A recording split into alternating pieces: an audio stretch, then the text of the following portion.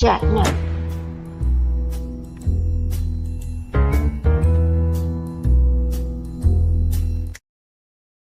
Well, good morning, good morning. So glad to see you today. It is day 14 of our trial. I'm so excited to get back on our trial this morning. I missed you all this weekend. Not going live is so strange because, I enjoy talking to everybody all the time. I was going to hook up this other microphone, but I realized I can't use it today because of the way I have to use my Bluetooth thing. So never mind anyway. So are we all ready for day 14 of the trial? They always come in a little late and all that crap. But anyway, let me get us going over here. I've already connected us, so let's see. All right. I guess while we'll wait, we'll just talk for a few minutes. Hope y'all had a wonderful weekend. I did. Spending time with my son is always fun. Ryan and I have such a good time together. We really do. We really do. So I rescheduled my live from last night to another day this week because I was just too tired. I was like, oh, Lord, I wanted to do Scott Peterson's appeal, but I was like, oh, my gosh. I knew it was going to take me longer than maybe an hour to do it. So I thought, well, I'll just reschedule it for sometime this week. We'll just do it another day. I hope you can hear me okay. I need to hook up my other microphone, but I just started with my earbud. Let me look at my microphone. Hang on. We'll be ready to go, though.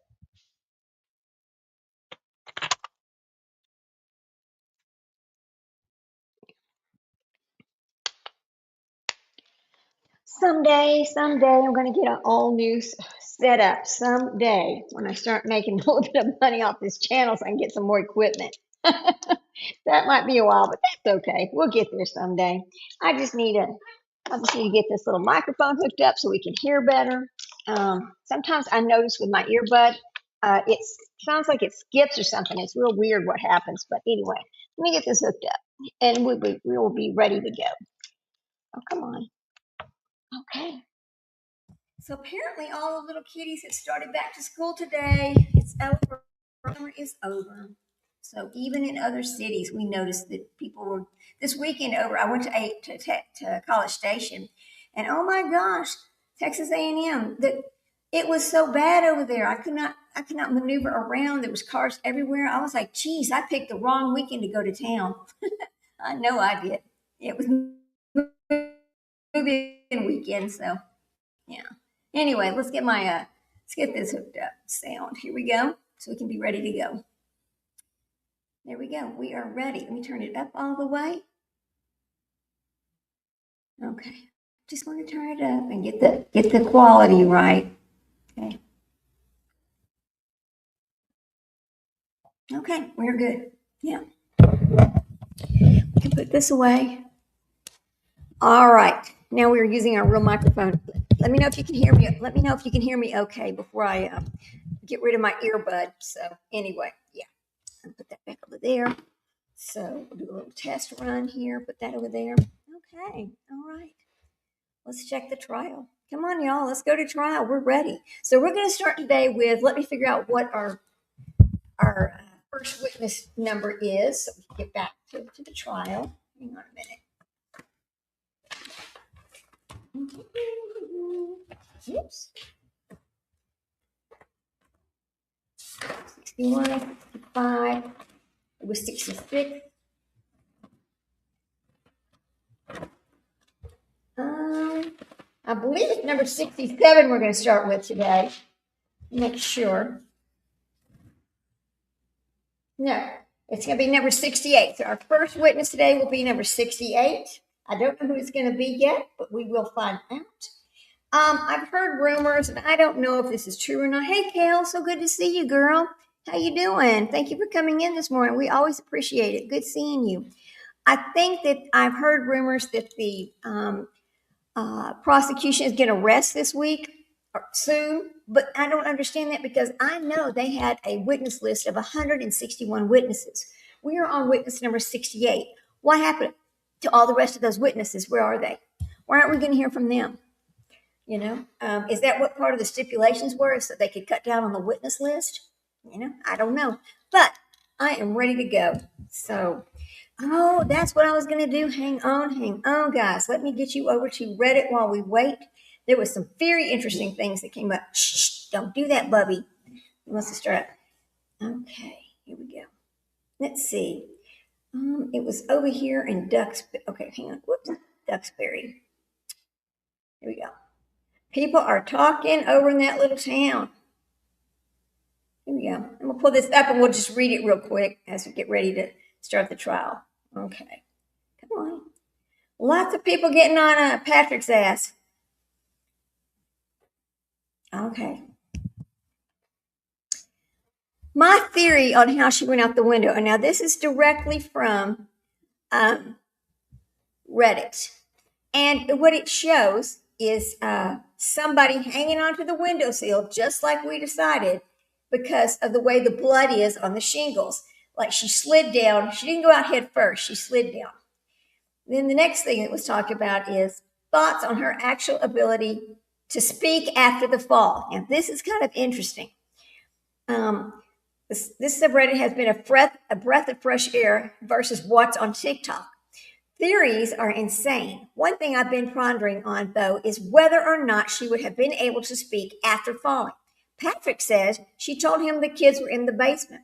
After hearing about her injuries and taking that big fall, I do find myself questioning whether or not she could have been speaking.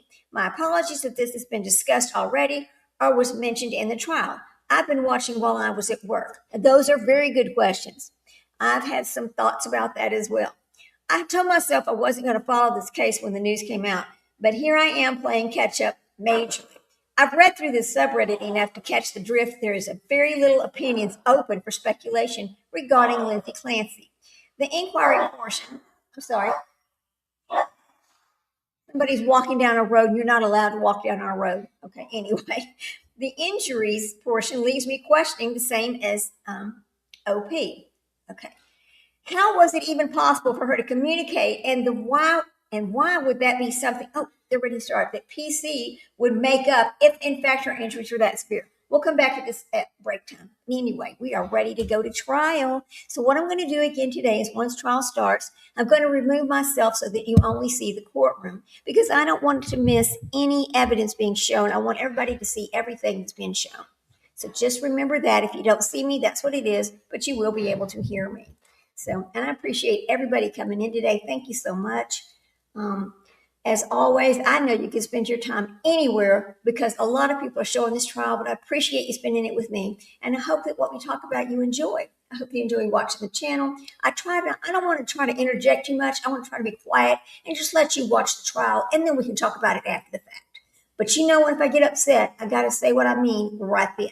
Anyway, so that's what we're going to do today. I don't know what their schedule is going to be today. I'm pretty sure it's going to be the same as maybe Thursday was. They went to about 3:15, 3:30 my time, which is about 4:15, 4:30 their time. So anyway, I'm going to take this medicine real quick and get ready.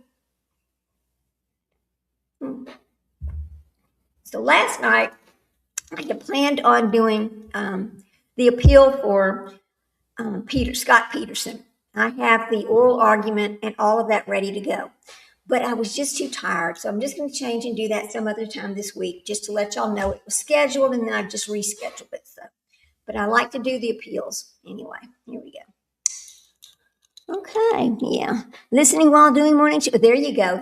I know it's really more to listen than watch. That's fine. Thank you so much, though. As always, we appreciate seeing you.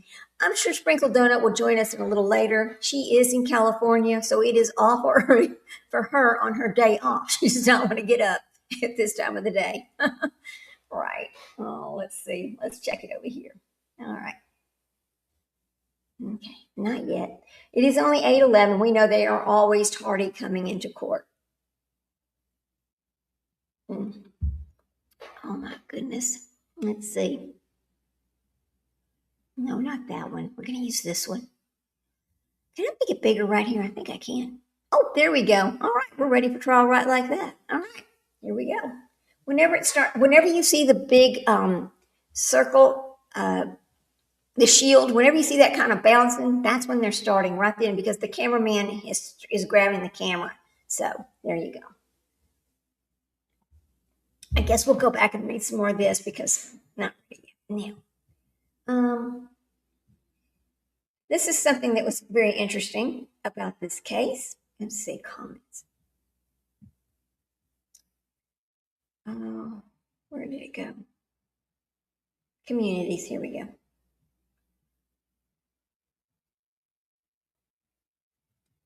Okay. This is from 9 hours ago, right here. Okay. I genuinely don't understand why Lindsay Clancy's parents need a $2 million GoFundMe. Okay, I don't either. That's ridiculous. And I'm real tired of the GoFundMes. Every time something happens, all of a sudden, a GoFundMe is thrown up there because people are expected to support these people. Why should I support your bad behavior? Huh? Why? I would rather donate my money to a shelter, to a fund for children, but I don't want to donate my money to somebody's bad behavior because they have an attorney bill. That's not my problem. You knew what you were doing. Anyway, here we go. Maybe I'm missing something, but this has never made sense to me. The fundraisers already raised around $700,000, and the goal is $2 million. I keep seeing these people say Lindsay's parents didn't start the fundraiser, but they accepted it. They're benefiting from it, and they're still active. It's not like money was just forced on them against their will, right? Okay. But from what I've read, they've already made major sacrifices to support Lindsay, including relocating. If that's true, then why are strangers expected to contribute towards a $2 million fundraiser? Thank you. Lots of families make sacrifices for loved ones without receiving life-changing amounts of public donations. They sure do. And that's what a $2 million is, a life-changing money. It is life-changing money. Because are you paying taxes on it? No, I don't believe they pay taxes on it. They go fund them. Okay, it's fixing to start. Here we go. We'll come back to that. All right. Let's go to court. You turn it up so y'all can hear. Yes, please. Your Honor, before the court today, we have the matter of Commonwealth versus Lindsay Clancy. Clancy is present. She is represented by Attorney Kevin Reddington, and the Commonwealth is represented by Assistant District Attorney Jennifer Sprague and Assistant District Attorney Shannon Buckingham. All right. Well, good morning, everyone. Good morning, counsel. Good morning, Ms. Clancy. All right. Before we bring the jury in, could I see everybody just for a few seconds? Oh, here we go. All right, I'm going to finish reading this while they do that. Before anyone comes at me, I understand the arguments about postpartum depression and mental illness. I'm not denying that she may have been seriously unwell, but it's a hard pill for me to swallow because the damage is already done. 3 innocent children lost their lives, and no explanation changes the fact for me. If there were surviving children who needed lifelong care, therapy, medical treatment, or a trust fund, I can completely understand a fundraiser. But that's not what happens here. What I also don't understand is how $2 million is being justified as support for travel, lodging, lost income, and helping me accounting for all of that. It seems like an extraordinary amount of money. And if the parents used their own savings, sold assets, or changed their lives to support Lindsay, aren't donors essentially being asked to replace those resources? At what point does supporting the family become financially rewarding decisions they voluntarily made?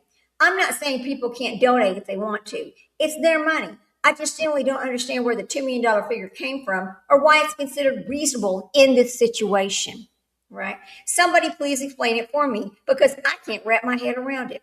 Well, I tend to agree with this person on that. Yes, people are allowed to donate money wherever they want to. That's their business. But why in the world is general public expected to support the parents of Lindsay Clancy when Lindsay Clancy made the decisions to do what she did? Because I'm going to tell you something. I've read a lot of information this weekend. I've looked at a lot of different things this weekend, and I come right back to the same situation. She's already told us she did this and that she knows she did this. That is guilt right there. The problem is, does she need to be in a mental hospital or does she need to be in prison? She don't want to go to prison for what she did, so she's trying to stay at that Tewksbury Mental Hospital, I guess. Here's the thing. She needs to go to prison. Just because she was not successful in committing suicide, if that's what she was truly trying to do, does not mean that she just doesn't deserve to have punishment for what she did. She was sane at the moment she did this, and this is why I believe that she was sane. When you have forethought enough to go upstairs and crush a bunch of benzos, swallow them. I mean, this takes a few minutes, right? Crush a bunch of benzos, swallow them, and then go move the bed out of the way to crawl out the window. You know what the hell you're doing. Lindsay Clancy, you should have accepted taking your guilt, going on to prison, and stopped the bullshit. Because You're another Andrea Yates, really, is what you are. You are no different than any other sociopath that we've seen in action. You're a family annihilator. Are you different than Chris Watts? No, you're not. You're not. Every mother of a young child lacks sleep. That's the way it goes. Our mommy ears turn on and they don't turn off. I am tired of hearing her selfishness about, I need sleep, I need sleep. We all need sleep, honey. But you chose to have that baby. You chose your life. You made choices. And then you made choices to take their life. So no, I don't believe she was insane at the time she did this. All of this is because she doesn't want to spend the rest of her life in the prison where she belongs. Sorry, but that's the way I see it this morning. After all that I've read and all the testimony that I've heard, that's just where I am. And I know people are going to disagree with me, and that's okay. Because, over here at this channel, it is a safe space. You are allowed to feel however you feel and speak whatever you speak about these cases. It's okay if we agree to disagree respectfully. It is safe for everybody to say whatever they want to say. We do not allow trolls, and we do not allow people to make derogatory statements about other creators or the people in our chat. That is why it is a safe space for everyone. So come on in, get ready, get your popcorn, get your breakfast, get your coffee, get whatever it is you need for trial to begin. So, okay, Bubby. Jack's like, Mommy, pick me up. Oh, come on, big boy. Oh, I know. Hang on. Come here. I have got to get like a 2-people chair in here or a little half sofa or something because these dogs just think they've got to be right here with me while I'm talking to you guys. They got to be part of the action. It's going to hurt your back, Bubby. All right. Watch you outside and play. Oh, it's cool. They should go outside and play. Yeah. I know, and it's okay. Listen, it's okay. Anybody in this chat, whether you're on Kick or you're over here on YouTube, whichever one you're on, if you think that she is insane, that's okay. Tell me why you think she's insane. Please do. It's okay. I'm not going to say anything negative about it. We all have our feelings, and we all have the right to say what we feel about it. It's okay. I know not all of my moderators and friends agree with me. I know some of them think it was a psychosis. I know some of them think it was not. There isn't such a thing as pure evil in this world. There is. Hang on, let me see. Make sure they're not going to, I don't want to miss the start. All right, there we go. There is pure evil. I don't think this is pure evil. I'm not sure what it was. But I really do believe she's always had an underlying bipolar that was never really diagnosed before. And I think whatever this was just brought that out. I brought it to the forefront here, and I think it was bipolar. I do. All right, Buddy, can you get down? You're too big. Jack is not a small Frenchie. He's not one of the little mini Frenchies. He is a 26-pound large dog. He's not what I expected. I was sold. The lady said, "Oh, he's one of those mini Frenchies. The smallest ones. They're going to get about 18 pounds." Right. Okay. All right. Mom's going to put you there and keep heavy. Daddy's got to get the chair. Daddy's got to get the chair. We might just order one. Wait a minute. Okay, trick pass it down. There we go. Let me check. Let me make sure we're not missing. Okay, hang on, guys. Thank you for coming in. As always, I appreciate you this morning. I know it. All right. I know it's early. Oh, let me say this. Oh, what am I supposed to say? Okay, let's like, share, and subscribe, please. We appreciate it.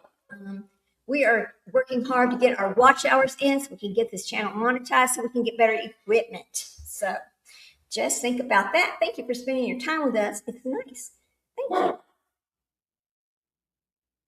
you. I missed all the lives this weekend. I went, but then I didn't stay at so many different lives this weekend.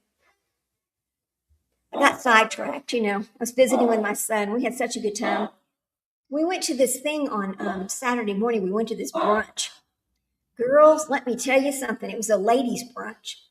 And it was out at this little restaurant in north of Bryan, Texas. It's called Joe's Place, I think is the name of it. And it was they were having mimosas and those kind of things. Let me tell you something. I have these funny. I'm going to put them on YouTube. I have these funny recordings of these ladies. It's 11:36 a.m. on a Sunday morning. This event started at 10:30. These women are drunk already. You are not going to believe what I'm going to put on. I'm going to upload it in a little bit. I was like, I told my son, "Oh my God, look at these people." They were like twerking on each other and all. I was like, it's only 11:36 a.m. They're drunk as hell, and and they were just drinking mimosas. I thought, my God, it was crazy, just crazy. Oh Lord, let's see. What else is going to go on? Well, I guess we'll just keep reading because apparently they're going to have a long discussion this morning about their timing, I guess. Let me see. All right. And I do want to switch over my feed to the other news channel at some point because I do not like AP, okay? Because Associated Press is trying to claim part of if there was monetization, part of the funds from this, because we're using the feed that they're Skyping off of somebody else, which is ridiculous. So let me pull this up over here and see if we can switch the feed. All right. Let me make sure this is, okay, check it over here. I want to get back over to the news station's feed. Okay, here we go. Okay. As soon as I can find all right. Make sure. All right, here we go. Dude, he's gonna have to stop. Okay.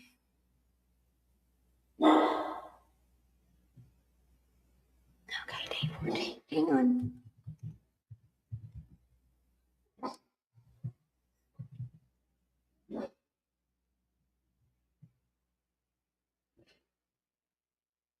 Here. Okay. We're gonna switch our feed to this other one. Thank God the other one came live. Hang on a minute. We're just gonna switch the feed to this other news station.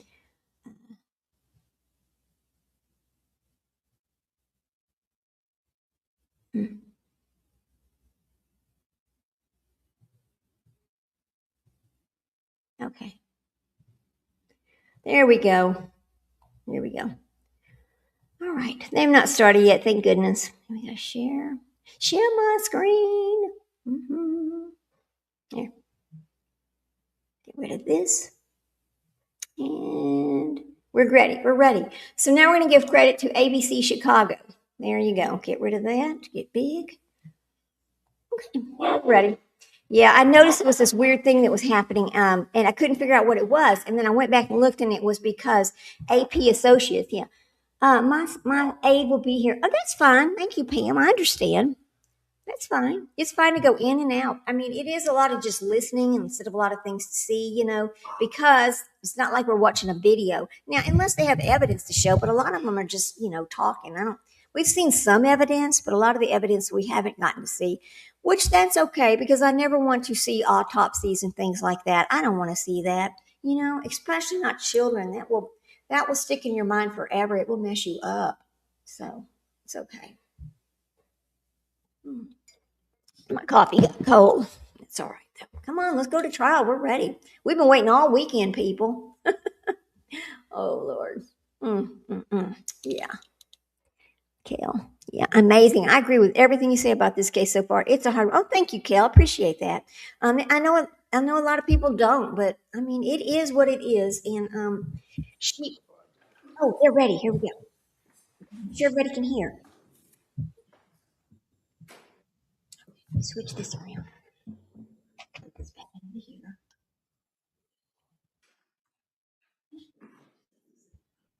Okay, we are starting with witness number 68.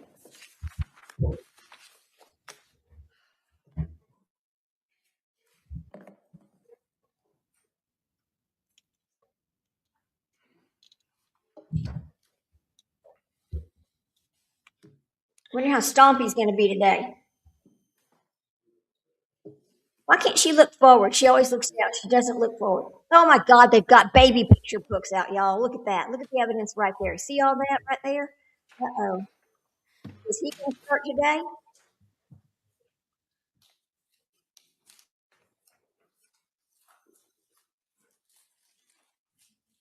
has crazy eyes. Her eyes look crazy.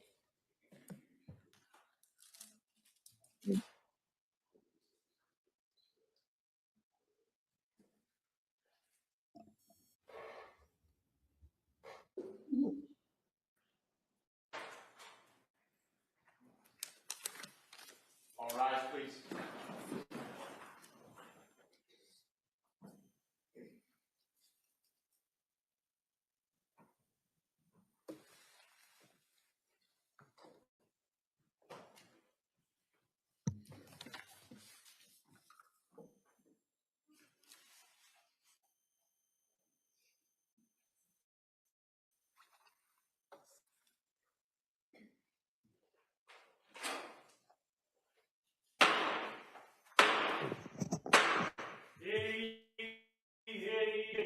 Having anything to do before the Honorable William Sullivan, Justice of the Superior Court, now sitting in Plymouth, within and for the Commonwealth of Massachusetts. This court is now in session. Please be seated.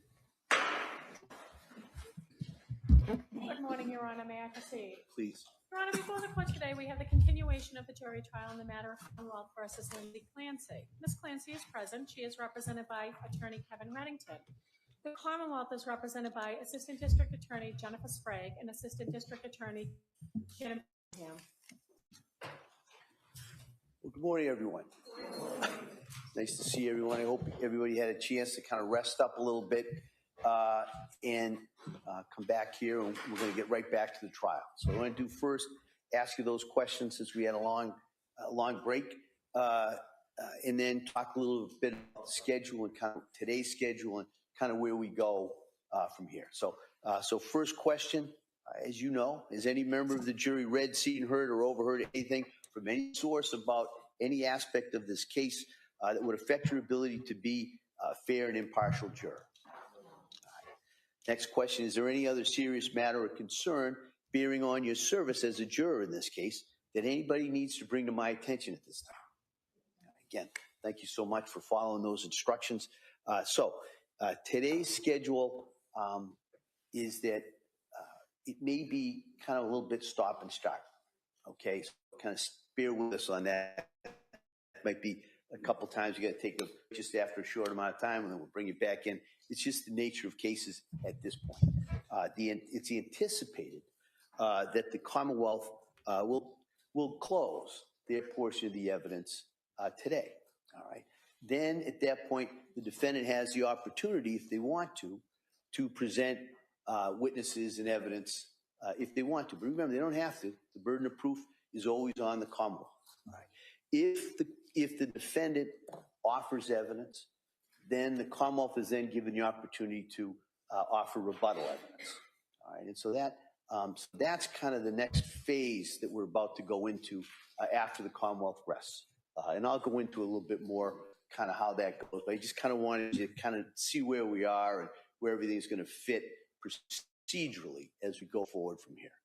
So with that, we're going to return to the Commonwealth's case. And Attorney Sprague? Thank you, Your Honor. Commonwealth calls Ian Whiffen.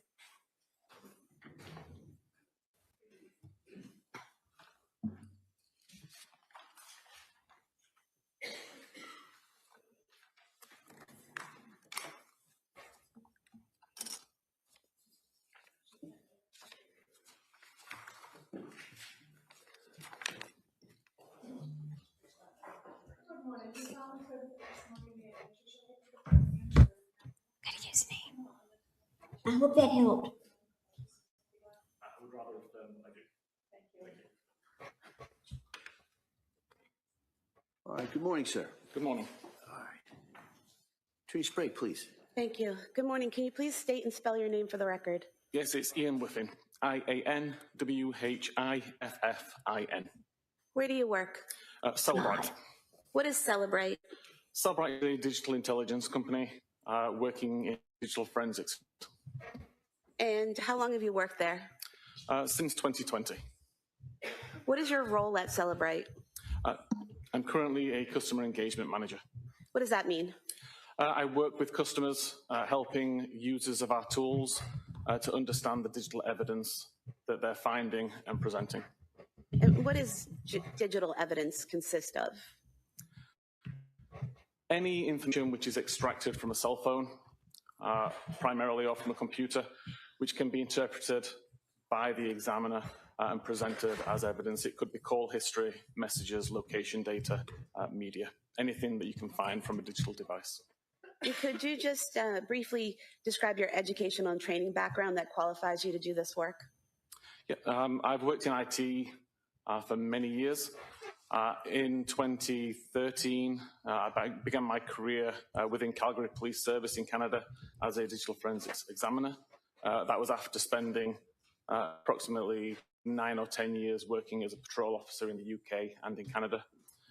As part of my role as a digital forensics examiner within the Calgary Police, I went on numerous training courses. The Canadian Police College, they did an introductory course into digital forensics, and then further courses focusing on mobile data provided by some vendors, such as Blacklight or Cellbrite at the time, as well as further courses presented by the Canadian Police College, specifically about cell phones. And Cellbrite, the software produced by Cellbrite, is that software used to extract and analyze data from cell phones and computers? Yes, there are several tools within our catalog. One of them is designed to extract as much data as possible from a cell phone. And then one of the other tools is designed to take that extracted data, decode it, decrypt it, make sense of it, and provide it to the user in a way which can be searched, filtered, organized, reported, and presented. Does Cellbrite's ability to access cell phone data continually change based on improvements that are done to the phones themselves? Yes, there's constantly changes being made to devices which make it difficult to extract the data. There are changes being made to the software that means that the data that we extract is now different to the data that we extracted previously. A new feature, for example, or a change that's made by the software developer.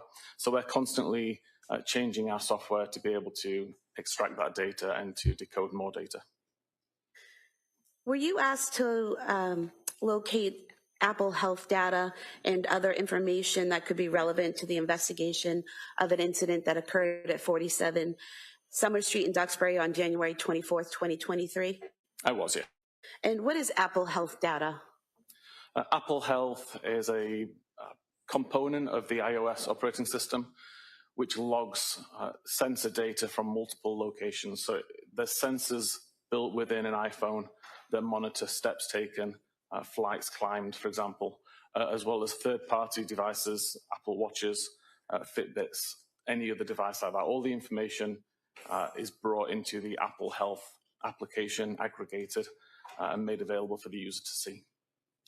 Roughly how many phone extractions have you done? Since 2013, well over 1,000 phones. And how many times have you done analysis on phone extractions? The analysis is part and parcel. So of those 1,000 phones or so which I've extracted, I've done analysis on all of those phones as well. And then you've also done analysis on extractions, like in this case where someone else did the extraction and provided the information to you and you did the analysis? Correct, yeah. Whenever I'm helping customers or users of our tools, they may provide me with the extracted data. So the data which I'm analyzing is more than the devices I've extracted. And have you testified previously in courts about what you've done in terms of extracting and analyzing information? Yes, I've testified in multiple courts around the world, approximately 28 times. Now, you received a copy of the extraction for Lindsay Clancy's iPhone 13, correct? Correct. And when you received that extraction, did you also want to know all the specific information about the case and the investigation? Typically, when I'm working a case, I don't want to know a lot of detail. I'd rather come to my own conclusions based on the data that I'm viewing rather than know the intricacies of the case. All I require is an outline, the date something happened, the time, who was involved, basic information. And in terms of the extraction that was done on Clancy's iPhone, that extraction, what type of extraction was it? That's what's called a full file system extraction. It's essentially all of the data which is being extracted from the device that is still live. And did you use specific tools to conduct your analysis? Yes, there's the Cellbrite physical analyzer tool created by Cellbrite, and also my own tooling applications that I've been working on for several years. So you've actually made your own tools that allow you to examine phone extractions? Correct. There's some tools that I've been working on since prior to joining Cellbrite, tools that as an examiner I decided that I needed to create for myself and make available to us. And I still use those tools to this day. And these tools that you used, are those the tools that allow you to examine and categorize the information, the data that you find in the extraction? Yes, the primary point of the tool is to go into the data, decode it, provide it in a way which is easy to filter and search, but also additional tools there that allow you to dig into the data and look at the raw information, the databases, the files, all of the raw information, which is what our tools initially decode. And did you focus in on a particular time frame when looking at the data on the defendant's iPhone? Primarily, I knew that the date of the incident was 24th of January 2023, so that was the main focus of my analysis. But some of the data I was aware could be from further afield than that, so I took a look of, I think it was around 3 weeks before that, so early January to late January. Were you able to look at the health data on January 24th, 2023 that was in the defendant's phone extraction? Yes. And what is health data? And how does it show up on a phone? The user of the phone would be able to access the health data via the health application, where the information is broken down to explain how many steps have been taken over a particular period of time, the approximate distance that was traveled, the number of stair flights that were climbed. That data is stored on the device itself in a database. So as a forensic examiner, I can take a look at that database in its raw form, and understand exactly where that information is coming from, and present it to the user of our forensic tools in a slightly more forensic-friendly method than the user of the application on the phone would see. Showing you on the screen here, page 4 of your report. Looking here, we have a section here, heart rate data, is that correct? Correct. And you're able to see here, what can you tell about the heart rate data from the extraction? So heart rate data comes from wearing an Apple Watch or a similar device, not from the phone itself. In the case of this phone, there was an Apple Watch paired to the device, and all of the heart rate data, which is recorded periodically throughout the day, Interesting. is stored within the health database. And what was the name associated with the Apple Watch? So as it says in the third paragraph down, the Apple Watch itself was called Lindsay's Apple Watch. And here in the report, you're able to show the recorded heart rates throughout the day. How is the heart rate recorded and sent to the phone? There are sensors on the Apple Watch itself on the rear, which periodically check the heart rate at any given time, and that information is sent to the phone via Bluetooth.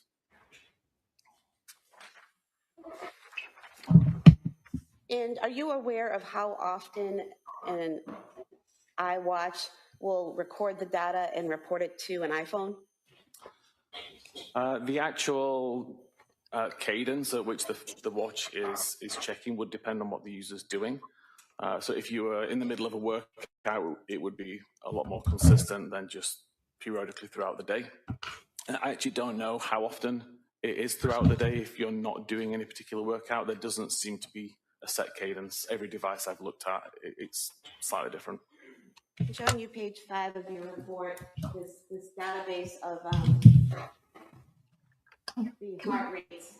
For example, on several locations, there'll be a heart rate report, maybe a few seconds in between them, and others there's 7 or 8 minutes in between the heart rate report. Is that what you're talking about, how it varies depending on what you're doing at that point in time? Yes, this is typical from what you see when you look at the database. The timestamps are never consistently at a recognizable cadence. And the highlights in green, what do those represent?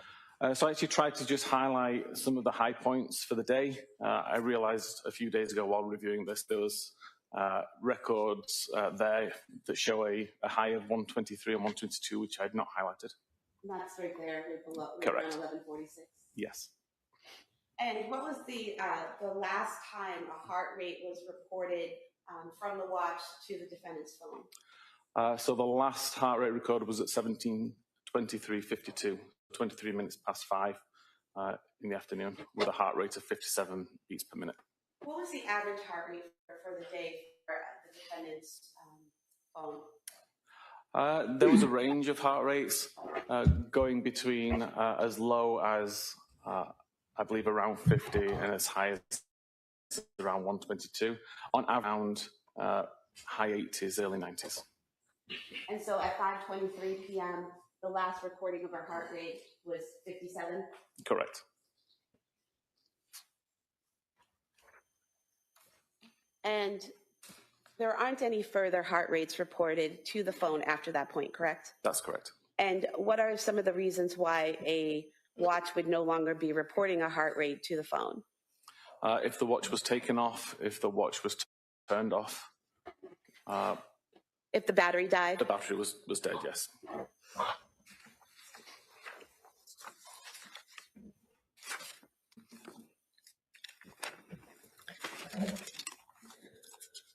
You also mentioned flight climb data. What is that?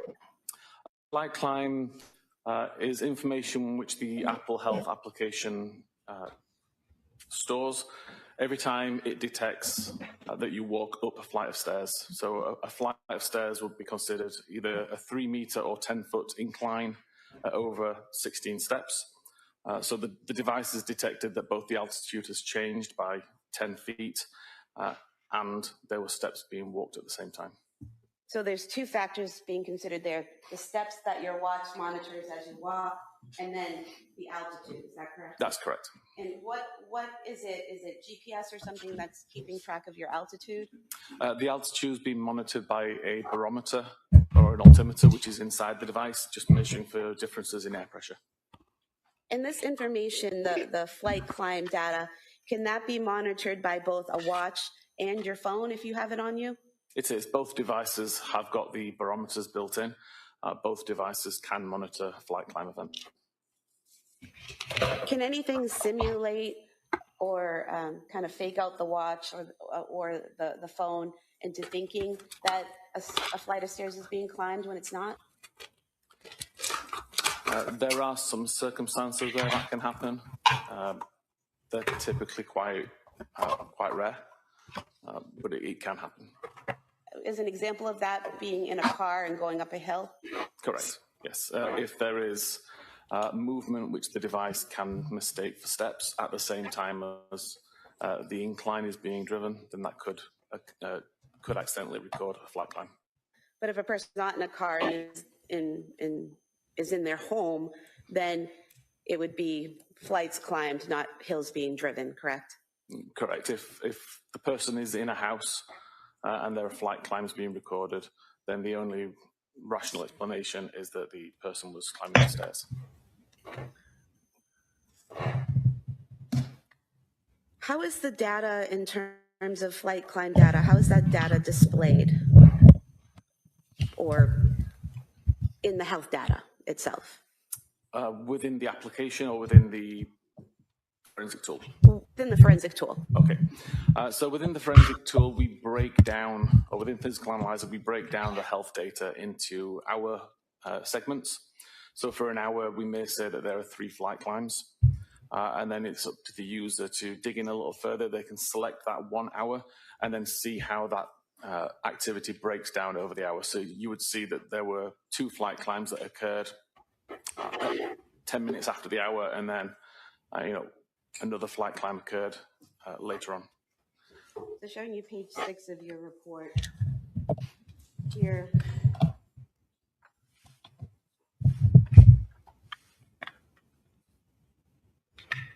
Pop-ups here.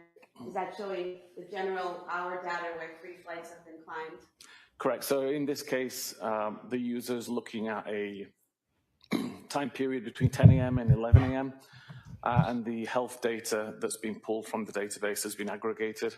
And it tells you that there's 98 samples being considered. The maximum heart rate during that hour-long period was 108. The distance traveled was approximately 759 meters. And there were 5 flights climbed within the hour. And then below that, Wow. to break that down a little further, correct? Correct. So further down the screen in the interface, where we can see actual time of 10:17:27, where there's 2 flights climbed, and again another record at 10:17:28, where there were 2 flights climbed, and then a further flight climb at 10:49. And then going down to the bottom here, this table, what do we see here in this table? So you may have realized in the slide above where there was 2 flight climbs at 17 seconds past and 2 flight climbs at 18 seconds past. That's an unrealistic measurement. It's because one of those measurements comes from the phone and one comes from the watch. This table breaks it down to say which of these records came from the watch and which came from the phone, because there are some which overlap. So what you're saying is the prior table, it showed the 4 flights of stairs being climbed at the same time within seconds, which isn't rational. But this breaks it down to show some of that data is coming from the watch and some of it's coming from the phone, correct? Correct. So if we look at records at 4 and 5 here, for example, we can see a start time of 10:17:27 and an end time of 10:27:06, where the watch recorded 2 flight climbs.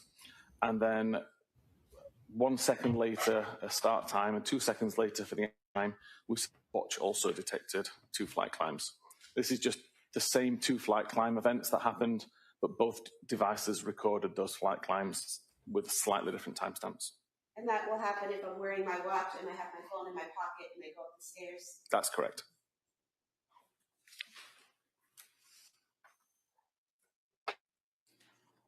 Did you do something to compare these times and make a table where the where you ignored or disregarded the double entries?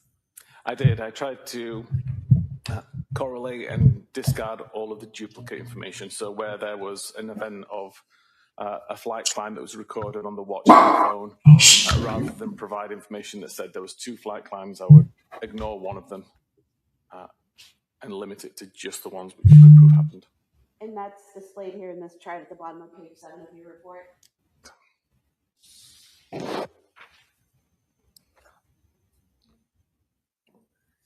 Going to page 8 of your report, we have here at the top of page 8,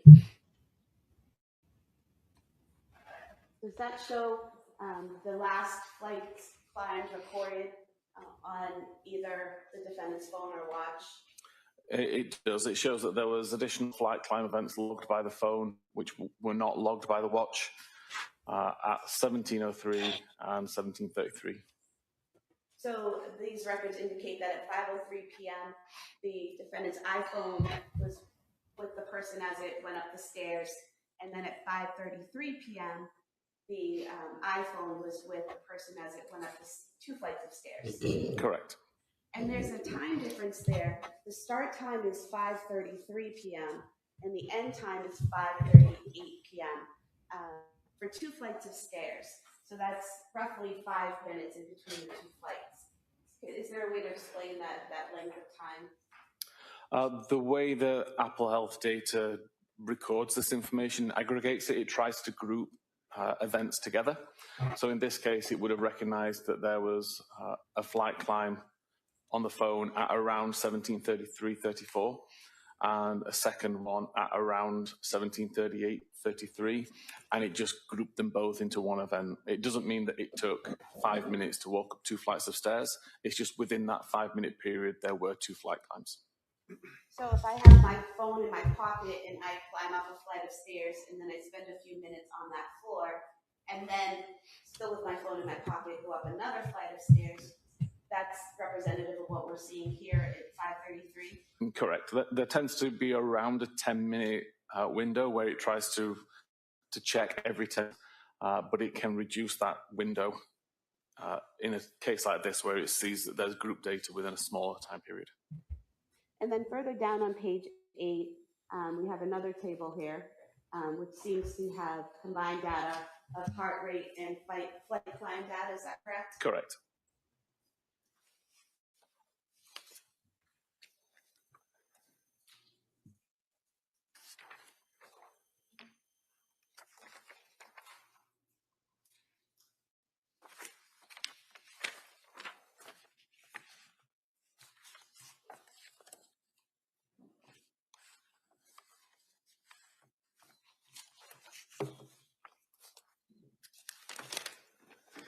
Did you also look at web usage on the extraction of the defendant's phone? I did, yes. And what did you do to look at the web usage on the phone, and what time frame did you look at?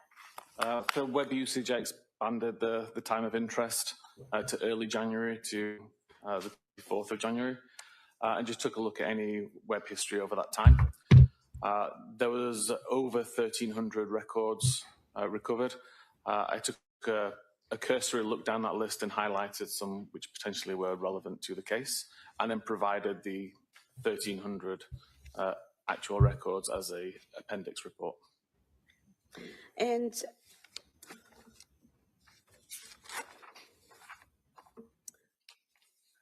going to page 12 of your report,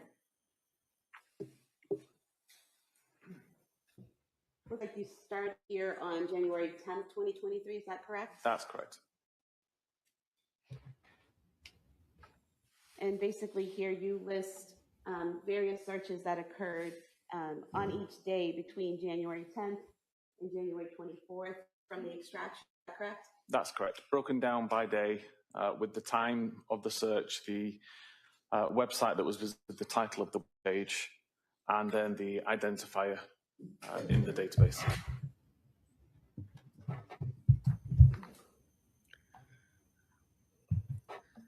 And looking at these searches, on January 12th, 2023, at 19:48, so that would be 7:48 p.m., is that correct? Correct. There was a search. In the title it says, "How quickly does Wellbutrin work for depression?" Is that the title? Is that what the user is putting into the search? If you could see the search, please. I'll zoom in on that.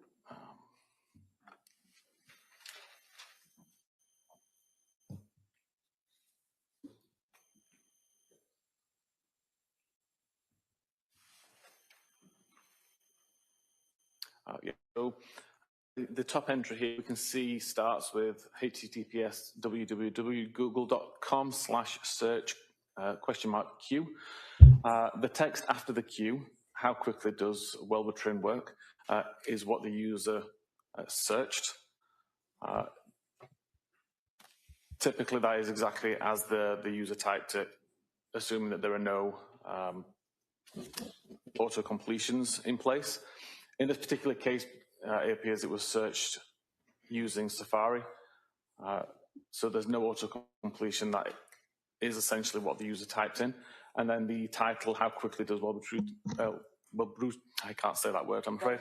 Wellbutrin, thank you. Work for depression, Google search is the title of the page which Google assigns. So where it says after the Q, how plus, quickly plus, does plus, the user's not putting in those pluses, correct? Is that, what were you calling those? So that's part of the attribute. It's how the data is coded in a URL or in a web search. You can't have spaces within this address string. So they replace the spaces with the plus symbol. So I type in how quickly does, and the computer adds the pluses in space marks? Yes, it's URL encoding to make it safe for the browser. And then at 7:49, there's a search for Lamictal for depression. Yes, and depression spelled with a B at the end instead of an N, which demonstrates that this is what the user typed in rather than a page that was being visited. And then a few minutes later at 7:55 p.m., the user typed in Ellaville for depression, correct? Correct.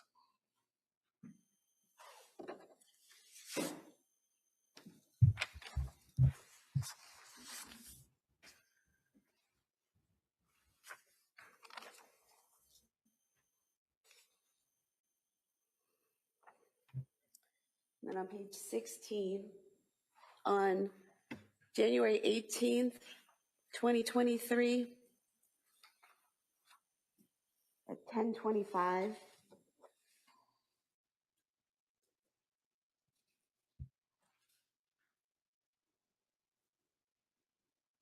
we have a search there, ketamine for suicidal ideation, is that correct? Correct. And again, that's the user typing that in. Yeah, again, those words were typed in by the user.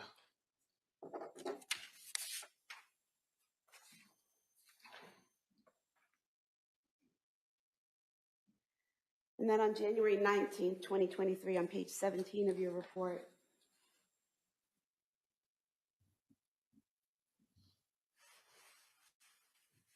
we have symptoms of postpartum psychosis searched on January 19th. Correct. And again, so we're looking at, this is AM, correct? 9:24 AM that was searched? Yes, the morning. And then 9:30 AM, there's another search for psychosis symptoms? Yes.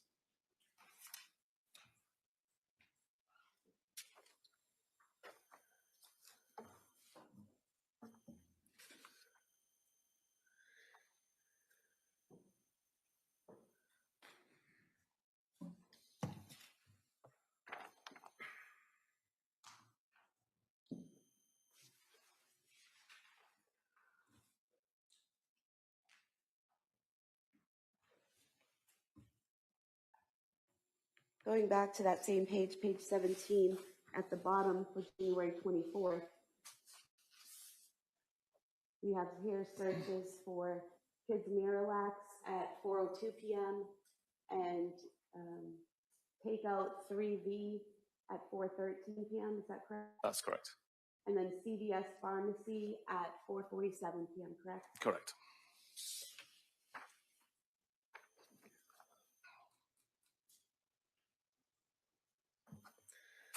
There was also an Apple note that you found in the records, correct? That was.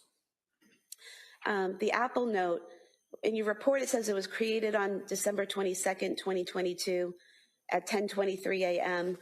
Strike that, and then modified at 10:23 a.m. on January 23rd, 2023, correct? Correct. And are you able to tell what in the note was modified? No, there's no real auditable log to look back and see how many times it's been modified over the course of its life. I was able to do some amount of recovery to see that on the day it was created, it started in a very similar way to as it's written on the 24th or 23rd of January, but the exact changes between when it first was created and the last time it was modified, we don't know. And then you also looked at messages, correct? Correct. And were you able to compile the messages that were sent and received between the defendant and her mother and the defendant and her husband on January 24th, 2023? I did, yes. And were you able to arrange it using the tools that you use in a way that looks like you might see it on your phone? Yeah, I tried to prepare it in a report which would be easy for any viewer to understand based on their own usage of text messaging. So showing you page 19 of your report, what we have here is an enlarged version of what you might see on your phone, correct? Correct. And so is this in blue, is this Lindsay's phone? It is. The messages in blue on the right would be outgoing. Messages in gray on the left would be incoming. And so we have a photo being sent out from Lindsay's phone to her mother, and then a reply coming back, and that pattern goes on and on, correct? Correct.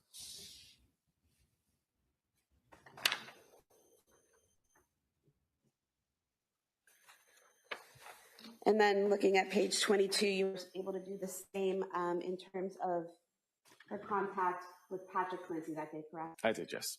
So in gray, we have Patrick Clancy sending a message to Lindsay Clancy, and in blue is the response, correct? Correct.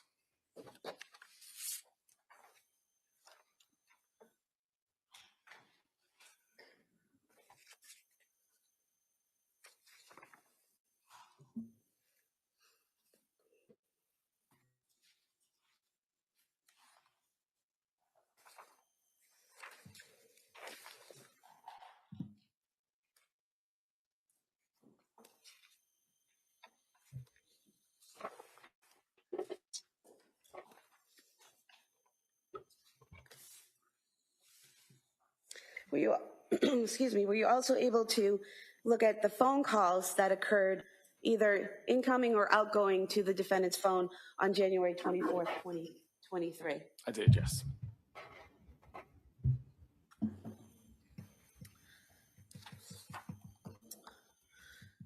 And looking at page 27 and 28 of your report, first on page 27, just looking closely at the phone. Here in the report, it says 2024. Is that a typo? Is that supposed to be 2023? That's meant to be 2023, yes, I apologize. Okay. And so what we see here, can you just tell us what these columns are? Yeah, the start time of the call, typically when it is answered by the recipient, the end time when the call's ended. The metadata is information including who the call was or from, how long the call lasted, and then the reason that the call disconnected, and then a record ID. So if you had the database, you could go in and find this record based on the ID number. And looking at page 28,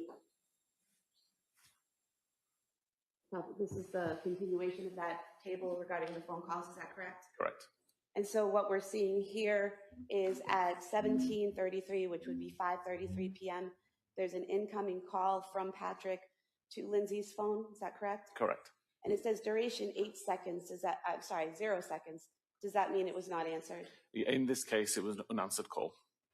And then at 5:34 p.m., roughly a minute later, there's an outgoing call from Lindsay's phone to Patrick's, correct? Correct. And that call was approximately 14 seconds? Correct. And then at 6:09 p.m., another incoming call from Patrick to Lindsay that went unanswered? That's correct.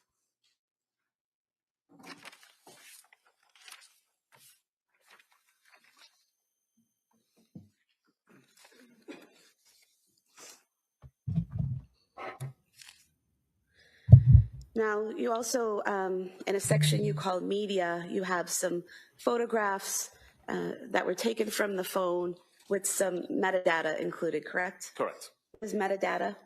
Metadata is information about that photograph. It could be the device that captured it, the time that it was captured, the location, information about the lens, the lighting, etc. And so looking at page 29 of your report, just for an example, what we have here are 3 photographs, correct? Correct. And the metadata for the first one shows South Medical Center, is that correct? Correct. How are you able to determine that's where that photograph was taken? The metadata of the photo included latitude and longitude, where the image was captured. I took that latitude and longitude and looked on Google Maps to see a physical address. In this case, it came down to the South Shore Medical Center. And then the third photo here, that shows captured at the home address on Summer Street, is that correct? Correct.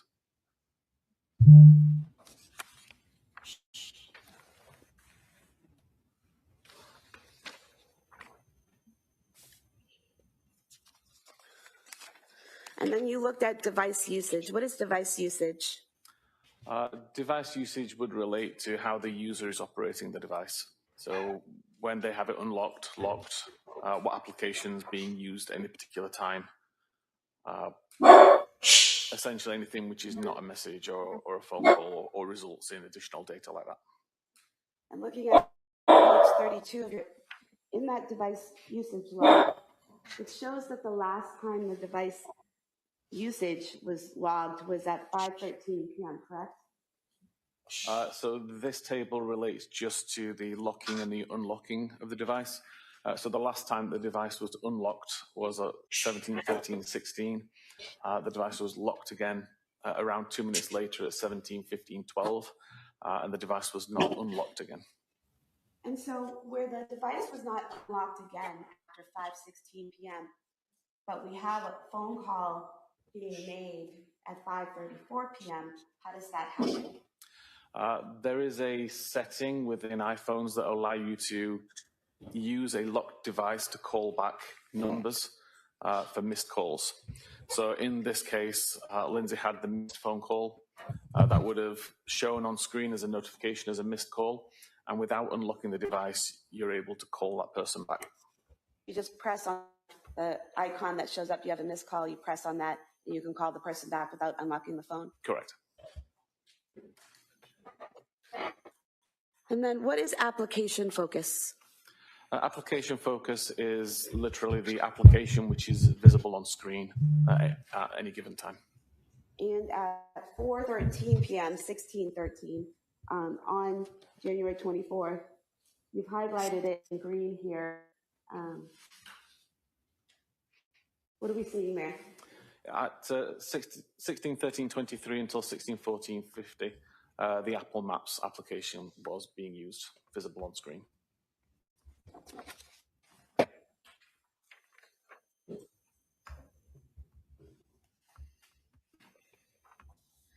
Is it then used again at 5:13 and 5:14 p.m.?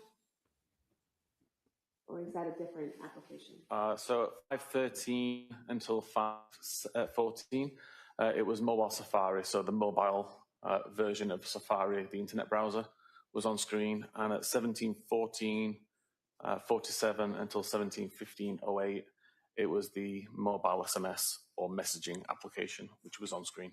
So do you just look at the part that's in parentheses to see what application was open or being used at the time? Correct. What application was on screen at the time?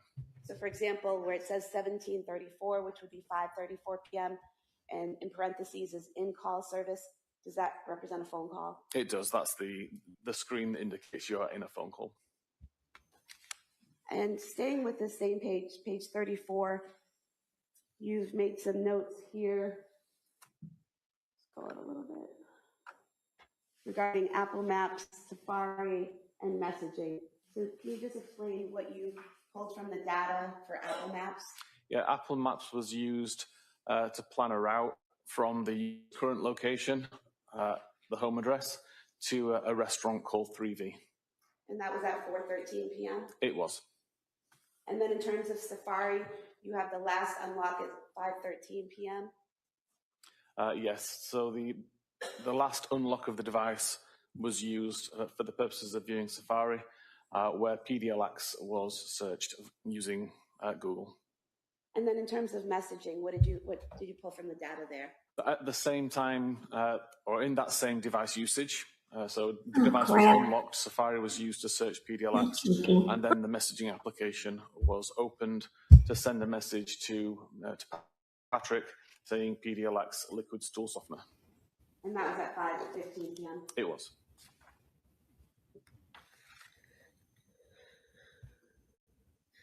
And then did you create a timeline combining all the data that we've talked about into one timeline? I did, yes.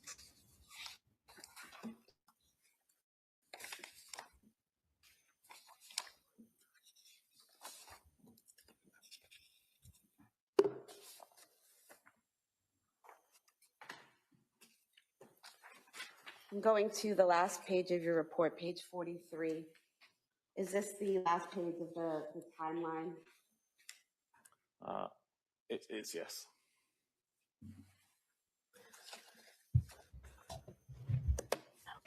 And There's going to be in something that good. image, can you explain what we're seeing here? Yes, so the very first column is the timestamp.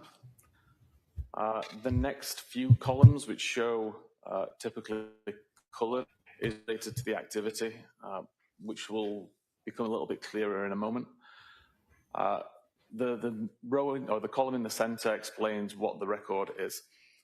So if, for example, we look at the 17/13/16 record, we can see a U, which means the device was unlocked in pink. That unlock event lasted until 17/15/12. So hence that entire column is in pink and shows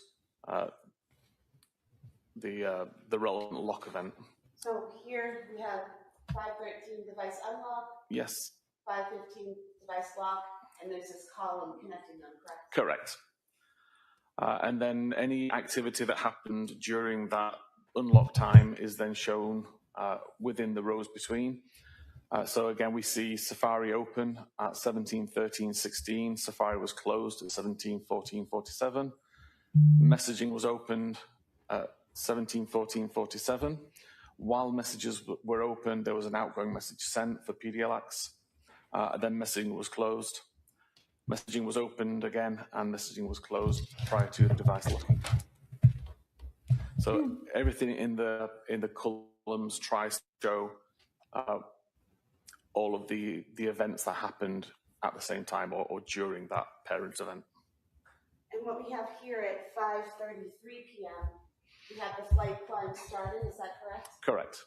And flight climb ended at 5:38, so yes. that line again connecting them? Correct. So 2 flight climbs occurred during that time period. And in between when the flight climb started and the flight climb ended, you have the 2 calls, the incoming call that was missed from Patrick and then the outgoing call to Patrick, correct? Correct. So the first flight climb had already been started. Someone had already started climbing up a flight of stairs when that first unanswered call happened, correct? So flight climb started is how it's listed within the database and within the software. But it actually, the flight climb time is when the flight climb has been recognized by the device as the device has already climbed up those stairs. So even though it says flight climb started, that's technically the time that the flight climb or the first flight climb had ended. So where it says 5:33:34 flight climb started, that actually indicates the person has gone up that first flight of stairs already. Yes, that indicates the phone has now realized I'm 3 meters higher than I was the last time I checked.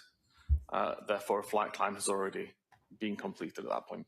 And then the calls happen, and then the phone realizes at 5:38 that another flight has been climbed. Correct.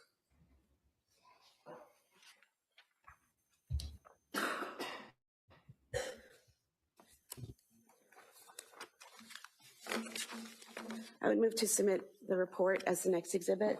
No objection. All right, that report may be admitted.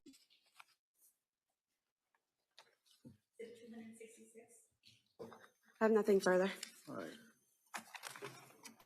All right. Members of the jury, remember I said it might be a little stop and start here today. This is one of those stops. All right, so we're going to take a short break, and then we'll come right back and return for the cross-examination of this witness. Okay? All rise, please, for your attention.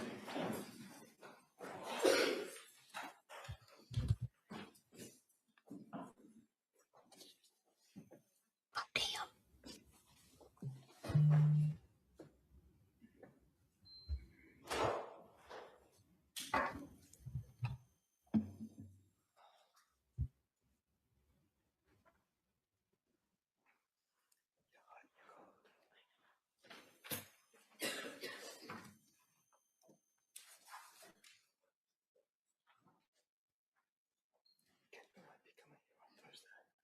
Listen to the hot mic. Y'all hear that?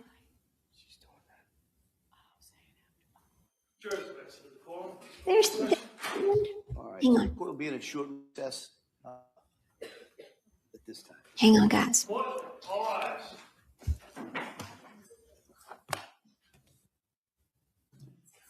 I just want to get her face. We can watch her. If he'll move out of the way, that'd be great, wouldn't it? I see. Well, I guess he's all right. That's great. So, good morning, Cheryl. Good morning. So good to see you.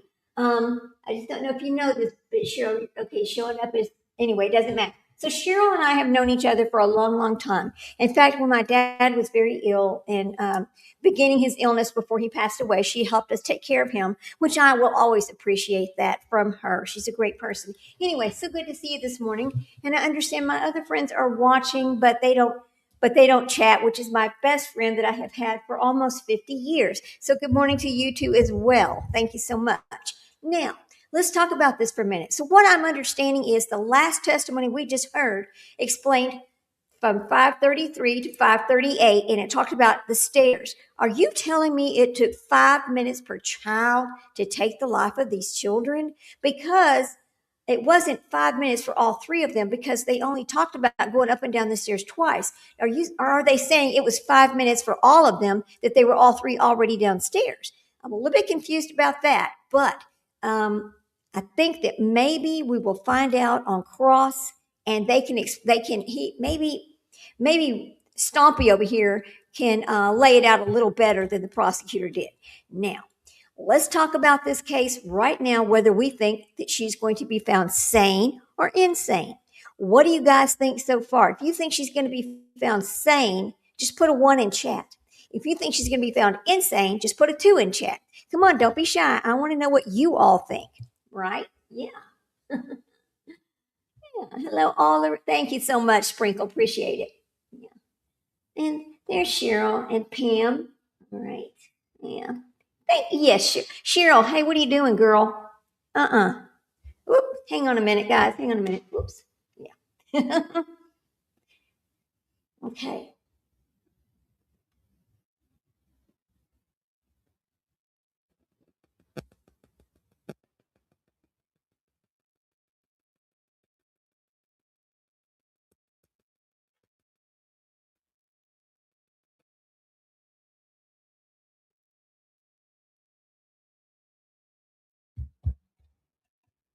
Yeah. Playing with the fur baby. Oh, good. Yeah. All right. Hang on a second, guys.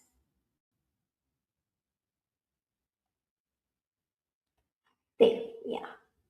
Yeah, on this channel, everybody here, we all love dogs and cats, and we all have, they know that Jack's gonna bark when he comes in and out. Don't let me scream at you guys, because I know I had to turn it up to 100, because the courtroom does not have a good audio system because there's no microphones on the attorneys. So I'm having to turn it way up so that y'all can all hear them speaking, and I don't want to be yelling at y'all when they're not speaking. So just let me know if it gets too loud while we're speaking to each other. Yeah.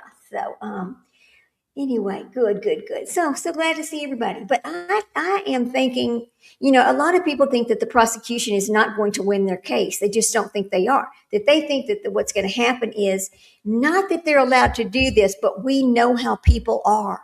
A lot of people think that the jury is going to find her insane. They're going to believe the jack crap about, psychosis. I don't believe it was psychosis, period, at all, and will never believe that. Yeah. Let's see. Pam said, what does Pam say? 3 of my Furbies are all beside me, but the other cat is hiding. We can't have cats. Well, we couldn't have cats because Tristan was allergic to cats. And we figured that out when the child was only 8 months old, which was kind of weird, right? But as soon as we got rid of that cat, he stopped being sick all the time. So that's when we only just have dogs. But anyway, I was so fortunate. I got to see both of my children this weekend. I was so happy. Both of them. I got to hug both of them this weekend. I was so happy about that. So let's go back and we'll read a little bit more while we wait on them. Okay, hang on a minute. Let's go back out to Reddit and continue our discussion we were having while we wait on them to come back. I want to make sure we don't miss a bit of this trial today. Not a bit. It's going to be good. I am hoping that we hear from a lot of the defense witnesses trying to tell us a lie. Anyway, hang on a minute. Let me go over here and pull this back up and we'll start reading again. Okay. Let's see. This lady goes, this is from 18 hours ago. I put together a detailed Lindsay Clancy master timeline to keep the facts, dates, and testimony organized. I'll continue updating it. Let me pull it up. Let me see what it says. All right. Oh, this is good. Hang on a second. So she has, here's what she has. October 20th, 2022. Lindsay reported worsening anxiety, racing thoughts overnight, and fear that she could develop suicidal thoughts. Dr. Jennifer Tufts instructed her to stop the Zoloft. Okay. But here's the thing. Remember, back in 2000, was it 2012? She took Zoloft for a whole year because she was having problems with public speaking while in nursing school. Can you believe that garbage? Yeah. Nobody takes Zoloft because they're having problems with public speaking. Her mental illness was rearing its ugly head right then and there. That was way before she had children. Way before. Okay. October the 21st, Lindsay followed up with Dr. Tufts. A plan was made for Ativan or lorazepam as needed, and therapy was recommended. October the 25th, 2022, Lindsay wrote the lengthy phone note describing her depression, parenting concerns, and difficulty feeling connected to Callan. Then we moved to November. This is a great timeline. Thank you to whoever wrote this. Patrick's 2-day Microsoft work trip to New York occurred. So he went to New York for 2 days in November. All right. The exact, okay, hang on, y'all. Let me read this. The exact calendar dates of the New York trip have not been publicly established with enough certainty to assign a specific date. Got it. Patrick testified that after returning from New York, he left the following morning to San Francisco with Cora while Lindsay remained at home with Dawson. It's okay. Hang on a second, guys. Let me answer something real quick. Oops, that's okay. That's okay. I understand. It's fine. And to my other friend, it's okay. Well, look, to my other friend who's trying to join us, she goes, I don't even know how to comment. I'm like, it's okay. You can just listen if you want to. It's fine. But yes, we appreciate seeing you so much. But it's easy, really. You just get on your phone and start talking. Okay, great. Thank you. Let me finish reading this. Okay, guys, got them all straight. Let's go back over here and read this. It's a great timeline. So then he goes to, let's see, where does he go? San Francisco, and he takes Cora with him, and Lindsay stays home with Dawson and Callan. November the 16th, Lindsay went to South Shore Hospital after prolonged insomnia. Well, see, that's the thing I don't understand. Why is she so concerned about the sleep? New mothers don't sleep. When you have little babies, you don't sleep. It's normal. To me, that's completely normal. So I don't understand this on and on and on about not sleeping. Does anybody else understand why she's so caught up in the sleep thing? I don't get that. Then the next thing that happens is, okay, let's see. Lindsay goes, okay, December 29th, Lindsay's phone contained searches concerning bipolar disorder. So she's thinking already about the bipolar because the other doctor said, hey, I think this is bipolar. But remember, Patrick's like, no, it's not bipolar. Why did they want it to be postpartum so bad? What is going on between those two that they need the diagnosis to be postpartum? That's something I don't understand. January rolls around. January the 1st through the 5th, Lindsay was hospitalized at McLean Hospital. January the 13th, Lindsay's phone contained another bipolar-related search. All right. January the 19th, Lindsay's phone was used to search hallucinations. January the 20th, Lindsay's phone was used to search psychosis and can you treat a sociopath? Now, you have to think that if she's looking up all these things, she's thinking in her mind, which one of these best fits what I want to say, right? Now, we know that you cannot treat a sociopath. That there is no treatment for that. So do you think that she thought she was a sociopath? I don't know. Anyway, January the 23rd rolls around. Lindsay had her final appointment with Dr. Tufts. Trial testimony addressed Lindsay feeling numb, hopeless around this period. And Tufts testified that she did not observe a psychosis and that Lindsay denied suicidal or homicidal thoughts. Then January 24th, we know what happened. Here is the whole day. This is a detailed time sequence of January the 24th. Now, during the day, Lindsay took Cora to a medical appointment, spent time outside with Cora and Dawson, and built a snowman. Patrick was working from the home. This is where it gets really confusing for me, right? Patrick left the house to pick up the medications and dinner. Patrick called Lindsay from CVS at 5:33. She did not answer, in which Cellbrite just told us that's what happened. 5:54, the surveillance showed Patrick at the restaurant. He picked up the food and left approximately after about a couple of minutes. 6:09 p.m., after returning home and noticing the usual silence or the unusual silence, Patrick called Lindsay. She didn't answer. So he's calling her phone and she's not answering when he doesn't see her in the house. So that's weird. That makes no sense. Did you not just go downstairs before you started calling her phone? What's going on, Patrick? Okay, then it says Patrick went upstairs, encountered the locked bedroom door, and entered, saw blood on the open window, and found Lindsay injured outside. Then Patrick called 911. Now, during the 911 call, Patrick asked Lindsay where the children were. She indicated that they were in the basement. After the emergency responders arrived to tend to Lindsay, Patrick went back inside while still connected to the dispatcher and found the children in the basement.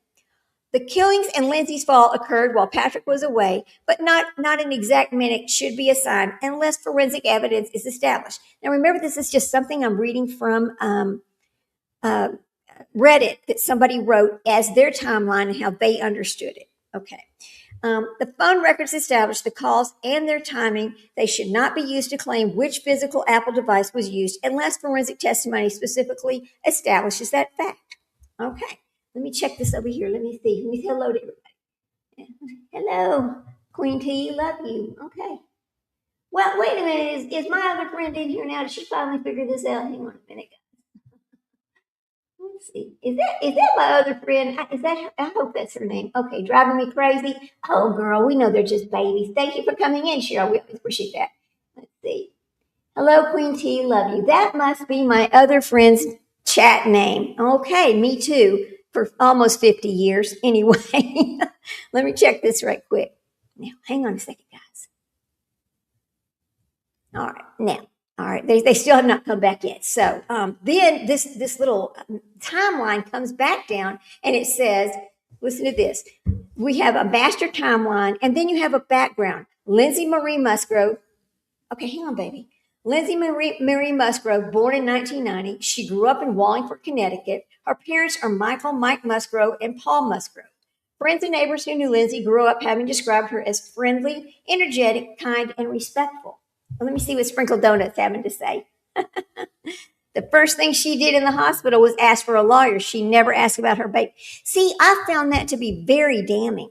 And, she borrowed that doctor's phone, and that we're going to hear about that testimony when the defense starts because he's actually a defense witness. And we're going to hear about that. And I can't wait to hear about it because I am really concerned about her using that phone and not talking about the baby. She only talked about herself once again. Now, who told her to say she was in a psychosis? Who told her to say hallucinations? Who told her to say she heard voices, right?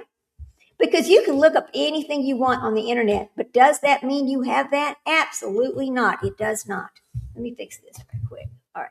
Pam says, my kitten is only two. Oh, I bet that's the cutest little baby. You need to send us pictures of your little kittens. We all need to send pictures in to my email of our babies, our animals, so I can make a little video with everybody's animals in there. That would be so cute. I love doing it. I love animals. I've always loved animals. So yeah, they are so cute at that age. Anyway, let's get back to our timeline and let me check this. It's going to be very, very good testimony today, guys. Get ready. It's going to be fast and furious. And Stompy's going to start screaming and carrying on. He is. All right, here, let me get this over here. I don't want to miss anything. Okay, let me see. Okay, yeah. How do I get back into live? No, I just gave it to her. Can't get back. Yes, you can. Look, here's how you get back into live chat. If you think you lost it, go back to the link that I sent you, sign back in through the link, and then you'll be right there at the chat. It's okay. All right. All right, good. Kristen, okay, so I guess, all right, good. Let me see if I can see. Now, you might be on there's two streams going. One is a vertical and one is a horizontal. And the reason why we do that is because on the horizontal, it comes from your phone, your mobile devices. And the vertical, yeah, let me see. Yeah, so cute. Oh, good. Thank you, Pam. All right. So I am not seeing Queen T in here, so I don't know why. Let me see if I can find her.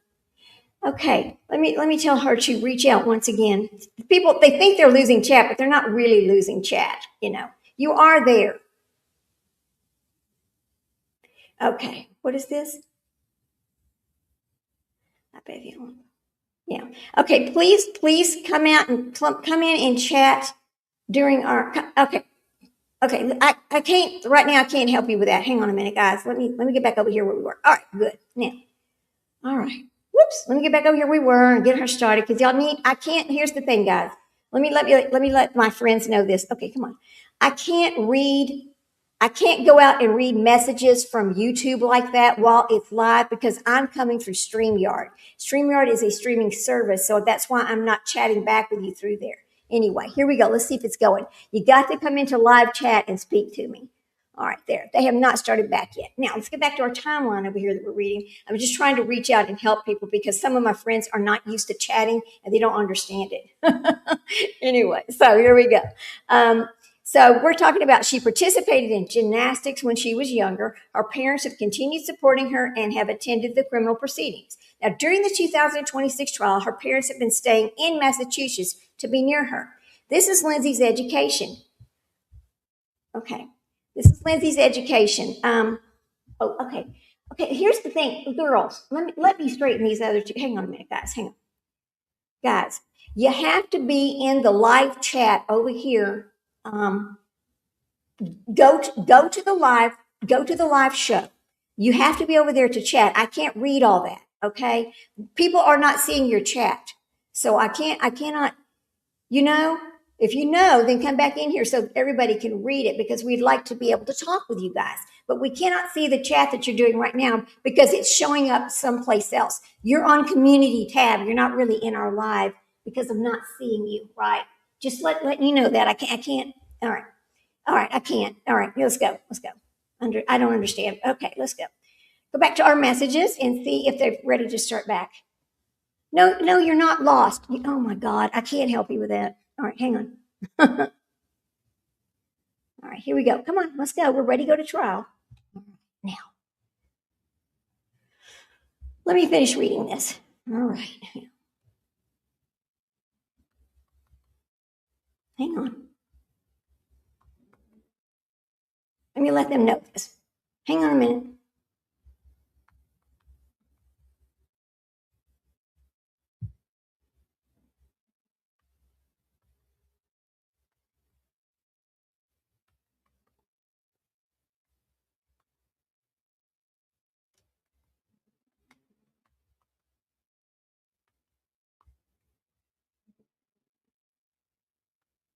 Hang on a minute. I need to answer something.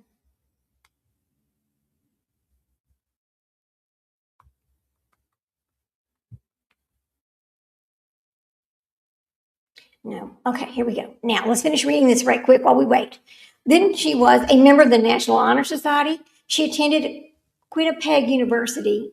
She participated in competitive cheerleading. Of course she did, There you go. She made the dean's list and she graduated in 2012 with a bachelor's degree in biology. She later attended the MGH Institute of Health Professionals and she completed her nursing education and became a registered nurse. This is her career. Now, Lindsay worked in healthcare. She became a labor and delivery registered nurse at the Massachusetts Hospital. Her professional work included caring for pregnant and postpartum. Okay, listen, she knows what postpartum is. She worked with these people. She worked in labor and delivery. She saw these ladies, right? But here we go. Then she meets Patrick because Sue, which is Patrick's mother, worked at the same hospital. That's how her and Patrick met right there. Let me see if they've come back yet. Hang on a minute. Yeah, they've not started back yet. Okay, good. Let's see. He studied business. I don't want to talk about him. They began dating in 2015. Lindsay and Patrick moved in together and they lived in Quincy. Subsequently, they bought a home in Weymouth and Lindsay and Patrick married in 2016. 2017, Cora was born. Yeah. Patrick testified that Lindsay experienced anxiety surrounding her return to work following maternity leave. So let's talk about that. Number one, Cora. She has Cora, and immediately when it's time to go back to work, she's starting to struggle. 2019, she has Dawson. Dawson Clancy was born September. Now, Patrick testified again that she experienced anxiety surrounding her return to work after maternity leave. That's with Dawson. That's number 2. Patrick began working for Microsoft in 2020. Now, May of 2022, Callan was born. Now, Patrick testifies that Lindsay's anxiety after Callan's birth eventually became more serious than what they had observed after the births of Cora and Dawson. Lindsay planned to return to nursing for approximately 2 shifts per week, but ultimately did not return. Patrick described the difficulty of managing these young children with different schedules. Now, summer, fall comes along, they have childcare. Cora and Dawson attend the preschool or daycare. By fall of 2022, they were attending approximately 4 days out of the week. Let's get this straight. 4 days out of the week, Cora and Dawson are actually going to preschool during the day or, daycare during the day. So she only has the baby at the home. Then, listen to this.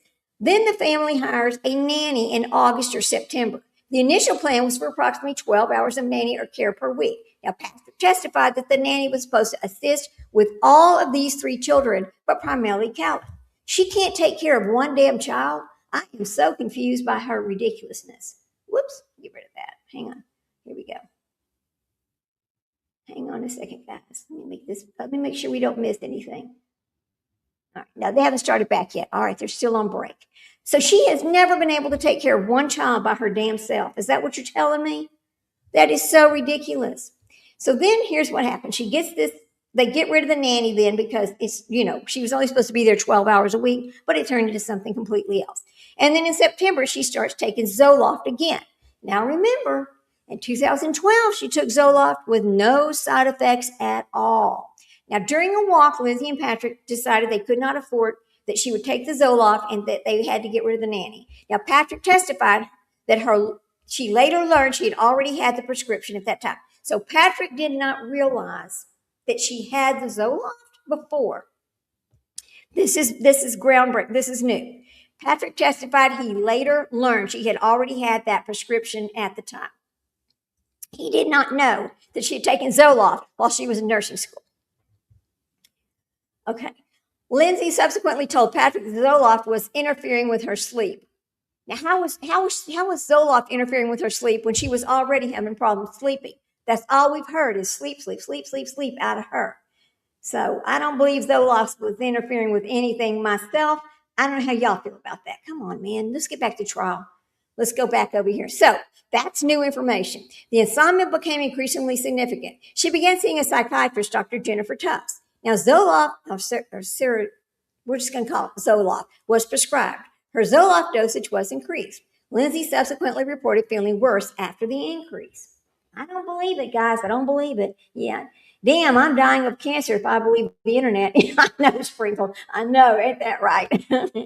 Oh, my God. Thank you. My God. Then the next thing that happens is Tufts records the indicators of worsening anxiety, insomnia, and depression after the dosage increase. Tufts instructed Lindsay to stop the Zoloft and continue trying other medications. So then it was Ativan was prescribed for the anxiety. See, I think really what's happening here is the whole time is she was having some kind of panic attacks, which is not a psychosis, because she was having to take care of these children all by herself, right? She didn't have somebody over there to direct or tell them how to help her take care of these kids. So, maybe I think that's what it was. I don't think it was something else. Sprinkle says, I just read Patrick is paying for her defense. Wonder if that's true. I don't believe Patrick is. I don't believe he's paying for her defense. I don't think so. Let's look that up. We'll take a look at that. Hang on a minute. Let's see. Who is paying for her defense? Let me see. Okay. Let's look. Go ahead and take a look at that while we wait. Who is paying for Lindsay's defense? Okay. Lindsay Clancy's parents have been funding her defense, though her attorney has noted that she may also use financial help or authorized funds from the court's expert fees. So we've got the parents supporting her. The husband's GoFundMe, the official GoFundMe fundraiser set up for her husband, Patrick, has not been used for Clancy's legal defense. That money is designated for Patrick's medical bills, funeral services, and his own legal help.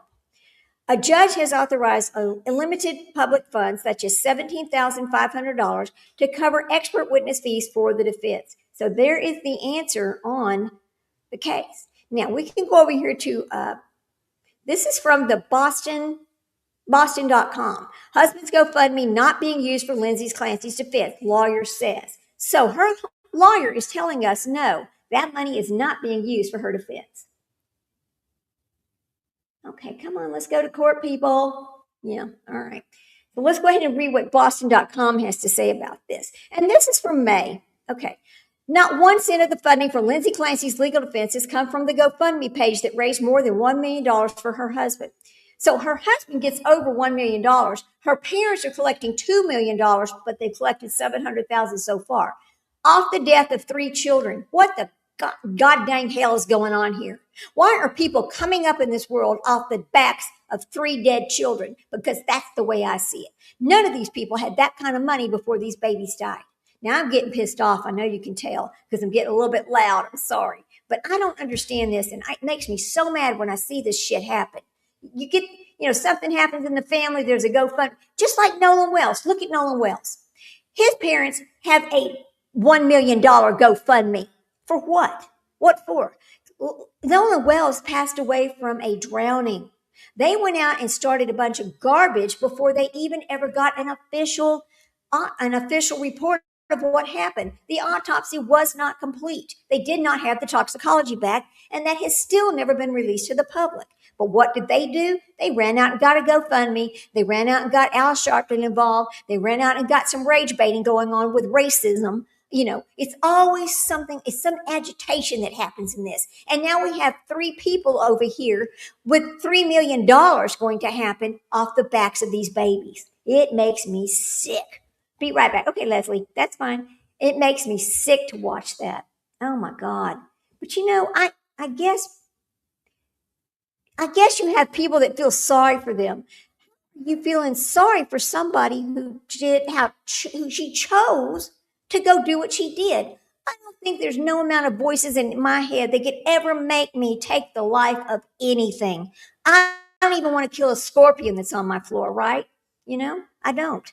Look at the Rusnecks and oh yeah, how much money have they made? You're right, Sprinkle Donut. How much money have they made? It's like something happens and all of a sudden the whole world is supposed to support these people. I mean, if they were using the money to fund a charity, okay, I'm cool with that. But when you're using the money to support yourself, you're going out and buying a home you could never afford until you got this money. I don't support that at all. And we've seen that happen as well. Look what happened with Gannon Stouch, right? Remember little Gannon Stouch's case? Hey, Cheryl, we're good to see you. You're right there, Cheryl. You're fine. Do not get out. You're fine. We can see you right now. Okay, you're perfect. Got it. But look at Gannon Stouch's case. So the GoFundMe happens. The money starts pouring in. What does she do? His mother goes and buys a condo with the money. She could have never afforded to buy a house, but she got the money from the GoFundMe off of his death, and she bought a place to live. Okay, she bought a place to live. That's fine. But the thing is, she came up off the death of her child, and that's where I have the problem. If you are getting money donated to you to help you bury your child, or you have to hire an attorney because you're getting something happens to you, but you're not the reason why. Like you didn't cause the death of your child. Okay, that's different. But when you cause the death of your child, no, you don't need a GoFundMe. Absolutely not. Here we go. Like Gabby Petito's family, they started the programs for debate. Yes, I agree 100% with what they did. I actually did. Yes, they did the right thing. They absolutely did the right thing. Let's see if they're coming back yet. Come on, it's time to go. I mean, I guess everybody had to take a potty break. I don't know. But yeah, I'm fine with that. But all this other stuff, I'm not fine with. I'm just not fine. Look at Carmelo Anthony's family. Look what they did. They started a GoFundMe, started getting a bunch of money in there. What did they do? They moved to, yes, they rented the house, but they moved to a neighborhood they could not afford prior. They moved up in the world off the death of their son. Why? Why do people do that? I just disagree with it 100%. Okay, come on. How long has it been, guys? You think that? Oh my gosh, come on, come on. Let's go to court. I really want the state to rest because I'm ready to hear the prosecution side. I'm ready to hear them start telling us what the damn excuse was for her behavior. Okay, so I'm going to go back and finish reading this. So, not 1 cent of that money is being paid toward her defense. Accused of killing her 3 young children in January, the Duxbury woman is now in the care of the State Department of Mental Health at Tewksbury Hospital, which is where she wants to remain. Now, attorney Kevin J. Reddington said this in an interview. Clancy, 32, allegedly strangled. Well, we know she did it. Okay, let's see. I don't want to read that right there. She will be forever. It says something about she suffered a severe spinal cord injury in this fall and remains paralyzed from the waist down. Reddington has confirmed, and she will be forever, he told the Globe, citing medical records and discussions with doctors. Now, during Clancy's arraignment, this was way back in February of 23, I believe, it described her client's worsening mental state in the months following the birth of her youngest child. Let's go to court.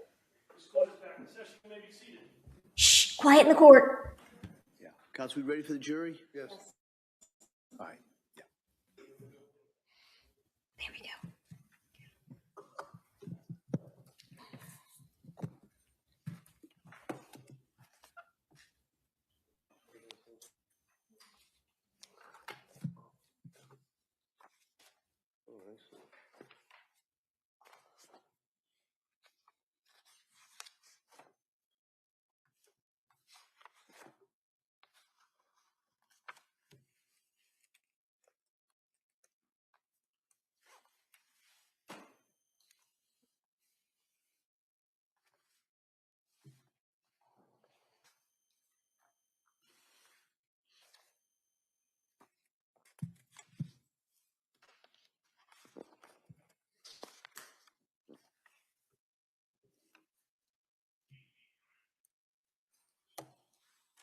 Come on, let's go.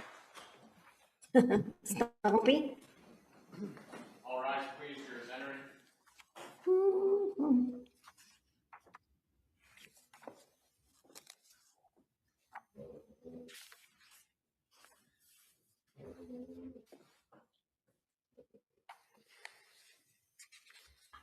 Ready. Oh, look at her.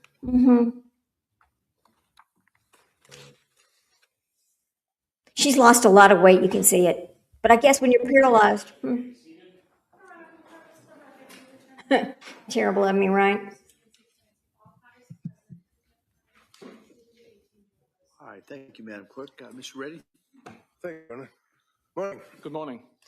Mr. Whiffen, just a couple of things. One of the takeaways or question that I had is that you were talking about, in reference to the Apple Health data, I'm going to say that there's an issue as to the accuracy or reliability of the Apple Health data. You've actually done research on that. I've done research on it, yes. Okay, and one of the things that you did is about a year ago, June 28th of 2025, you did a blog article on Apple Health accuracy and reliability, and it talked about using a pitch, which I think is, you guys refer to like a football field. It was a rugby field, but yes. And then you had somebody put the watch in their right pocket, somebody with the left pocket, and then someone else held it in their hand, you measured it, and things of that nature, right? Correct, it was 3 phones. Some of the things were off a little bit, but basically you put that in your report and you were able to draw your conclusion as to the accuracy and reliability, as you say, of the Apple Health data, right? Correct.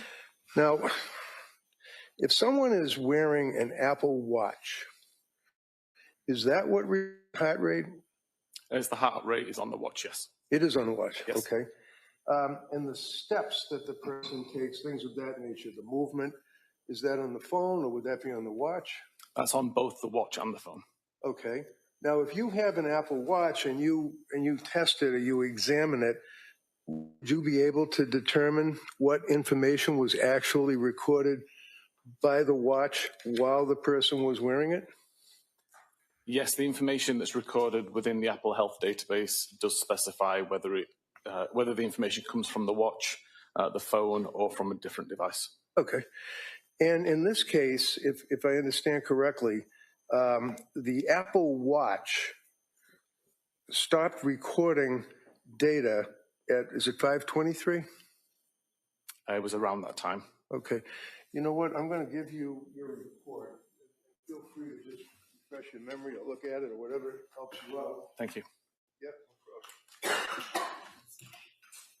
I just want to get the times down.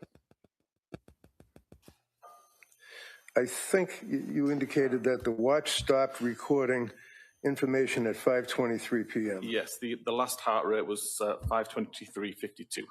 52, okay. 5:23, 52 seconds. And then I believe the phone and watch stopped recording at 5:38, was it? The last usage of the, let me double check this. I believe the last usage of the phone to record flight climb data was at 5:38, yes. All right, and after 5:38, it's pretty much blackout. There's no further information or recording, right? Yes, not until like the phone was seized by police, I believe. By the police. There's other activity, but appeared to be after the incident. So the further activity would have been the following morning on the 25th of January, say around 5:30, 6 o'clock in the morning? I ended my analysis on the 24th. Okay.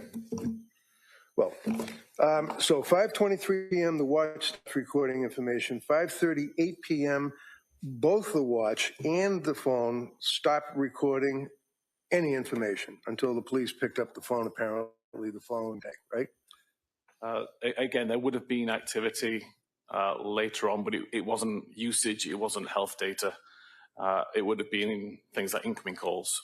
Okay, so when you went through the stair climbing and talked about the steps that were taken, the distance that was taken, that stopped at 5:38 p.m., right? Correct.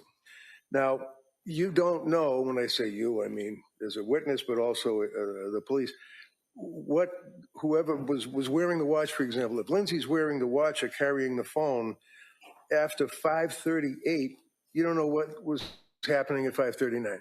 Correct. You don't know what was happening at 5:40, 5:45, right? Correct. Right up till 5:58, 6 o'clock p.m., right? Purely the data on the device. So it could have been, the phone could have been put down, the watch could have been put down, battery died, whatever those issues could be, and the person would still be going down the stairs, going up the stairs, going in the backyard, doing push-ups, whatever. Correct. You just don't know, right? Yes. Okay.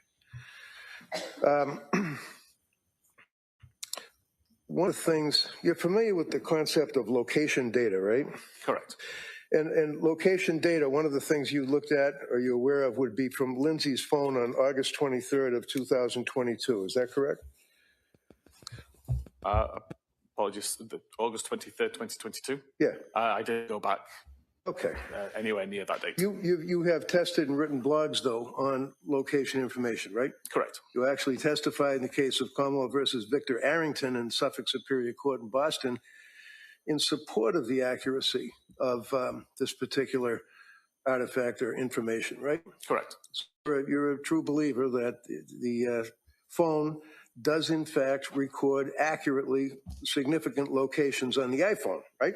It certainly can, yes. All right. And are you aware, or if I was to approach you in your expertise,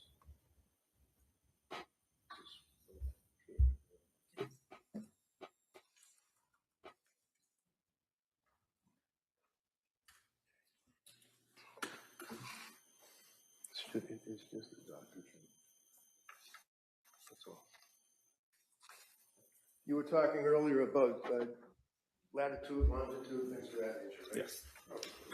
So just to, you're familiar with, for example, significant location visits on Lindsay's phone, August 23rd, 2022 at 9:34. Do you know what that says or what that means? The created time? Yeah. Of 9:34. That'd be when the device decided that the device had visited this location enough to consider it a visit. Okay. Do you know what that location is? If I suggest to you it's a doctor's office, would you be aware of that? I don't recognize it from the coordinates. Okay. Ooh. Okay, Cheryl. Okay.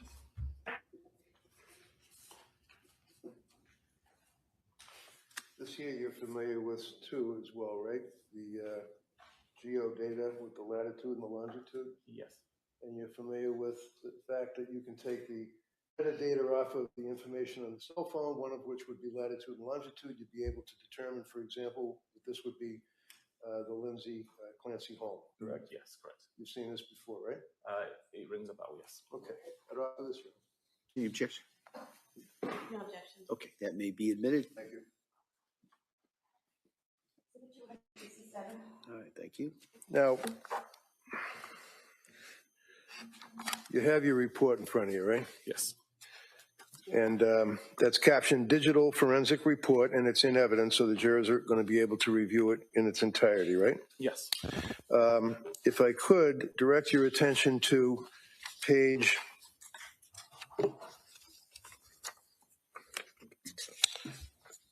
11, I believe. Yeah, page 11.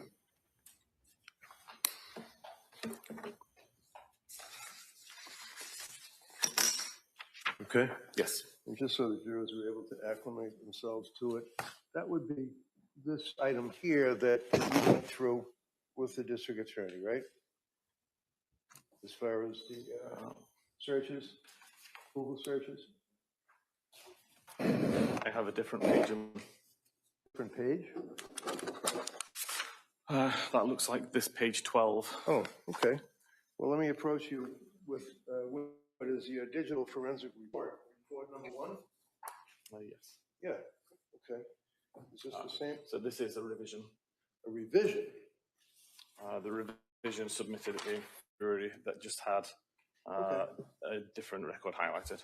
Yeah, okay, so basically there's no big deal difference, right? Correct. Okay, so we can go by, you have revised and I have.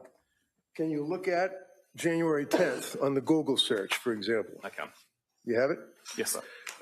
So looking at January 10th of 2023, just read along with me, and the jurors again would be able to look at this in the jury room.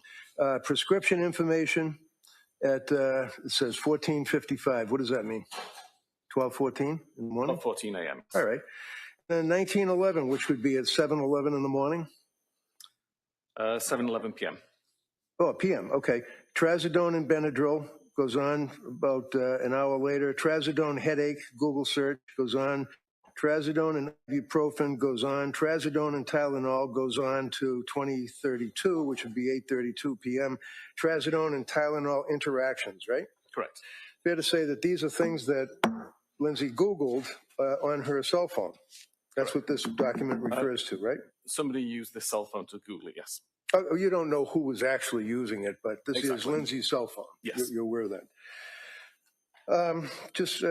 If we jump ahead, looking at all of these various Google searches, follow with me on, let's say, randomly, page 13, 1948, which would be 17:48 p.m., I guess. You with me on that? Yes, 1948. Yeah. Yes. How quickly does Wellbutrin work for depression? That's what was Googled, right? Correct. Followed by Lamictal for depression, Elavil for depression, how to tell if you're sleep deprived, ketamine for suicidal ideation, right? Correct. These are all searches that were done on Lindsay's cell phone on that particular date. Chronologically would have been the 12th of January, right? Correct. Now, without boring everybody, it goes on and on and on with searches along those lines: suicidal ideation, drugs, trazodone, mixers, things of that nature, right? It does. Page 17, if you have it, would be the Apple Note counsel asked you about. Yes. Okay. Now, if I suggest to you, sir, that this is the Apple Note, I believe a previous witness may have read this to the jury, so they will have this in the room to read. But basically, this is the note that says, I was the healthiest, happiest mom. I worked out every morning, meditated, took care of myself, and basically my life has turned to crap, right? Correct. So what was modified in this? If you know, council asked if there was modifications and things of that nature, and I'm just asking if you know what was modified in it. Exactly at the moment, I don't have all of that in front of me. It's possible to see snippets going back over time. I do recall on the 22nd of December when this was created, it started with the same sentence. Yep. And there was a few essentially spelling differences as time went on. But as much as you can recover from the earlier version of the note, the snippet is essentially 2 sentences, basically, and the rest of it is it's essentially the same note. Okay, thank you, sir. Going forward onto page 18, page 19, and 20, would you agree with me that, well, actually, in 21, they basically contain photographs that were sent Lindsay's phone to, looks like Patrick's phone. Would you agree with that? Okay, let's write this down. I believe the first few pages are sent Mommy. Okay. And this basically is the, there we go. This is the snowman in the backyard being made, right? Correct. And then Lindsay's phone is sending the blue. Yes, the blue messages are outgoing. The response? Yes. And can you tell me what the response is? The one on screen at the moment is the response sent from Mommy to Lindsay's phone saying that's a big roll of snow. I was wondering if you got enough for the kids to play in, and it's a pretty nice day too. Gives them something to do on a day without school. Okay. And then your report then goes on with additional photographs of the snowmen. There's a box of Cheerios apparently. And then there's a photograph of a young boy appearing to be very exuberant with his arms up in the air.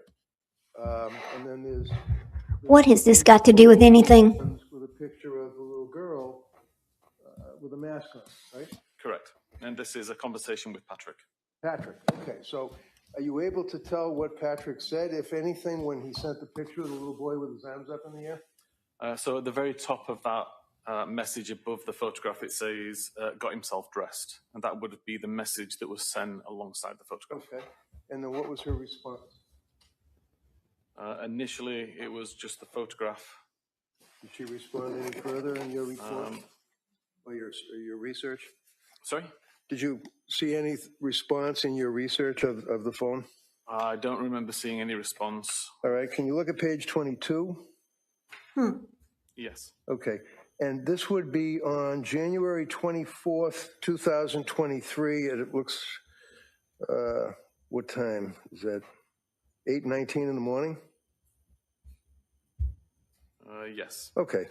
So if I suggest to you, so you can even look in your report, this is in the same thread with the little girl making the snowman and the text about, it looks like a nice day, hoping you got snow, things of that nature. And there was a reference by the mother or mommy to get the hot chocolate ready, things of that nature, right? The message at 8:19 a.m. that says cutie was sent by Patrick in a different thread to the snowman photographs. Okay, but I'm asking you about the one that's underneath the snowman. Right. And the mummy text. The last commentary is get the hot chocolate ready. Oh, yes, that's the one from. And that's from the mother, apparently, right? Correct. But someone that is in the phone as mummy, right? And that was at 11:33 a.m. Now, if you look on page 22, we can get to what you were talking about. It looks like January 24th at 8:19 in the morning. Cell phone number 781-375-8564. And what does that say? And that, so just tell us, so is that Patrick's phone? Yes, that would be the phone stored as Patrick sending a message to Lindsay's phone. And how did Lindsay respond, or how did her phone respond? It appears that Lindsay reacted to an image with the love emoji. Like a little heart thing? Yes. And then what did Patrick say? Patrick asked, how's it going? What did she say? Good. And then did she say anything further? Yet she also responded, okay, her urine looked good, so nothing going wrong with her kidneys. A few. So she indicates that her urine looked good, nothing going on with her kidneys, and then phew, like whew, something like that, right? That's how I read this. PHEW? Yeah. Yes. And then he said good, right? Yes. And then as you go forward, there's more pictures of the kids with the snowman, making the snowman. Patrick then says to her at 11, looks like 11:29. Am I reading that right in the morning? 11:29. What does he say to her? You're a good mama. And does she respond? She runs with an emoji, which is the face covered in hearts. The face with the hearts. And then they go back and forth with each other up until getting the menu and asking what you want for takeout and things of that nature, right? Correct. Page 25, just in case you were looking. All right. Can you look at page 28 for me? And page 29, I can hold them up. They basically are just a continuation of photographs, little thumbnails of the kids doing snowman and sitting in the doctor's office, right? Correct. Okay.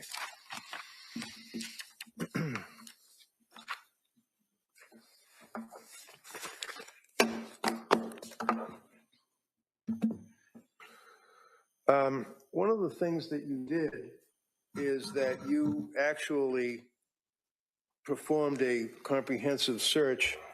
Is that a full focus extraction? Is that what you call it? Full file system extraction. Okay. And you did that for the phone belonging to Lindsay Clancy, right? Correct. That would be what you refer to as your appendix? The appendix 1 of the Lindsay Clancy phone is 1,300 and some web search visits. So I'm going to hand you what says report number 1, iPhone belonging to Lindsay Clancy, and ask if you can recognize that. Yes, this appears to be the just the web history from Lindsay's phone. Okay, so that's pretty much if anybody cares to look at it, that's the entire web history, right? Correct. All right, now this, Your Honor. Any objection? No objection. All right, that may be admitted. 268. Then, Okay. Mr. Whiffen, you also had report number 4, which would be the digital report for Patrick Clancy's computer. Is that all right, Your Honor? Any objection? No objection. All right, that may be admitted as well. 269. All right, thank you. And finally, report number 5 says Surface Pro laptop belonging to Patrick Clancy. Yes. So this would be your search of his laptop as well, correct? Correct. What off of this? No objection. All right, that may be admitted. Okay. What's the point? This was already in evidence from the prosecutor.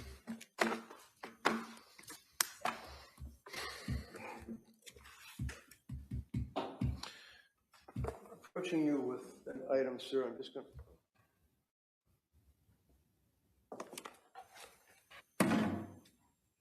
Damn. Well, I'm just going to ask it. I'm not going to. No problem. This says extraction report, Apple iPhone. Recognize that?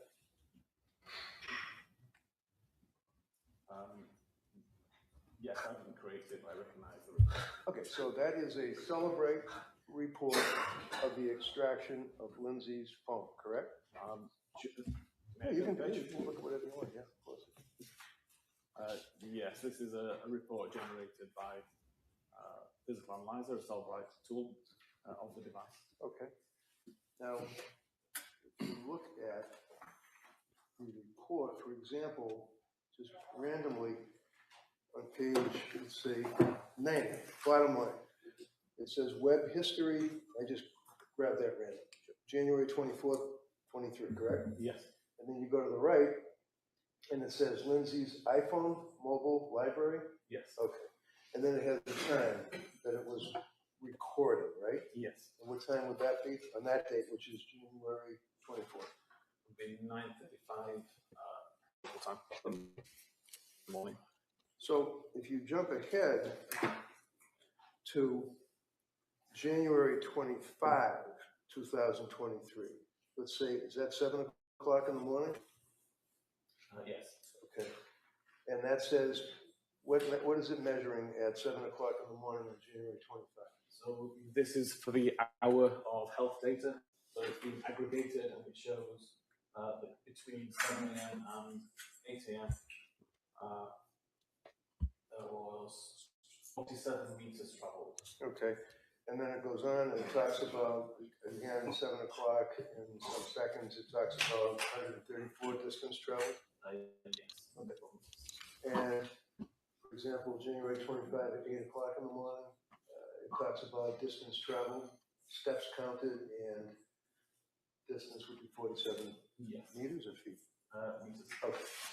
So is that information that was coming off a cell phone, the Apple Watch, or what? That's coming from the watch and the phone and being displayed as one amount of information. It's coming from the watch, right? The way that the data is presented there, it's coming from the watch or the phone. Okay. And the data is coming from Celebrate, right? Correct. Celebrate is God's gift to cell phone searches, right? I like to think so.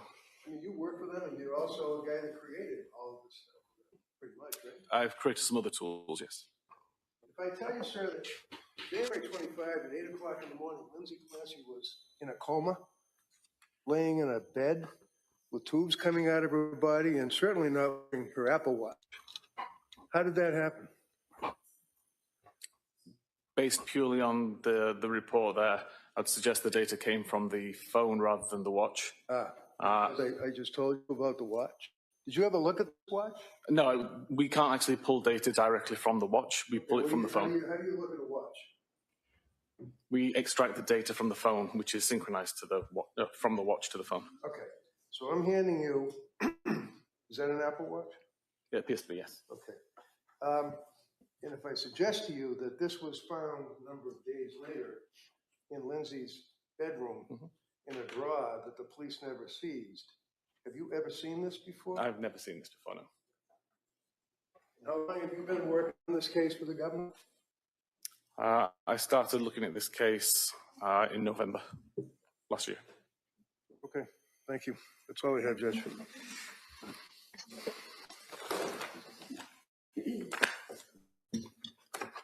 All right, redirect.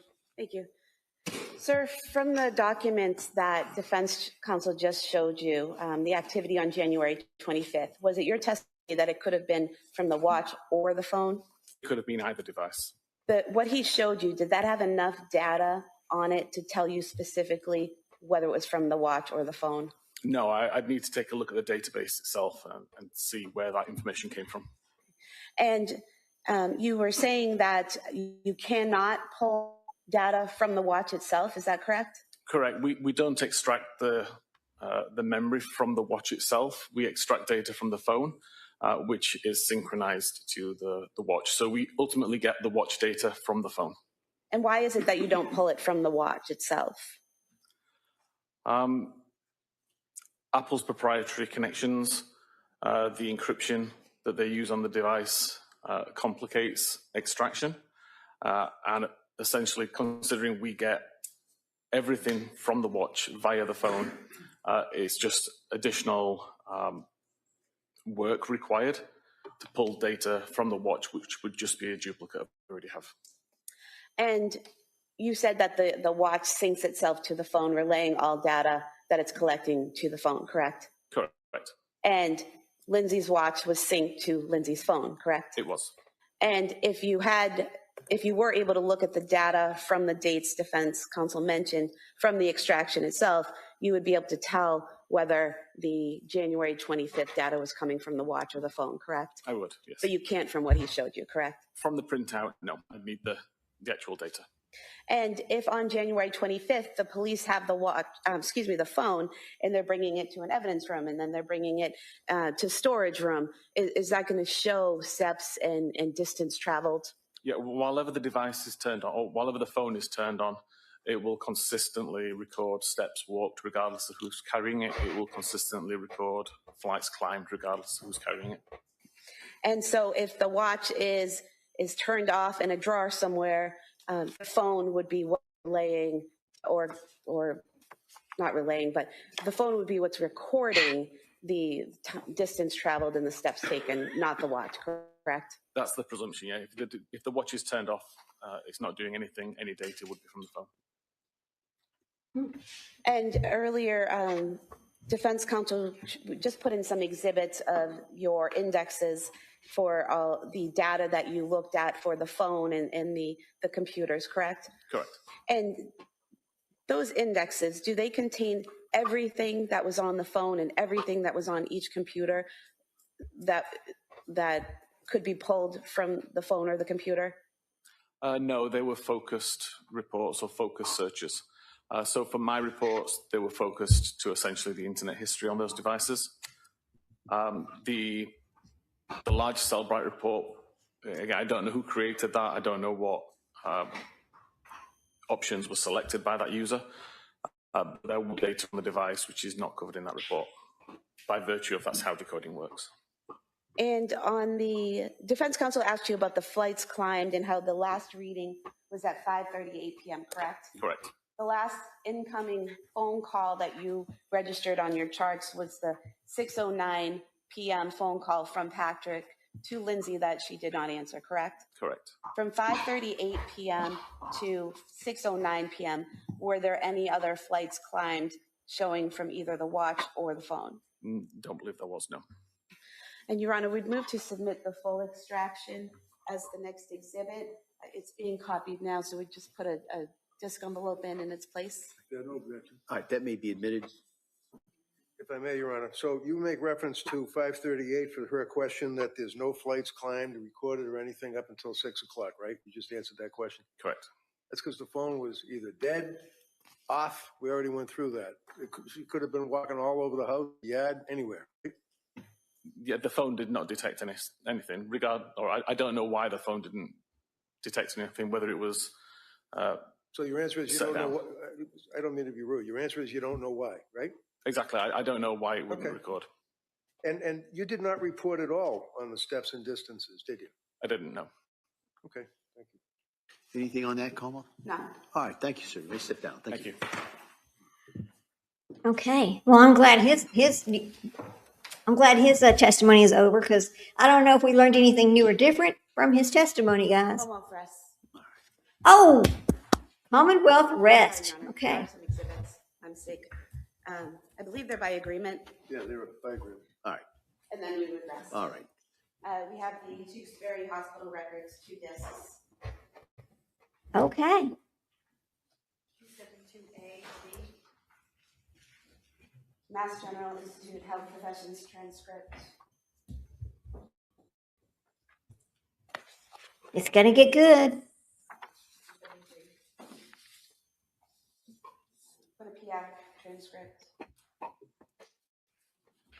What was that? For the PIAC transcript. 74.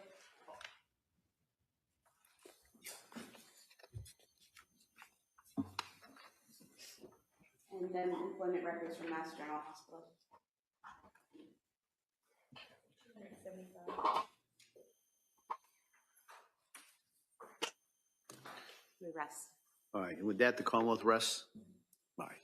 All right. So, members of the jury, as you heard from Attorney Sprague, the Commonwealth has rested. All right. So at this point, I've got to address some matters with the attorneys. So I'm going to, another one of those stops. We're going to take a stop at this point. Have you go back to the jury room. We'll address a few things with the attorneys, and then we'll bring you right back in. Okay? All right. Okay.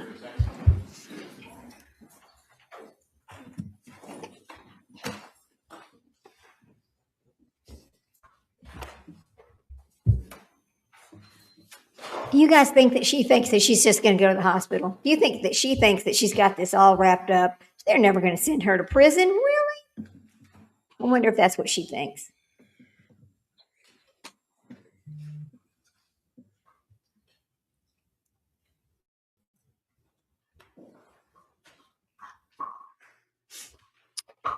She's not getting any Botox, is she?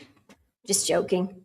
I know it's not funny, but. There is an exit to the courtroom. This court's in session. Please be seated. Okay, let's hear Before it. we do the motion for required finding, is this a good time to take the morning break? Sure, do you want to take Uh, a short break? Looking something up, that's what I All right. apologize. So the court will be in a short recess, and we'll come back without the jury. We'll address the motion, then we'll kind of go from there. Okay, thank you. Court, all rise.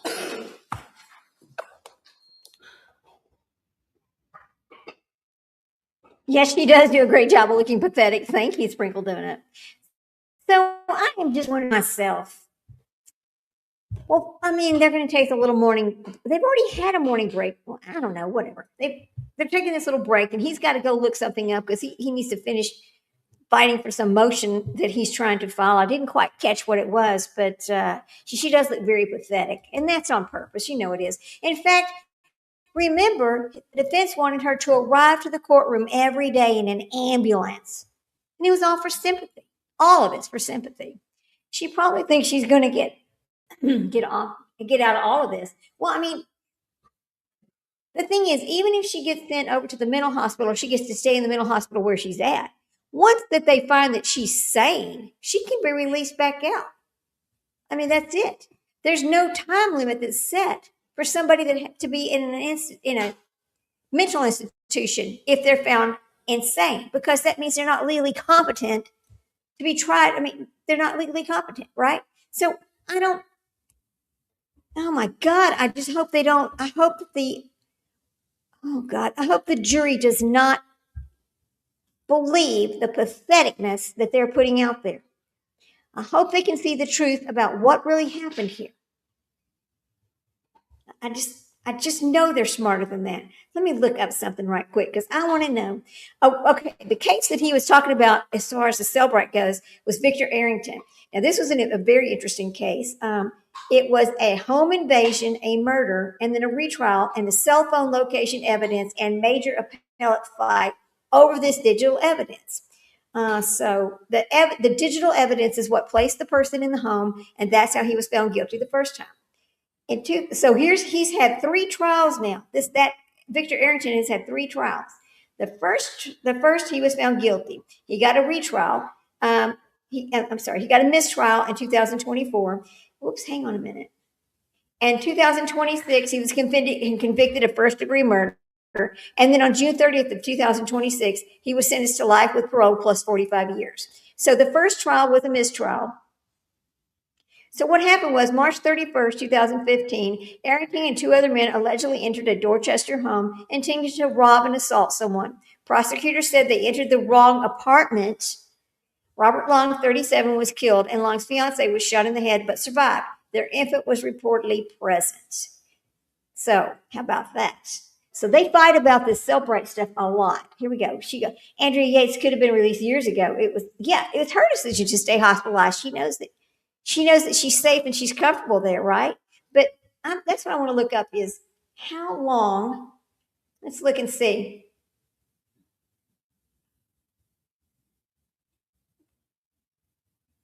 Let's see what it says.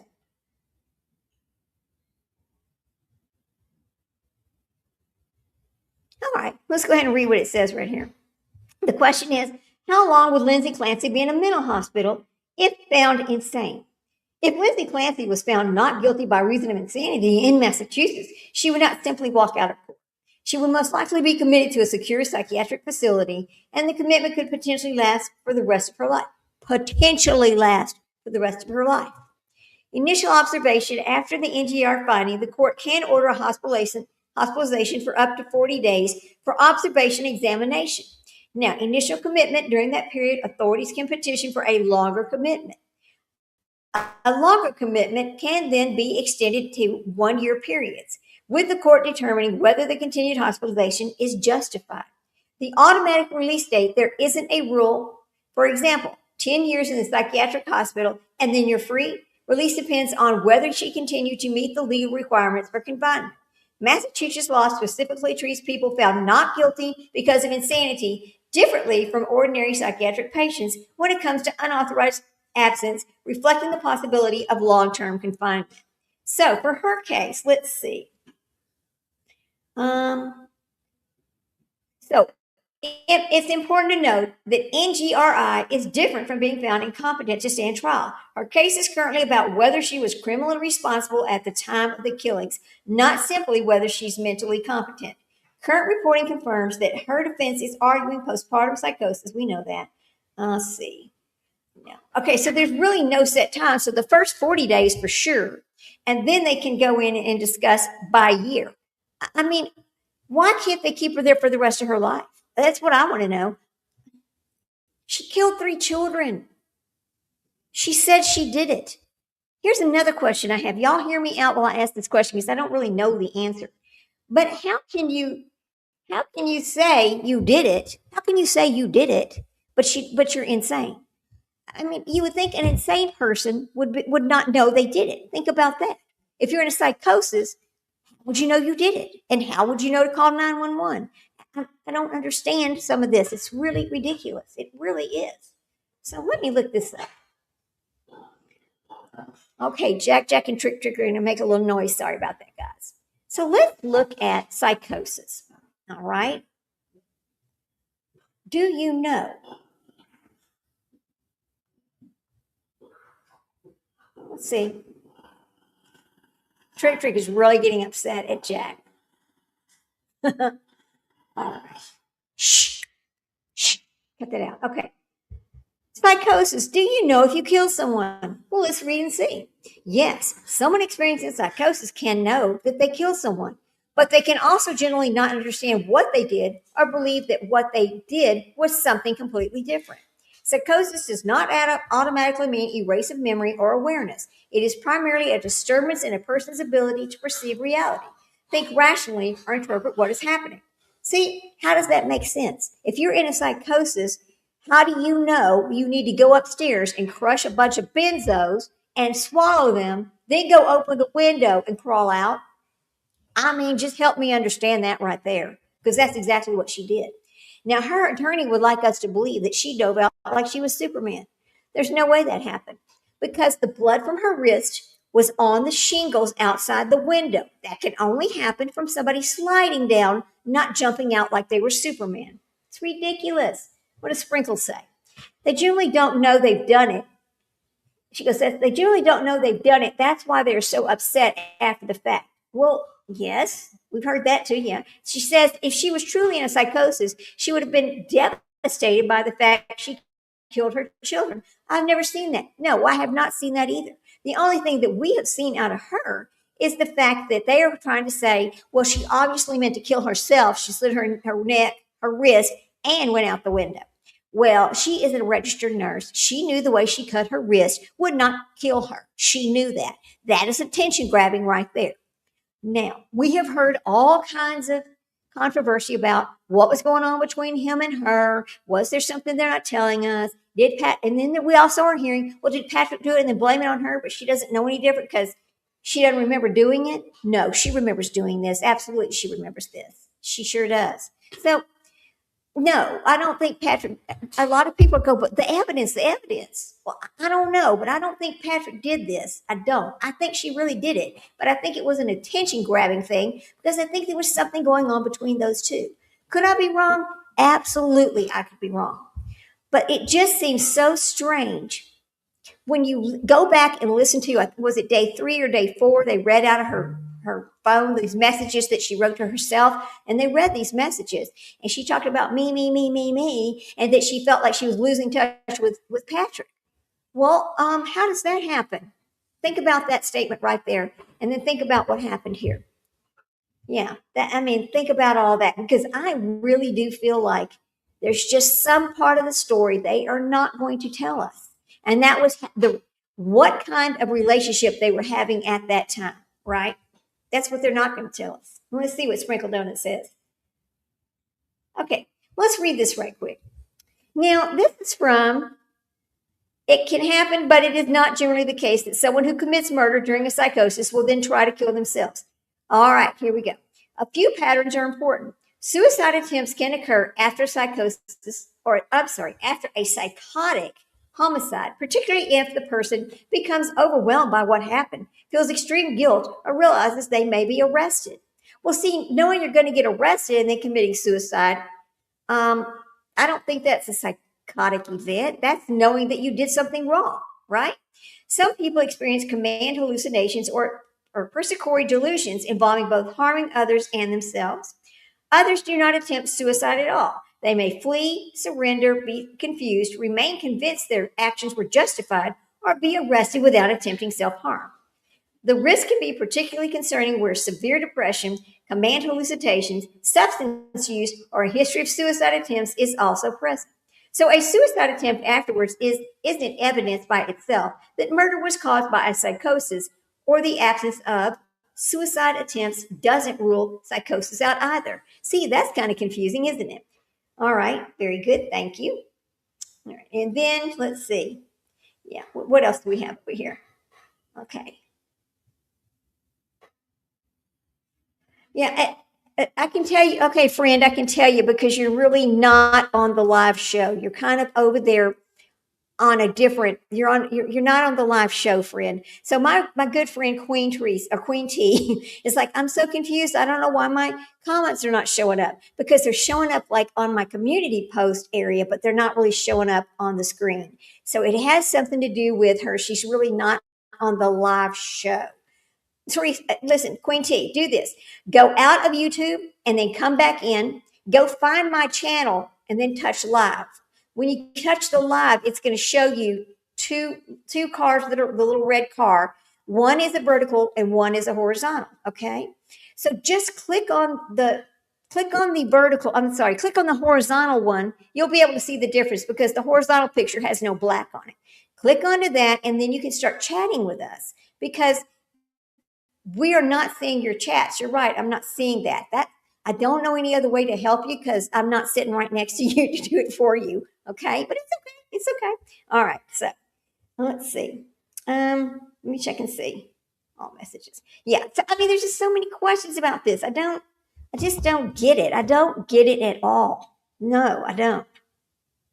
Well, I mean, look at Letitia Stout. She tried the same thing. She tried to claim that she was guilty by reason of insanity. So let me ask you a question. If she was, well, because she ended up with life in prison.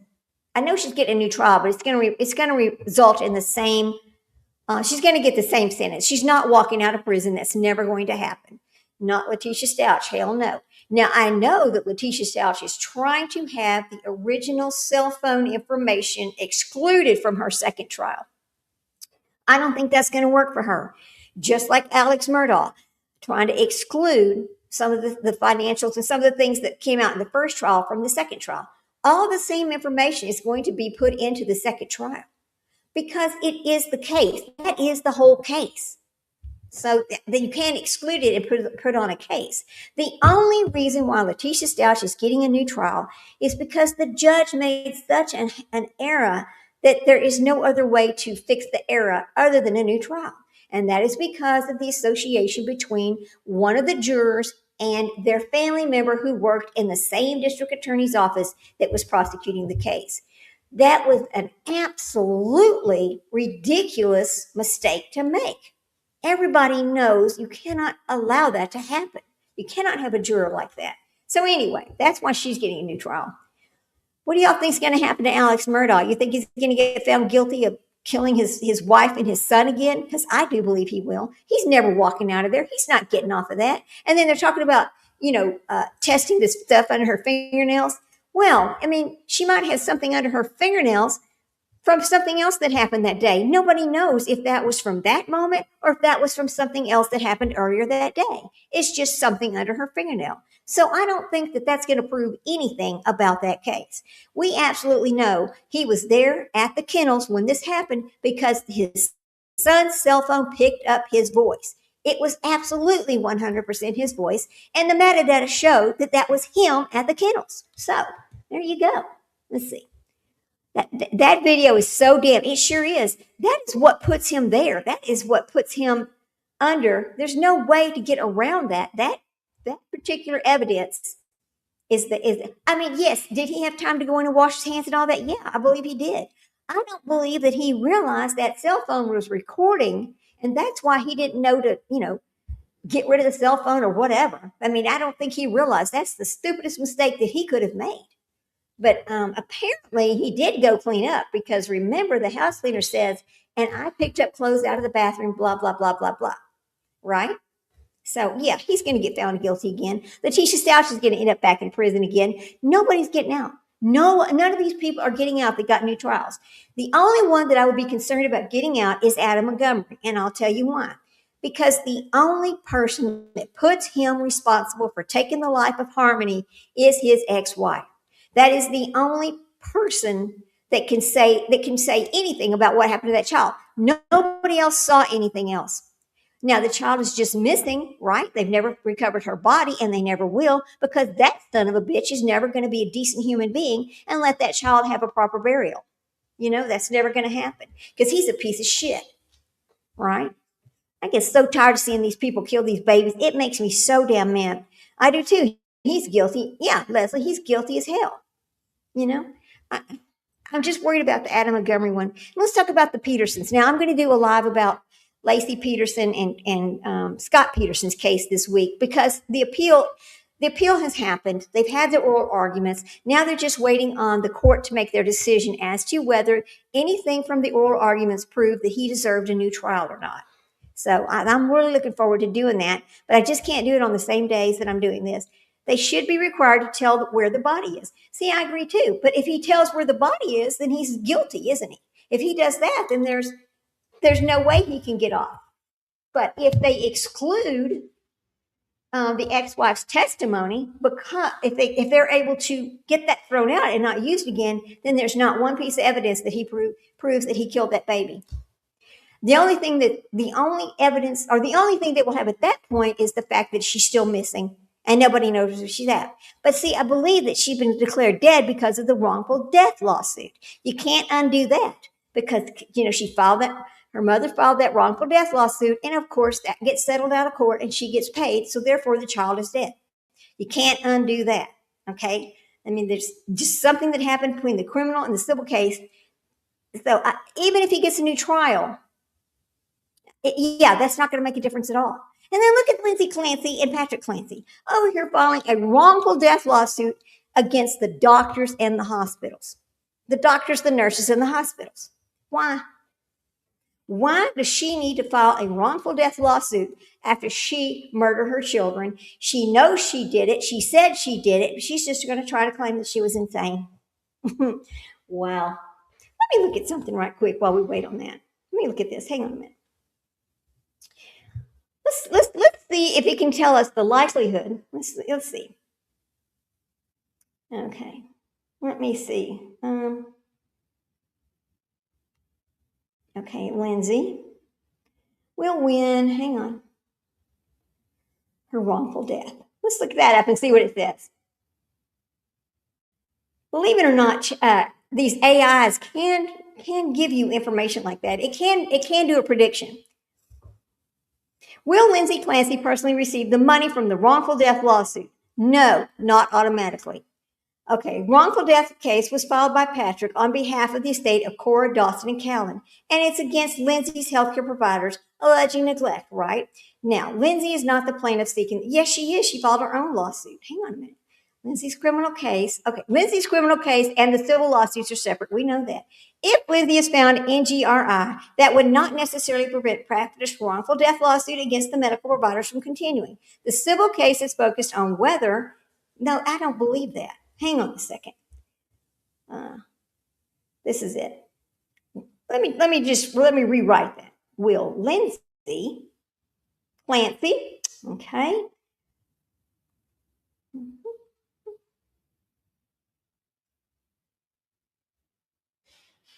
Okay, let's see what it says. No, I don't mean that. Okay. Possibly, it says, could the lawsuit succeed? Possibly, and there's significant factual basis for this claim because it alleges that Lindsay's psychiatric treatment deteriorated dramatically before the death, and the providers failed to recognize adequately or respond to the dangers. Wait a minute, though. The complaint points to multiple medications prescribed in a short period and allegedly auditory hallucinations. Bullshit. Now, this is what makes me so mad. Oh, look, there's my child. He popped up. All right. That makes me so mad because, yes, she was prescribed a lot of medications, but she did not even take enough to get a therapeutic level in her system.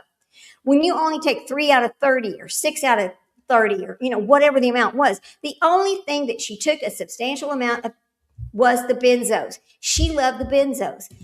And I asked y'all this the other day, and I will continue asking this. I wonder if she had been taking benzos on and off periodically before she started seeking mental health help, like when she wasn't pregnant, like maybe she had other prescriptions for benzos besides what she was given by these doctors, because none of these doctors ever gave her enough benzos to actually even get dependent on.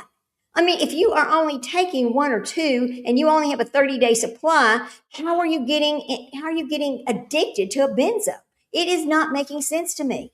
It is like she went out into the DSM-5, just like our friend Letitia Stouch did, and we know she did, looked up whatever she could, and then did whatever fit those symptoms. That is exactly what Letitia Stouch did. That's been proved. Do we need to go back and look at Letitia Stouch case again? I think we did. Oh, that's another thing. Let's look that up real quick. They have not decided about the retrial yet on Letitia Stouch, but they have no other choice. I don't think. Anyway, let's see. Let's see if there's any information about the retrial. Okay. Let's see. Let me look at that really good. There we go. Let's see what it has to say about Letitia Stouch. Come on, I want them to come back to court. I'm ready for the defense to get started.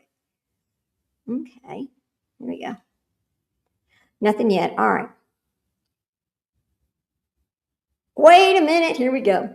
Yes, Letitia Stouch is facing a potential retrial, but there is an important development. The retrial is not happening yet. On April 2nd, the Colorado Court of Appeals overturned her case. We know that. Where the case stands now, the Colorado Department of Law appealed the Court of Appeal. Okay, so the appeals court was appealed by the state. So the Colorado Department of Law appealed the Court of Appeals decision to the Colorado Supreme Court. The appeal was filed on June 29, 2026. As of the latest reporting, the Supreme Court has not yet decided whether it will take the case. Bam, that's great. So she may not even get a retrial. That would be great. Yeah, bingo, yes. Hallelujah. So let me look and says waiting to see whether this is what it says. Waiting to see whether Colorado Supreme Court accepts the state's appeal. If the Supreme Court refuses, the new trial can proceed in El Paso County. But if the Supreme Court accepts the appeal, then they're going to have oral arguments. All right, I guess. So the next big story is the Colorado Supreme Court petition, because that determines whether she actually gets the retrial or whether the 2023 conviction could potentially be restored. I hope it gets restored. And the reason why is because of the victims. I really hate to see Gannon Stouch's family push back on the stand and reliving this nightmare. That's the thing about appeals. And this is what makes me so upset about it. And I like to talk about them because it is basically unfair. It is unfair to the victims. Every time an appeal is filed after conviction, every time an appeal is filed, the victims get notified. So every time these son of a bitches file something in their case, the victims have to relive what happened to them again and again and again. It's over and over and over. There needs to be something done to stop this BS. You should only have so many appeals. But even the ones we saw last month? Was it Socher or one of the old people that got executed? I don't remember. Or Duckett. It was Duckett. I think it was Duckett. That guy had filed motion after motion after motion. That should not be allowed. Why should they be allowed to file so many motions? Once you file your appeal and it's been heard, then you get your habeas and it's been heard. I mean, as you go up the line to the Supreme Court of the United States, and then the final is the habeas, that should be it. That should be over. There should not be any other motions allowed to be filed to stop your sentence, because that is what happens to the victims. Every single time something's filed, they get notified, and there they are reliving this again, and it makes me sick, guys. It makes me sick. Here we go. Let's see. Okay, come on. Let's go to trial. Who wants to bet that our fair weather friend, yeah, Letitia will never get out? Nope. Hope not. Nope. Remember, she always lies. Everything Letitia says is a lie. If you've ever listen, if you have not went back and listened to the phone calls from prison on Alex Erickson's channel, Melissa Jade's channel, or the Ward with Jen Lou, you need to go listen to those, because let me tell you something. Listening to that witch talk to people and lie to people, it's almost comical. I mean, there's nothing funny about her. There's nothing funny about her crime. But listening to her lie to these people and all the things she says is just comical. Just like Gypsy Rose Blanchard, it's the same kind of a thing. They're all sociopaths, every single one of them. They have the same behavior. They're all the same people. They just have different color hair, different color eyes, and they're different ages. But they're all the exact same people. That is how. Oh, makes me sick. Hang on, let's see. Nope, still not back yet. Boy, they need to come on. They're wasting time today. What time is it? Okay, it's 10:47. They'll come back, which is 11:47 their time. Then they will come back, let somebody testify for 30 or 40 minutes, and then they'll go to lunch. You see how much time we've wasted already today? It's ridiculous. Well, that's good to know. Let's look at Adam Montgomery and see what's going on with his case. How about that? Talk about all these cases while we're waiting. Okay. There has been a major development. The New Hampshire Supreme Court overturned, okay, we know that, on June 11th. The court did not find him innocent. It ruled that combining the murder charge with an earlier assault charge created an unfair risk that the jury would use evidence from the assault to infer that he committed later the murder. Okay. What does Sprinkle Donut saying? Let's see what she's saying. The only thing good about Letitia is she brought, you know what? You're damn right. I forgot about that. This is where I met Sprinkle Donut, was from the Letitia Stouch trial. We were both chatting in somebody's, I don't remember whose, we were both chatting along, and we got to realize that we kind of had a lot of things in common. We talked to each other quite a bit. And that's why she's my co-host on our channel over here because of that. But anyway, so let's see what it says about him. So his conviction for second-degree assault, falsifying physical evidence, witness tampering, and abuse of a corpse remains in place. You hear that? Sorry, guys. His conviction for second-degree assault, falsifying physical evidence, and witness tampering and abuse of a corpse remain in place. He therefore remains in prison, even though the murder conviction was overturned. Now, the New Hampshire Attorney General's office announced that it intends to retry him for Harmony's murder. Prosecutors subsequently asked the Supreme Court to reconsider its decision, but the court denied that request. Okay. This could be a great show. It will be a great show. We are going to cover it. Absolutely, we're going to cover this. Adam Montgomery, murder conviction overturned, new trial for Harmony. Yeah, that's going to be good.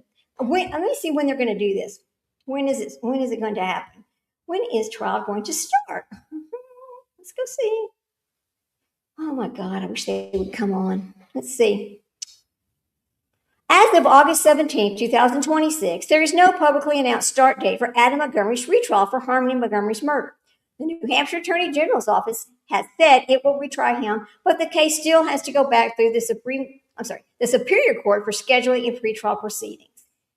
All right, that is an important update, guys. That is an important update. Very good. Because we're going to be on top of Letitia Stouch, Adam Montgomery, and Mr. Murdaugh. We're going to be on top of all of those. Whoops, here we go. Let me fix this. Oh, come on.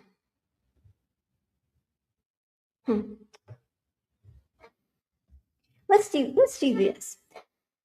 I'm going to look at something else right quick on Lindsay. All right, Lindsay Clancy. Let's see. I know, here we go.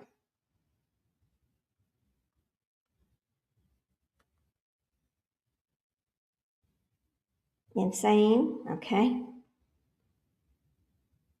Let's see what it tells me. Oh, stomping must be stomping around. Yeah, Well, he said he had to go do some research. And I'm thinking to myself, listen, he's been a lawyer for 50 years. He has had some really big cases. Why would he not already know the law he's trying to use? I know he has tried other people under the NGRI. So listen to this. If you're asking, now this is just a question out to ChatGTP, which is so funny. If you're asking for my read on the Lindsay Clancy jury right now, based on what has come out through today, I lean toward the jury finding her criminally responsible rather than NGRI. Now that is ChatGPT telling us, well, they think that she's going to be found responsible. The biggest problem for the defense is that the prosecution has now spent roughly 3 weeks building a picture of planning, purposeful behavior, and awareness, right? Prosecutors have presented her internet searches, phone data, Apple Watch activity, communications, and the evidence surrounding what happened immediately before and after the killings. The prosecution has now rested. That is funny that ChatGTP can make an informed decision based on what it has gathered from the internet. That's interesting, isn't it? What does it say?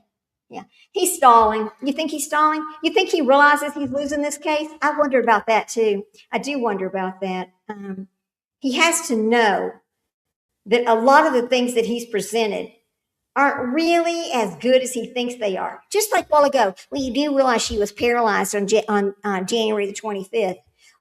Right, but here's the thing, just like I said, that Apple Watch was turned off and in a drawer, right? When it was turned back on, all the messages that should have received from the day before pops up.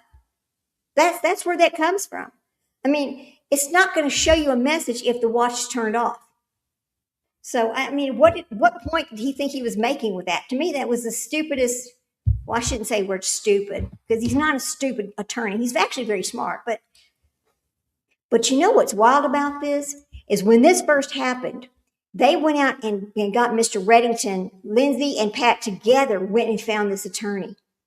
So he was already the attorney. As soon as it happened, Patrick had contacted him. Why? How does Mr. Reddington know how does Mr. Reddington know Lindsay and Patrick? Did they have some kind of case with him before? That's the question I want to know is what is the association between them? Let's look it up. Okay. All right. Let's see. Hang on. Reddington. Hang on. And Lindsay and Patrick.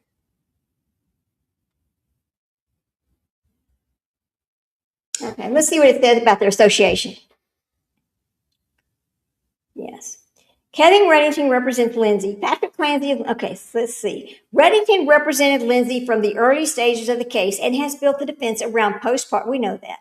Patrick has actually been a prosecution. We know that. The interesting connection, this is what we want to know. Reddington has questioned Patrick about specific details of Lindsay's condition, their interaction, her treatment, his movements on the day of the killings, and digital meta evidence. That doesn't mean Reddington is accusing Patrick of killing the children, but it insinuates that he's trying to say, well, part of this must be Patrick's fault. That's what I think. I think that Reddington thinks that part of this is Patrick's fault. I think he does. The defense stated the theory is that Lindsay was criminally irresponsible because of psychosis, not that Patrick committed the murders. There are online theories claiming Reddington and Patrick are somehow working together or that Reddington is trying to implicate Patrick, but I haven't found credible evidence supporting that. Those theories should be kept separate. Well, you're right. They should be kept separate because you can't. Anyway. Reddington is a person connected. Yes, that's exactly what I meant. Okay, very good. Let's check. They have to be coming back now. Let's see. All right, come on, let's check. All right, they're still out. Oh my God. Y'all go get some popcorn, get some lunch, make you some coffee, let's get some, go get your snack or whatever. Let me go talk to her for a second. Let me tell her this. Okay. Let me tell her this. I'm going to walk her through this. Okay.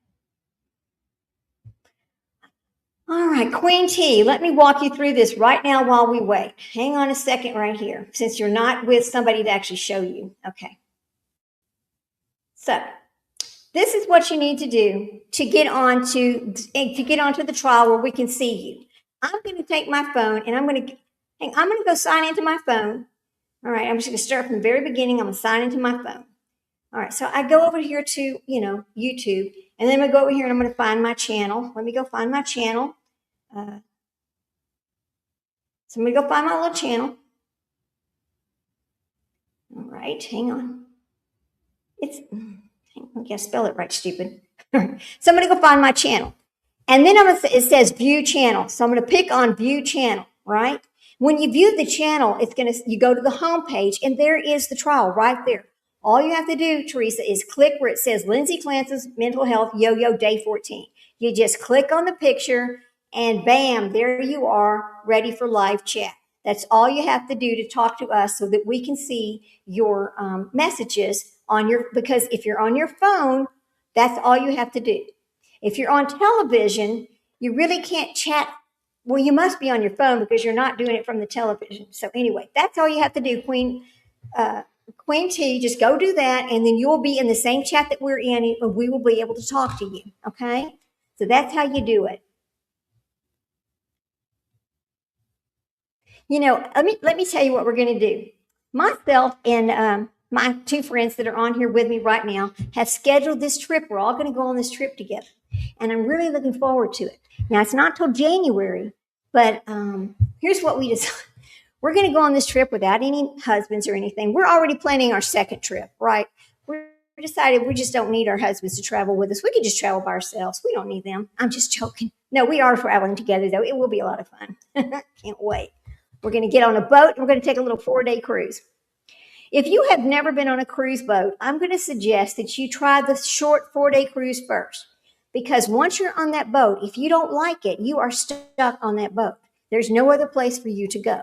That's why I always tell people, on your very first cruise, you take the 4-day cruise. Don't go take the 8 or the 9-day cruise, even though it's a little cheaper. Don't do that. Yeah.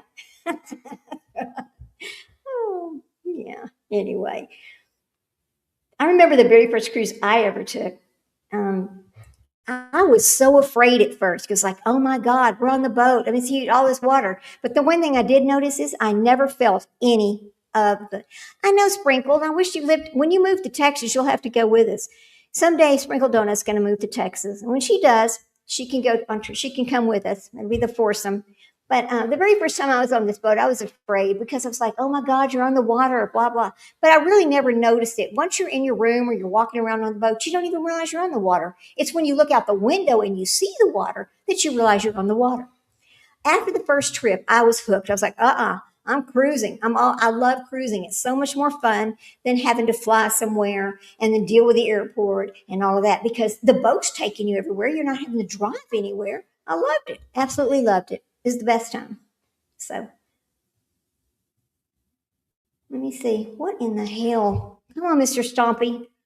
Oh, I'm just running out of patience with this. I really am. I need him to come on. Let's see who else we can talk about over here. Yeah. It is so much fun. I was talking to another friend and I was like, you know what? I really am having a good time doing this live trial. I kind of didn't think I was going to want to do it, but now that I've started doing it, I'm like, oh my gosh, it's so much more fun because I get to spend all day with you guys and talk to everybody and hear your opinions and just, spend my whole day with my friends, which is this is so crazy. But when I first started watching Alex and Jim Lou and Melissa J, that was my first experiences with YouTube. And it was during the Gannon Stouch trial, really. And I just thought that they got on there and just spent the whole day BS with each other and having fun. I did not realize that this was actually work, okay? That's the misunderstanding that I had. Then I get this channel and I start working on it. I'm like, oh my God, these people really had to work at this. This was not easy. You had to plan. I mean, it just wasn't jumping on and just talking to your friends. So, but I really did enjoy learning from them. And I will tell you, I learned from them by watching them. So thank you to those three. I always will say thank you to those three. Okay, come on. Are y'all fixing to come live? Did I see the little thing move, guys? Are we going live now with Mr. Stompy to tell us what he wants to fight about? So it'll be Mr. Stompy and this motion. And then they'll come back. I wonder I think the motion was something. Let me tell you what I think this motion was about. It was a motion to require, hang on. So Reddington filed a motion. Let's see what it is. Okay. To be heard today. Okay. We go look it up. I think it's a motion to require. Hang on. Let's see what it says.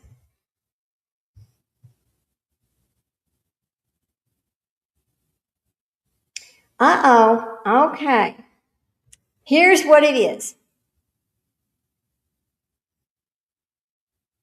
The defense requested concerning communications between prosecutors, investigators, and witness advocates, including emails, texts, and memos. So the defense has filed a motion involving the McLean Hospital employee, which the judge is considering, and there's a motion to require that Reddington is asking Judge Sullivan to hear today. So let me see what it says. Tell me what the exact, okay, blah, blah, blah. Let's go to motions filed in the case. I really wish I had their,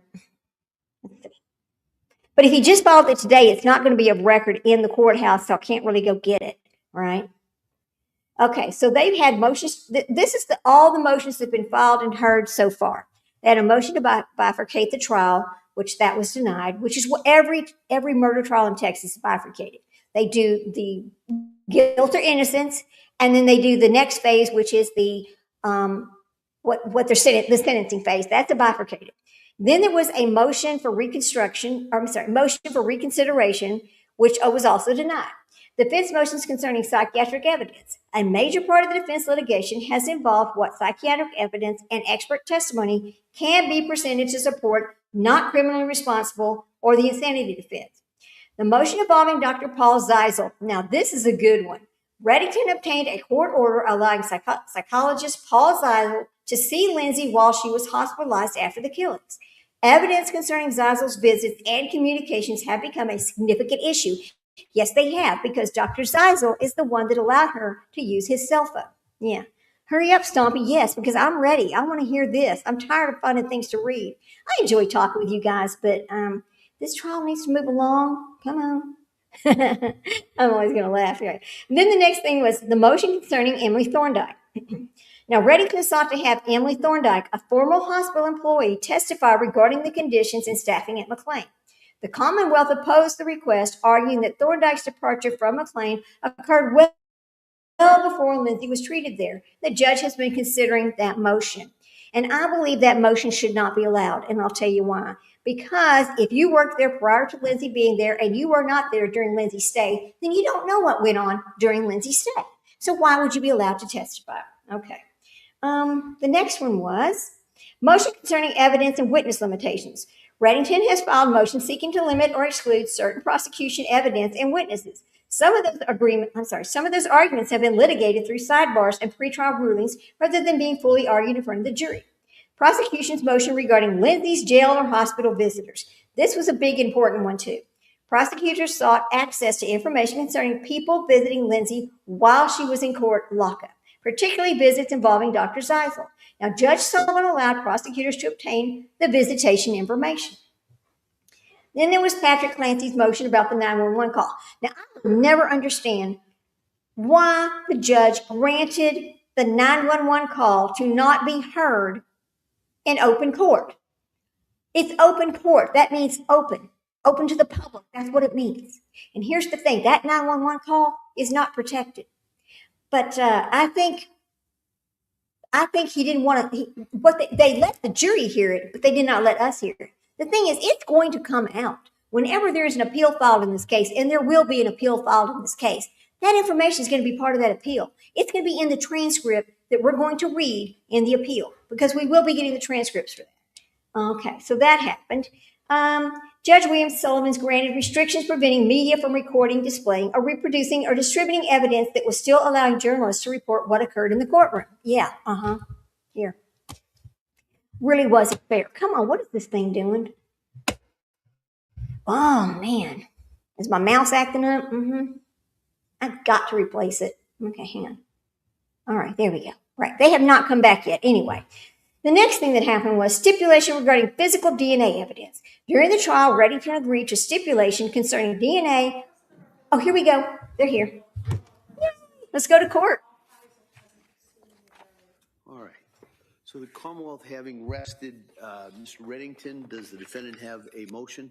Yes, Your Honor. I passed it up to the court. I don't know if you have it in front of you. It's basically a Rule 25. It doesn't have any Miranda with it, but I would argue And I would cite to the court the case that was decided of Commonwealth versus Brunette Silvera. It's BRUNETTE-SELVEIRA.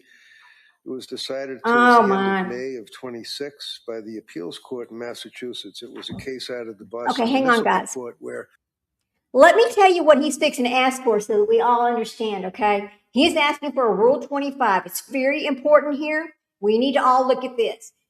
In Massachusetts, a criminal trial, a Rule 25 motion is essentially a request for required finding of not guilty because the prosecution has not presented enough legally sufficient evidence to support conviction. The defense can make that motion after the Commonwealth rest.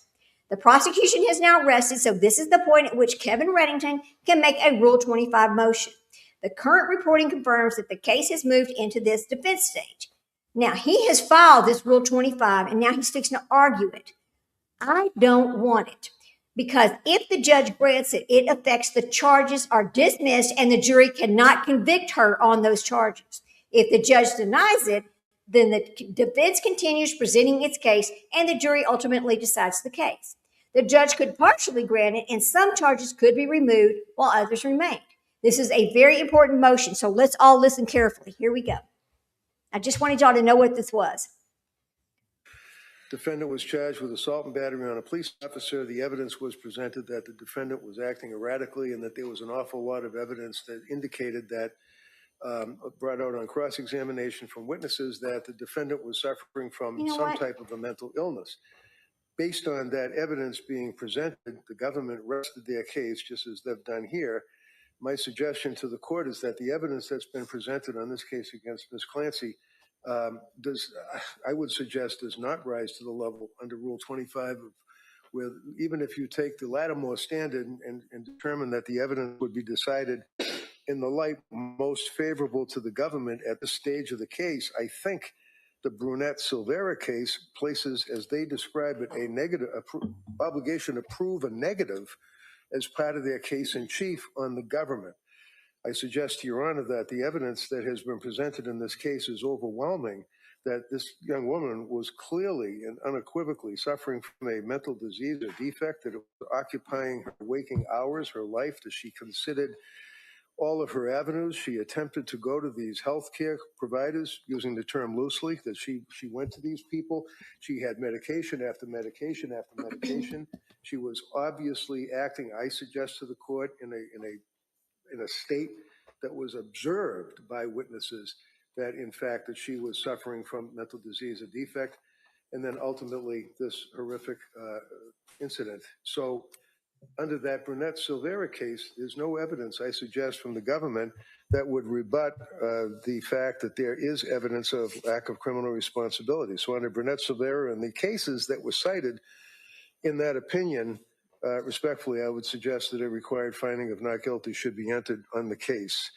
I also would argue to the court that I think that under the Brunette Silvera standard and the evidence that Your Honor has before you, that the matter should be reduced down, if you will, from premeditated malice, forethought, and cruel atrocity to a second degree. I'm not arguing at this stage Commonwealth versus Gray or any of its progeny as to manslaughter, but I think the court, certainly in its wise exercise of discretion, has the ability and the right to reduce the charge to second-degree murder or enter a required finding.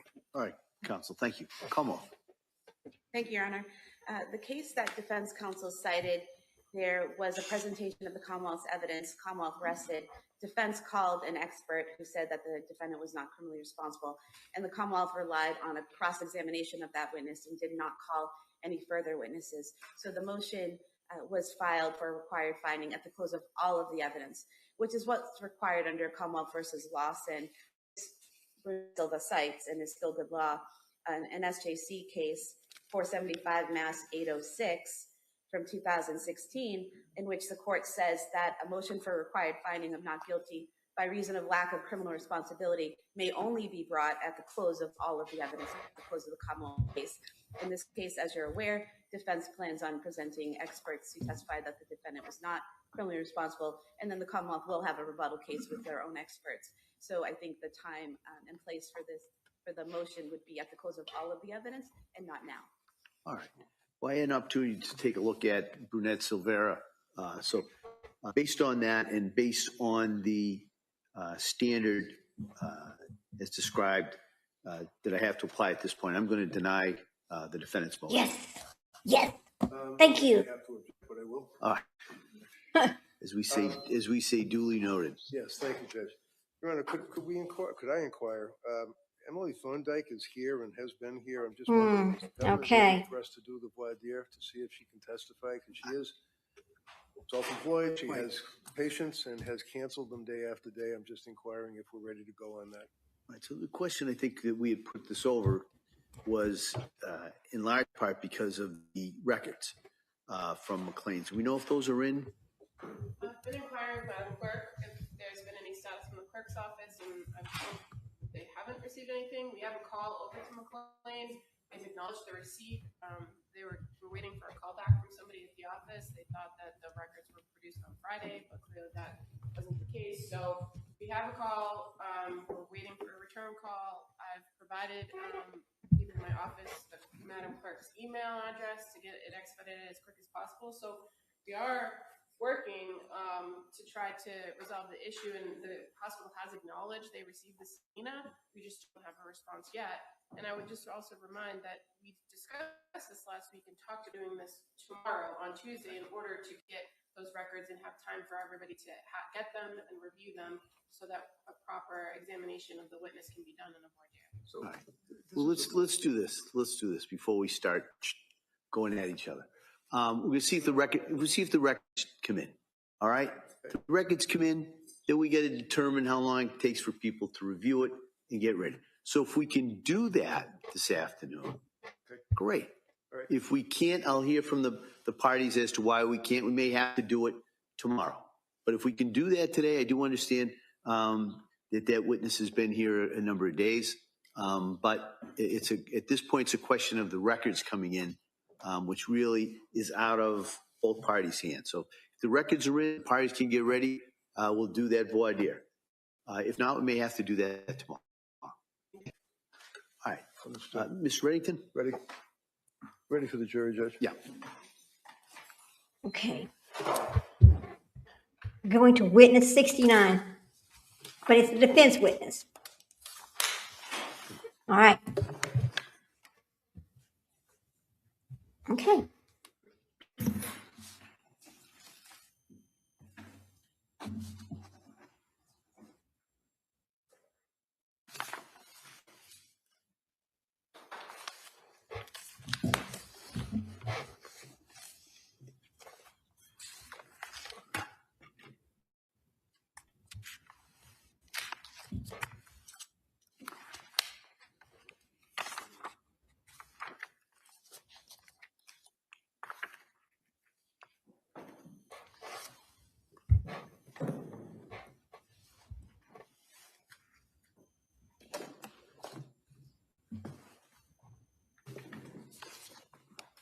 Okay, come on.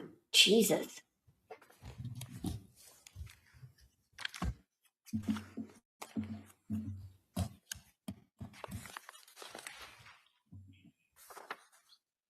Fumbling around. Come on.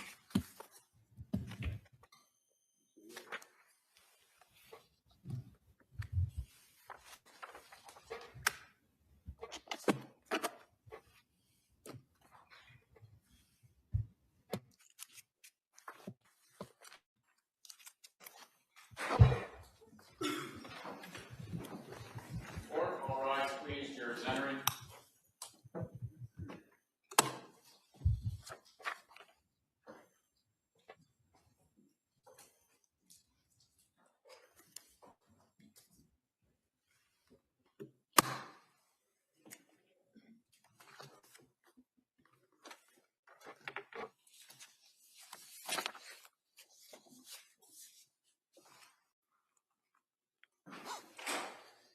Court is back in session. You may be seated. Return back to the trial. Commonwealth versus Lindsay Clancy. Members of the jury, as I indicated before, the Commonwealth is rested. All right, so at this time, I'm going to inquire of the defendant if she intends or wishes to call any witnesses at this time. Mr. Reddington? Yes, Your Honor, thank you. Thank you. Please, I believe she's right outside. Who are we calling?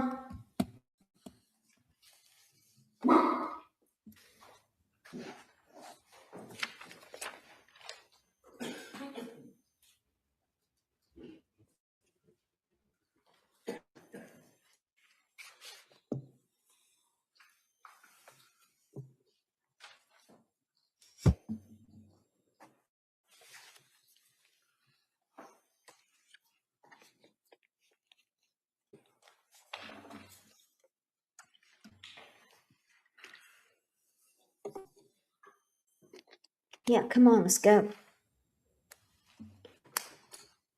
It's going to be a doctor. I think it's going to be a doctor. What do you think? Or is it going to be Susan Clancy? Is it going to be Patrick's mother?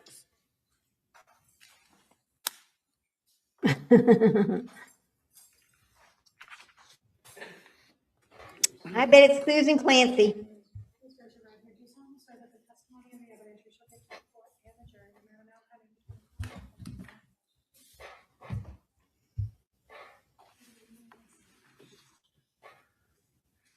Hi, good afternoon.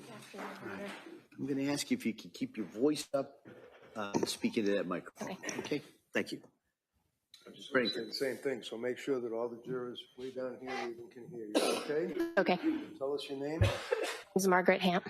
And what Not town do you live Susan. Stoneham. in? And what do you do for work? I'm a labor and delivery nurse Where? at Mass General. And how long have you been working as a labor and delivery nurse? I started on our labor and delivery unit in 2012. Okay, so about, what, 24 years? No. I started for the obstetrics department in 2006. Okay, so 20 years you've been working for Mass General between obstetrics and delivery, right? Correct. Do you know Lindsay? I do. How do you know her? I was working on the labor floor when Lindsay first started with us. So this would be the labor and delivery floor, and she started as a nurse, correct? Correct. You had already been working there? Correct. And she was about, what, 24 years old? Roughly. And came in as a young woman as a nurse, correct? Correct. Can you tell us, to your observation, let me ask you this, how many years did you work with her? She started, I believe, in 2015, and I worked until 2002 when she went out with Callan. For about 7 years or thereabouts. Did you know that she had a child, Cora? Yes. And did you know that she had a child, Dawson? Yes. And ultimately that she had a child, a baby that was born very, very recently, Callan? Mm-hmm. In the years that you were working with her, were you able to observe, I mean, did she like being a nurse?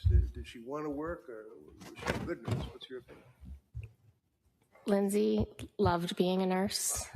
She was really good at being a nurse. She was compassionate. She was kind. She was a patient advocate. She was the type of nurse that you wanted taking care of you or your loved one when you walked onto our unit.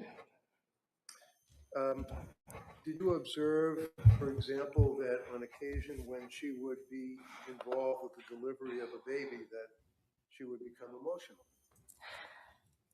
Lindsay was often emotional during birth of complete strangers. She would cry and she would just say that was so beautiful.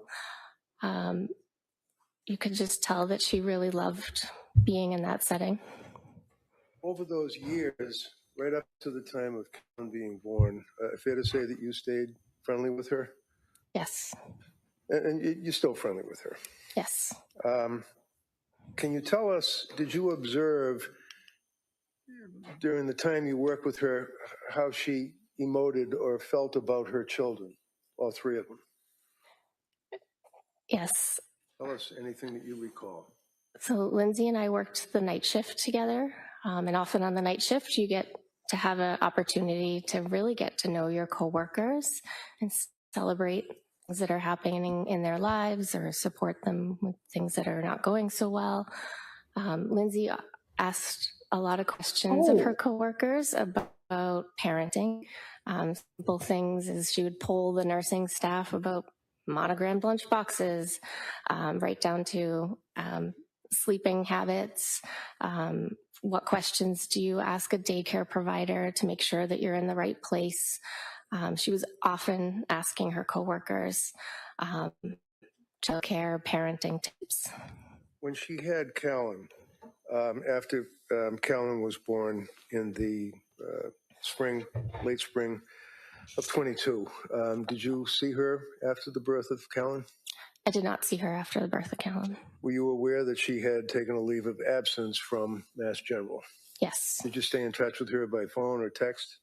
I briefly kept in touch through text. After Callan was born, I reached out to her and I asked her for her address and how she was doing so I could send her a gift. And then a few months later, she circled back to me to thank me for the gift that I had sent her. Do you recall an incident on one occasion where she was looking or monitoring one of the children and the child was crying and you observed what happened after that? Yes. Tell us about that. Lindsay often checked in on her kids while they were sleeping at night. Again, we worked the night shift, and she had the ability to look at her phone and see what Cora or Callan were doing in their cribs. And she shared that with a lot of us. There was one particular night that Cora was crying. She was probably about 6 months old, and Lindsay let Cora cry. She wasn't at that point in parenting, and she was very communicative about that. And Cora was crying on the monitor. It was the middle of the night, and maybe after 10 minutes, she started to call Pat, and he wasn't answering. And she got really worried that Cora was crying, but now wasn't answering his phone. So in the middle of the night, she called the police to do a wellness check on her family. Ridiculous. And while you were working the night shift, is that pretty much what you both worked together all those years? Yes. Would that be through the pandemic? Yes. Would you say that was quite a bonding experience, being in labor delivery up close and personal with patients during the pandemic at night? Of course, it was a very challenging time as a healthcare provider. Thank you very much. You can inquire. Okay, that's it? Right. Como? Really? Good morning. Good morning.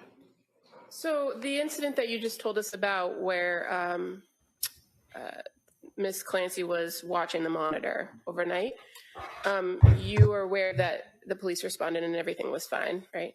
Yes. And you worked with her through 2022 when she went out with leave on Callan? Correct. And you never visited their house after Callan was born, did you? No. You don't know what was going on in life, did you? No. And she didn't share any of her struggles with you via text or in any other capacity, did she? No. And as a labor and delivery nurse, and having been trained in labor and delivery, and you said you worked obstetrics before, correct? Correct. Is it fair to say that you often have patients that come to you in both those areas that have some mental illness or are on psychiatric medications, right? Sometimes. And working labor and delivery, you have some training on how to handle patients that are on certain types of medications, right? Limited training, yes. Well, it affects how you're going to go through a birth plan or do a delivery if a person is on some sort of long-term medication, right? Right. And so you're aware that Zoloft is something that's deemed safe for pregnant moms and breastfeeding moms? Yes. And you've had patients that have dealt with bipolar issues before? Yes. And that they have to remain medication compliant in order to manage those things, right? Thank you. Thank you. Nothing further.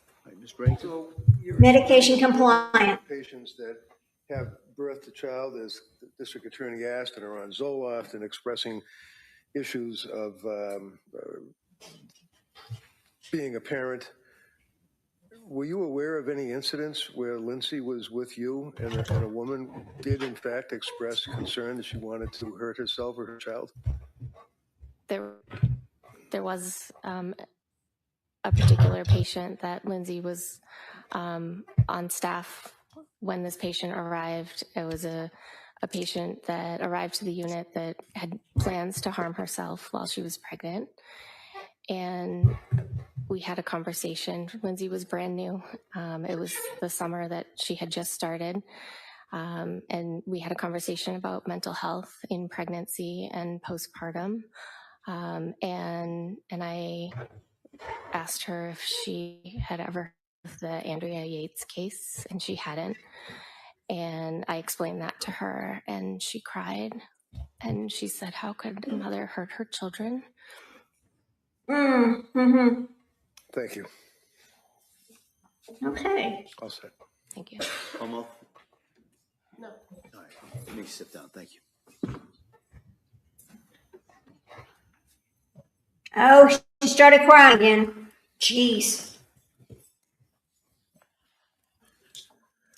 Counsel. Yes, Your Honor. Ms. Orska, please. OSDGA. Okay.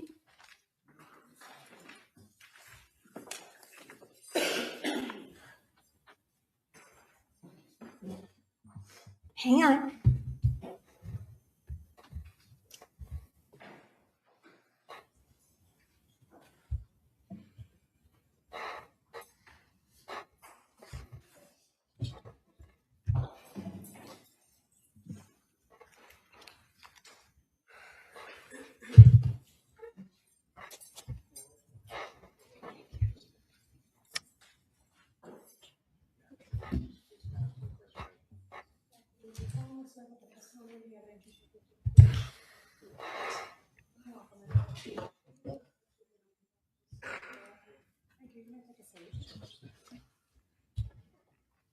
Hey, good afternoon. Hi, good afternoon. I'm going to ask you, speak into that microphone. Keep your voice up, okay? Okay. Great, thank you. Counsel. Thank you, Judge. Good afternoon. Tell us your name, please, and spell it. It's Allison Ozga, Allison. Last name is Ozga. You know Lindsay? I do. How do you know her? Lindsay is my sister. And can you tell us, are you close to Lindsay? Do you live near each other? Do you socialize? What type of relationship have you had with her? We're very close. We have not lived in the same state for about 10 years now, but we do communicate, and I do think we're very close. And do you text with her on a regular basis? Yes. And you talk on the phone, do you? Occasionally. Directing your attention to the fall of, well, actually heading into like Thanksgiving and Christmas of 2022. Do you remember that time frame? Yes. And did you have occasion to see your sister during that period of time? Yes. And let's direct our attention to, let's say, Thanksgiving 2022. Had you noticed any change in Lindsay's personality or any observation of how she appeared to you? I will say on Thanksgiving in particular is when the first time I saw her in person after quite some time. I had known she had not been doing well via text message communication that we had. I think on Thanksgiving, she, her mood did not look good. Her energy, she didn't seem very energized. It definitely seemed off from how I've seen her in the past. And were you aware that that carried through from November into December around the holiday season if you had stayed in touch with her? Yes. And can you tell us what you observed about her around the holiday season as it related to her from your observations and your texting and your communications with Lindsay? How did she appear to you at that point? The beginning of December, it seemed like she very much decompensated. I do remember her saying at one point at the beginning of December, something along the lines of, I'm in a really tough spot. And knowing what she had shared with me previously about mental health had been struggling, I had this gut feeling that something was off and that she was really struggling. And I asked her if she was safe. What did she say? She said yes at that point. And you knew her husband, Pat? Yes. And you knew the kids? Yes. Obviously. Do you recall around Christmas itself, and perhaps a little bit thereafter, that you spoke with her and that she indicated basically, I'm not doing okay? Yes. Can you tell the jury what you observed about her demeanor or her symptomology when you said she was decompensating around that time? What were the symptoms in your mind of? Based on communication with Lindsay, and I started communicating with Pat directly at that time, she was reporting her mood was worsening, as she described as depression. She was having more suicidal thoughts. Insomnia continued to be an issue. She was really not feeling like herself. Did you know that during that period of time where she was telling you about the suicidal thoughts and the issue of depression, that she was seeing doctors? Yes. And what did she tell you about seeing the doctors, and if she was on any medication, and if so, what effect did they have on her? So the first thing she said about the doctors was back in October when she said that she saw a doctor for Zoloft and had a very awful reaction to that Zoloft. Would that be Dr. Tufts? I don't believe she shared that specific with me. Share the name? Okay. No. And then I think throughout our communication over the couple months of October to December, she did share with me that she was going to doctors, she was getting different prescriptions, kind of all the things that they were trying and different treatments they were looking at. And do you recall when you were talking with her about her symptoms towards the end of December that she had, in other words, decompensated significantly and stated to you that she felt nothing and that she was scared, things of that nature? Yes. What else did she tell you, if you recall? At the end of December, so I think it was more along the same, that she's really not feeling well. Her mood is down. She's feeling numb. She's feeling hopeless. I believe at the very end of the month, she told me she had suicidal ideation every day for a month. Do you recall towards the end of the BS. month on New Year's that she voluntarily admitted herself somewhere? Yes. You know where she admitted herself? McLean Hospital. And while she was at McLean Hospital, ultimately, do you know how she got out of McLean Hospital? It was my understanding that she was weaning off of some medication that she was on, and then was eventually discharged 5 days later. Now, did you see her or talk to her after she left McLean Hospital trying to wean herself off of whatever medication it was? Because you don't know what the medication was, right? I believe it was Seroquel. Yep. Did she tell you anything to the effect that when she got out of the hospital that she felt as though this was a step in the right direction? Did she seem as though she was trying to be positive about her life? Yes. And tell us about that. Because up to this point, you had observed her decompensating and having these symptoms and suicidal ideation and depression and feeling nothing and scary. When she got out of McLean, what did she appear to you and what did she say to you? I believe she said she felt that was a good plan and that she was starting to feel better. So was your sister, in your opinion, granted she's your sister and you're biased, obviously, but was she a complainer? No. And obviously, she didn't share with you in detail her doctors and medicines and things of that nature. Is that fair? No. You were aware of the struggles and the hurt that she was going through? Yes. And then through the month of January, did you have occasion to see her, or were you, because you still live in different states? Yes. Yes, I did have an occasion to see her in January. When? We went to Cora's birthday party. And that was at the trampoline park? Yes. How did she appear at that? I think she looked like she was going through the motions of putting together a birthday party for her daughter. But she looked tired. She looked like she was still struggling. So there was a difference in your observation of what you had known your sister to have as a personality? Yes. And then, of course, the horrible day, were you aware, or did somebody call you and tell you that the children had been killed? Yes. One of them still survived and ultimately passed? Yes. And do you recall who told you that? Yes. Who was that? My mother. And as a result of getting the call from your mother, what did you do? I jumped in a car, packed a bag, and I sped up to South Shore Hospital, which is where I was told she was. Did you see her in South Shore Hospital? No. Did you know that she was then transferred to another hospital after South Shore? Yes. And what hospital was that? I believe it was Brigham and Women's.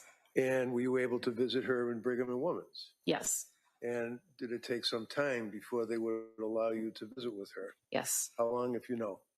I think it was approximately 2 weeks. Okay. And then you were able to see her pretty much on a regular basis? Yes. And where does your mother and father live? In Connecticut. And are you close to them? Yes. Can you tell the jury from the time of this incident in January 24th of 2023 up until now, 2026, where has your mother and father been living? What has that got to do with it? it? Majority of their time up here in Massachusetts. Why? So that they could visit Lindsay as much as possible. Almost on a daily basis? Yes. Was that in a bed and breakfast or a bed and bath, or was it a hotel, or where were they staying? They've been living out of hotels. Thank you, that's all. You can inquire. What has that got to do with this? She killed her children. So what? Her parents had to come here? So what? Afternoon. Damn it. Now, when Lindsay was at McLean Hospital and she was discharged, did she tell you she asked to be discharged early to go to Cora's birthday party? Of course I not. can't recall. Mm-mm. And do you recall speaking to the police on January 25th, just a day after this all happened back in 2023? Yes.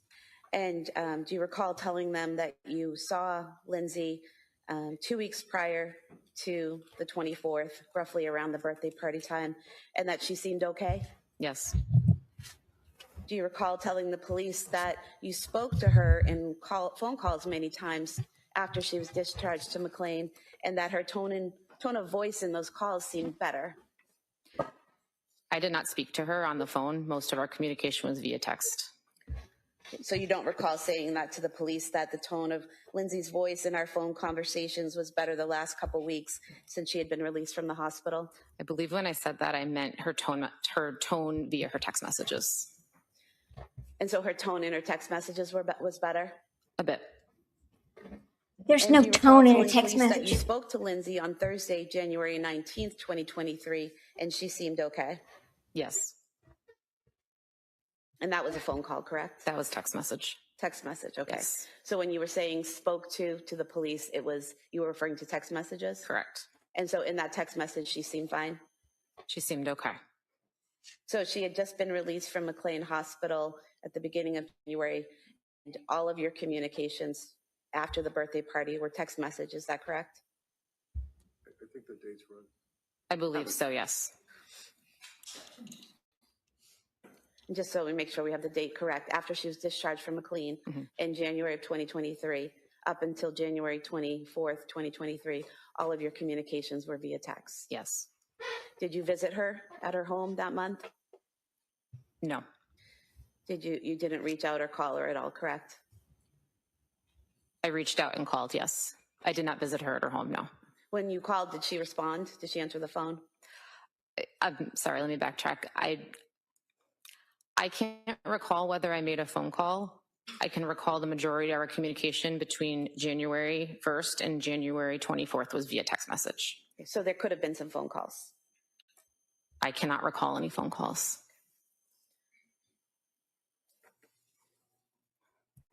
You are a licensed social worker, correct? Correct. And you're a mandated reporter, correct? Yes. And at any point in time between January 1st, 2023 and January 24th, 2023, did you have enough concern about the safety of the kids or the safety of your sister to file a report as a mandated reporter? No. Thank you. No concerns. Thank you. Okay, thank you. Let me step How about that? Okay, witness 71 coming up. Where's Dr. Zeisel? Oh, I bet they break for lunch soon. Call Paula Musgrove, please. Oh, Paula Musgrove.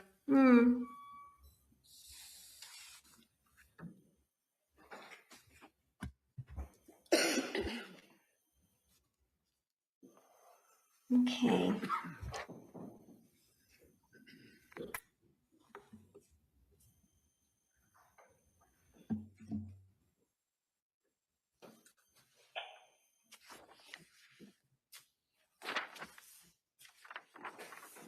Is this her mummy?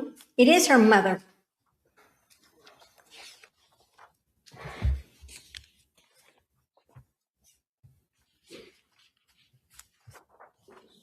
You're white about that sprinkled donut.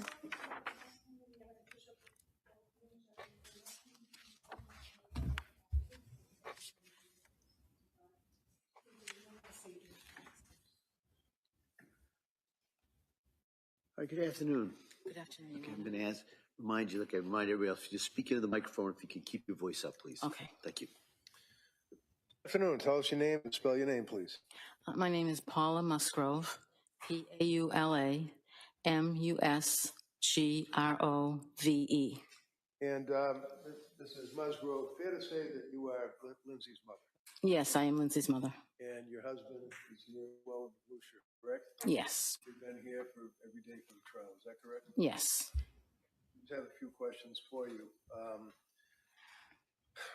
Obviously, you tell us about Lindsay when she was a kid. Was she a good kid, good student, that type of thing? She was a very good kid and an excellent student.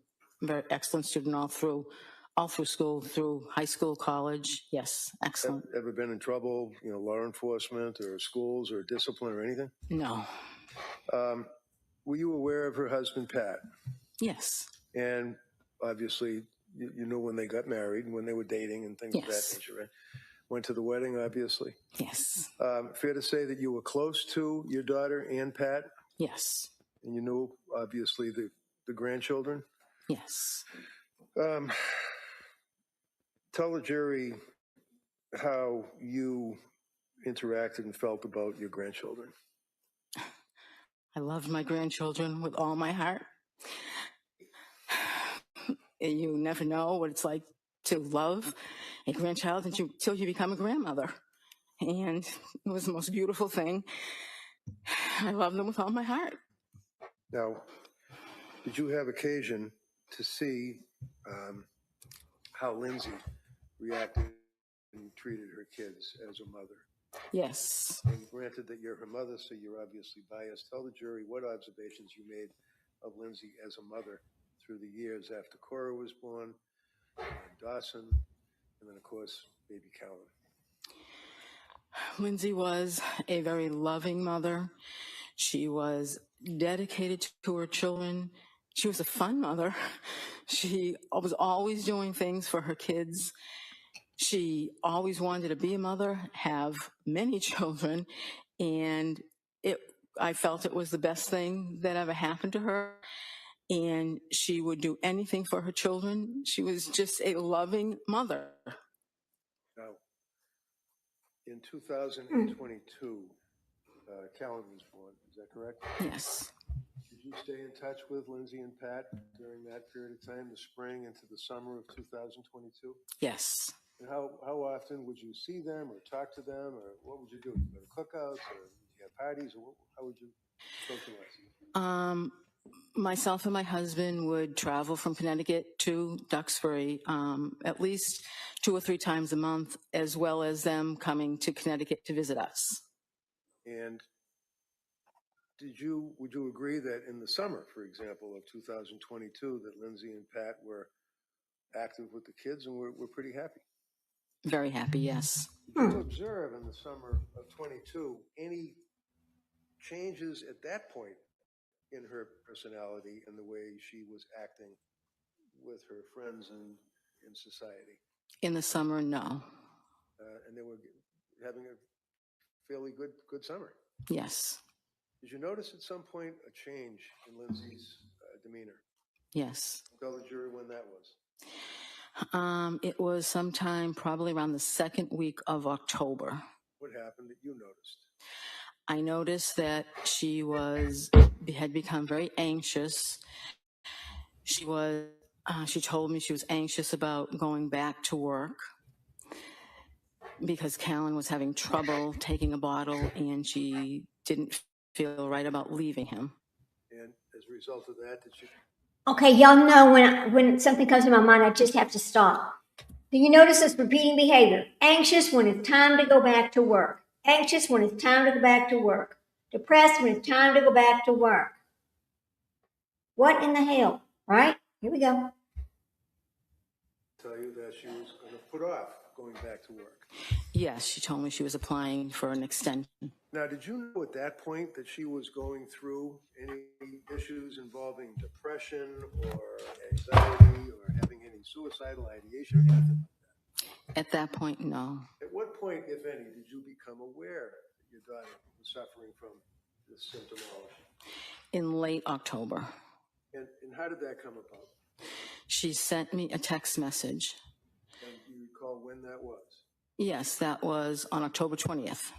Now, Your Honor, the government has introduced into evidence the entire of the phone dumps, if you will, and I think they put it on a disc, and it's probably thousands of pages, but I do have the text thread that deals with that time frame in October. I'd like to offer that so that it's apparent what I'm referring to rather than having to search through thousands of pages of a disc.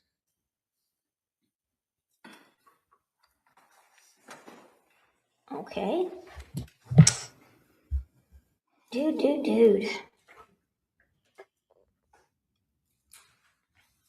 No objection. Okay. They may be admitted.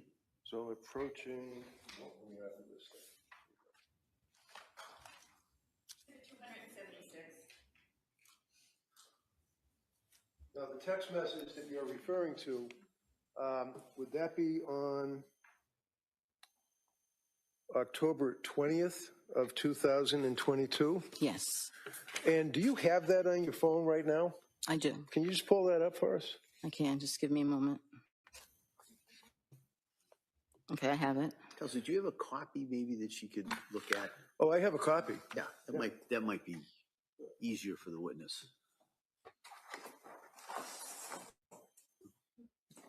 So I'm going to approach you with this board and ask if this is a copy of the text that you're referring to. Yes, it is. Would you read that for the jury? Mom, will you please come up and stay with me for a bit? I'm really sick. Something is wrong. I had horrible insomnia all night, and I just don't know how I'm going to get through the day. I started taking the medicine my doctor prescribed for anxiety, and I think it's made things worse. It's just really scary, and I don't want to be alone. You want to write off of this? Objection. It's already in evidence. What do we mark it for identification? Is that text within the? I'd rather have it in the board. Well, I know you would, but we already have the. Can I just talk to the board like No, we're going to mark that for identification. The text that is been referred and read to is within Exhibit 276, which was just off. I'm sorry, which is what? I think it was within Exhibit 276, which was within that thread that you just offered. Okay, so I will then, that would be 276, Yeah. so that will be over here. As a result of receiving that text, did you then come up to? Hold on a second. Exhibit W for identification. Yeah, okay. Oh, thank you. All right, thank you. So as a result of that, did you come up to Duxbury? Yes, same day. And tell us about that. What happened that day at the end of October? Lindsay had been, I believe she went to the emergency room that day, and she had come home. She was feeling a bit better. She told me that she couldn't sleep. She was very anxious, and she was afraid. And how long did you stay with her? At that point? Yes. I believe at that point I stayed for about a week. And was your husband with you? He came later. He didn't come directly with me then because he was still working, so he came later. I never asked. What did you do for work? I worked for Weight Watchers. And you're retired? Yes. How about your husband? Is he working now? He recently retired. And what was the nature of his work? He was in photography. What kind of photography? School picture photography. Yearbooks and things like that? Yeah, and school pictures, and you had your kids' pictures taken. And he just recently retired? Yes. Is it fair to say that during the month of October into November, into the holidays in December, that you and your husband would stay with Lindsay and the kids? Yes, I stayed more than my husband because he needed to go back home to work. Sure. While you were staying with Lindsay, can you tell us your opinion as to her condition? Was it decompensating? Was she getting better as time went on through November, December, into the holidays? Through November into December, it was not getting better into the holidays. And you knew she was on medication at that point? Yes. You knew she was seeing doctors at that point? Yes. So tell us, is there an incident that came to your mind that you recall that occurred on one evening that indicated to you how seriously she was suffering? There were many. One particular evening that was disturbing to me was that, she was afraid. She was afraid to be alone. And she actually asked if she could sleep with me. When was that? That was late November, early December. And did she indeed sleep with you on that occasion? She did. Continuing on through the holidays, did you guys get together for the holidays, Christmas or Thanksgiving, if you recall? Yes, I was down there probably most of December through Christmas Eve, and then I left on Christmas Eve to come home to see my other daughter and her family, and then Lindsay actually came to my house later the day on Christmas Day. Was she with Pat? Yes. Okay, and the kids? Yes. During that period of time, did you make further observation as time went into January? Oh, back it up. At some point, she voluntarily went into McLean Hospital? Yes. You knew that? Yes. How did you know that? I was there. What do you mean you were there? I was at Lindsay's house staying with them. You take care of the kids? Yes. And it's fair to say that Pat's parents, mom and dad, also stepped up, taking care of the kids, helping out during this period of time? They were there, that's when we weren't there. I didn't really see them, but. Right, because you guys would be different time frames. Right. But you all were pulling together as a family, is that Right. correct? January, leading up to January 24th, do you recall, and can you tell the jurors what, if any, observations you made of Lindsay and her condition? Lindsay had lost a lot of weight. She had become, during this whole time, paranoid about different things that really she shouldn't have, really weren't logical to become paranoid about. She would mention that this wasn't her mind. She would say to me, this isn't me. I've never been like this before. And I would agree because she wasn't. She was attempting to go through the motions of her day, take care of the kids as best she could. She didn't want to drive. So at times when Pat didn't go pick the kids up at school, I would drive Lindsay to pick the kids up at school because she was afraid to drive. Did she express to you concern that in this time frame that people at the school, teachers and other people would be able to know what she was thinking and would think that she wasn't a good mother because she was sick? Yes, she said the school knows something's going on because I'm not driving my car. They see that I'm not driving my car to pick the kids up. Do you recall the end of January that she made a statement to you about the medication, in her opinion, what it was doing to her mind? Yes. What did she say? She said that she couldn't remember anything. The medication was pretty much just... I have a question. Which medication? You've taken so many of them. Which medication is causing her not to be able to think? Come on. Let's get down to the details. Come on. It's destroying her mind. God. And it wasn't her. She said, this isn't me. I just want to feel better and enjoy my kids again. Now, I know that this is difficult. In December of 2022, do you recall the time that you were in the kitchen with Lindsay and Patrick, and she made a statement about her state of mind to her husband, Pat, and you were there. Yes. I know it's difficult. Just tell us what you remember. I remember her being very nervous. I remember her saying, I just have to tell you guys something. And then she told us. What did she tell you? She told us that she had thoughts of harming the children. Thank you very much. Why don't we take the afternoon recess at this time? We'll come Going to lunch. for cross-examination. All right. So, ma'am, you can step down. Thank you. Okay.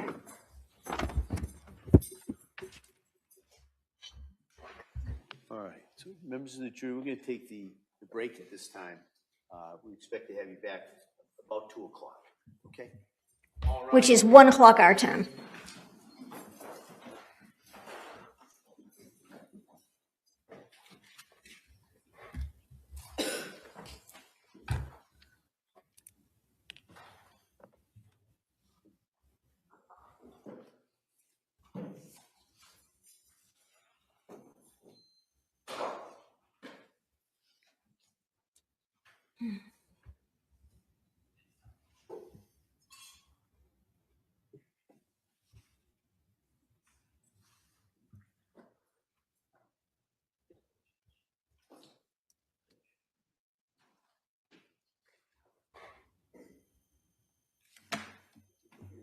All right. Counsel, can I see you just for a second, just kind of time-wise?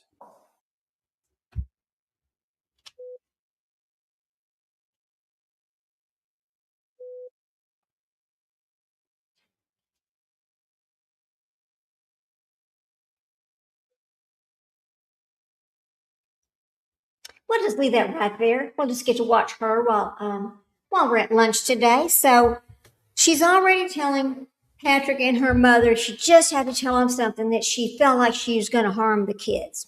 Okay. So if somebody said she had never made a statement like that before, they would not be telling the truth, would they? Right? Now, if somebody is telling you that they're thinking about harming your children, would you leave them at home with your children and nobody else there? I mean, I think it's a question that we would all ask. I mean, would you? No. I would be like, well, let me tell you something. You need to go because if you are thinking it, you will do it. Okay? That's how I see people. What do y'all think? I mean, it's very, yeah. Yeah, Kel, I'm Central Standard Time. I'm over in Texas. Yeah, I'm over just north of Austin. Yeah, so I'm CST, so it'll be 1 o'clock for me. Kel, are you in Texas? Are you on Central Standard Time? You know, I guess what I have a hard time wrapping my head around is if you knew that somebody was dangerous to your children and you left, and I'm not blaming Patrick. I am not blaming Patrick because I understand people have to work. But see, Patrick is working from home. He's downstairs in the basement working from home. So it's not like she's there all alone with these kids most of the time. Nope, never. Yeah. Oh, hell no, Leslie says. Oh, hell no, right. But she really wasn't alone if he's down there in the basement working. And if he had to go like out of town for something, because we know he did, well, then would you leave her there by herself? No, you would get one of the grandparents to come and help. But here's the thing. And let me ask y'all this, guys. Just agree. Thank you. All right, Kim. Let me just ask you this. I'm going to throw this out there. I'm not ever going to blame Patrick. No, I'm not going to blame Patrick because I understand people have to work. And if she's not going to go back to work because she's always had problems going back to work after having children, this has been discussed. What was Patrick supposed to do? I mean, really? Well, yeah. Louisiana, you're only CST. Okay, great. Thank you, Kel. Yeah. What was Patrick supposed to do? Do you think that there's any thoughts in Patrick's mind? How do I going to put this nicely? Where he's like, you know what? I'm just sick and tired of hearing this. Do you think that there was any kind of resentment starting to form by Pat about having to constantly listen to this. I don't know, because I understand you love your spouse. You do. You love the parent. You love your child's mother. I know you do. You do. But I can see where somebody would just be so, for months and months and months of this going on, somebody being so tired of hearing, well, if you're not getting help, what do we need to do to get you the right help? And I think because she wanted to, here's the thing that bothers me so much about this. She could have left that hospital, went to that birthday party, and then went back to that hospital to finish getting help. She chose voluntarily to check herself out and not go back. Is that the hospital's fault? No, that's her choice. She made that choice to not go back and finish getting the help. So how is it the hospital's fault? It's not. How is it the doctor's fault? It's not. How is it the medication's fault when you don't even take enough of it to get to a therapeutic level because you don't like the way you feel as you work up to getting the therapeutic level? Or was it that she did not need the medication, so her body just said hell no and made her have these bad reactions to it because it was not something she needed? I don't know. I'm just throwing things out there because I have so many questions about how in the world this could happen. There is certain responsibility of the patient. There's certain responsibility of the patient's family. But ultimately, when you decide to take the life of your children, who's responsible for that? You are. You are responsible for that no matter what. You are. So here's what we're going to do. I might just play something from last week. Maybe we'll just replay part of the trial from last week while we go do some things. I need to feed my dogs and do a couple of things around here during the lunchtime so we could be ready to go at 1 o'clock or 2 o'clock it's 1 o'clock here, but 2 o'clock there when the trial starts back. So I'll come back about 15 minutes before. I don't want to shut off the live because I don't want to have to restart it. So I'm just going to play one of the days from one of the old days during the lunchtime. Let's see what we can do. Hang on. Let me see. Let's see what's over here. YouTube. Hang on a minute. Maybe we'll find, hang on. All right. Let me see if something else is over there that we might want to look at during the lunchtime. Oh, wait a minute. Let me see. Well, how many of y'all are into the Gypsy Rose Blanchard calls? Kel says she agrees. Yeah. I mean, how many of y'all want to hear the Gypsy Rose Blanchard calls? You want to just let them play while we do lunch and do a couple of things, and then we'll come back and do the trial, because some of those Gypsy Rose Blanchard calls are quite shocking, to be honest with you. Yeah. Goes with my statement I made earlier. Don't want to pick right, but couldn't understand why she was left. You're right. You're exactly right, Kel. You did make that statement, and you were exactly right about that. I mean, maybe, let me ask you this. Maybe is it because we hear people make little statements about, oh God, I'm going to kill this, I'm going to kill it, just in general speaking. And so we're kind of like immune to the thought that they would actually really do something like that, right? Because we hear little statements like that all the time. Oh, I could just kill that dog, but you really wouldn't do it, right? I don't know. Was Patrick like to the point that he just really thought, never in a million years was she capable of such a thing, and so he just didn't realize it was that serious? I don't know. Just a question. So I need to find us something to play during the lunchtime, and I was going to leave it up to y'all. We can watch the Lindsay Clancy trial from last week, or we can listen to the Gypsy Rose Blanchard phone calls, because there's really nothing to watch. We're just listening, right? We can do that if y'all want to. Let me go pull them up. We'll pull them up. Okay. I actually do have them on my computer somewhere if I can get that to open. Hang on a second. Maybe we'll get that to open today. Prison calls. Here you go. 2017. Come on.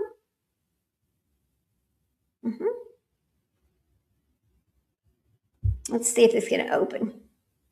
Now, come on. Hang on a minute. Let me see and get these to open over here. We're going to open. Okay. Now. Open.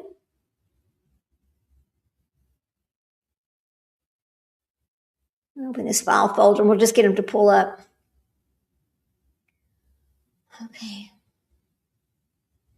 Come on, open them up. Okay, enter. Here we go. Oh, there they are. Okay. So what I can do is I can just turn on these Gypsy Rose Blanchard phone calls and we can just listen to them while we do other stuff. And then we'll come back and be ready to go back to the trial. Let's do that. Here we go. All right. I gotta share my screen away from this. Oh, let's do that. We'll just do that. Okay. Here we go. All right. Let's share the screen. Okay. All right. Here we go.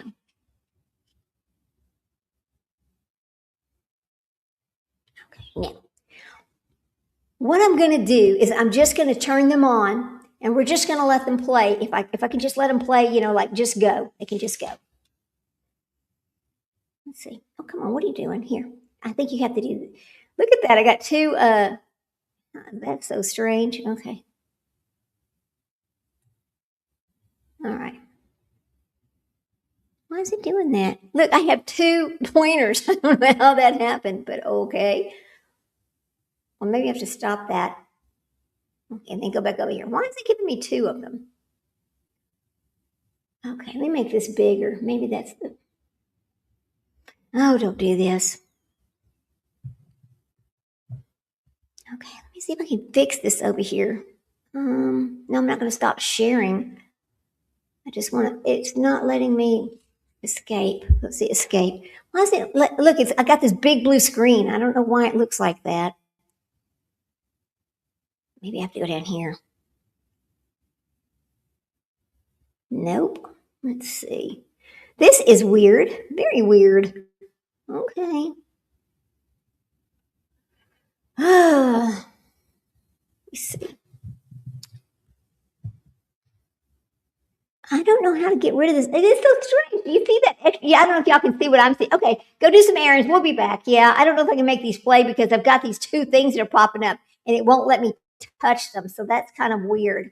Okay, we'll just get rid of that. We'll just play something over here. It's fine. No big deal. All right. No, stop sharing. We'll stop sharing that one. It's not letting me play them. Yeah, sometimes this thing's just weird like that. Lindsay Clancy. Here we go.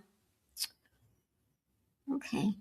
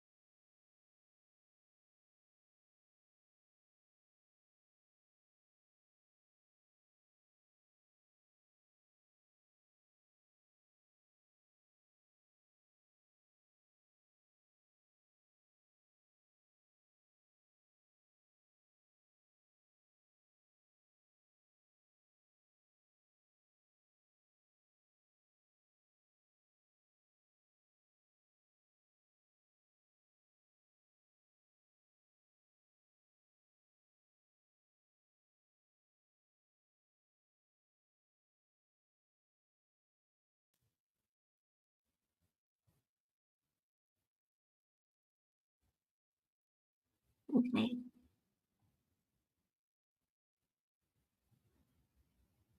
At the Chillicothe Correctional Center. Okay. Call is from a correctional facility and may be monitored and recorded. To accept charges, Okay. press 1. All right. To refuse charges, Y'all press just listen while I 2. go Thank do you some for stuff. using Securus.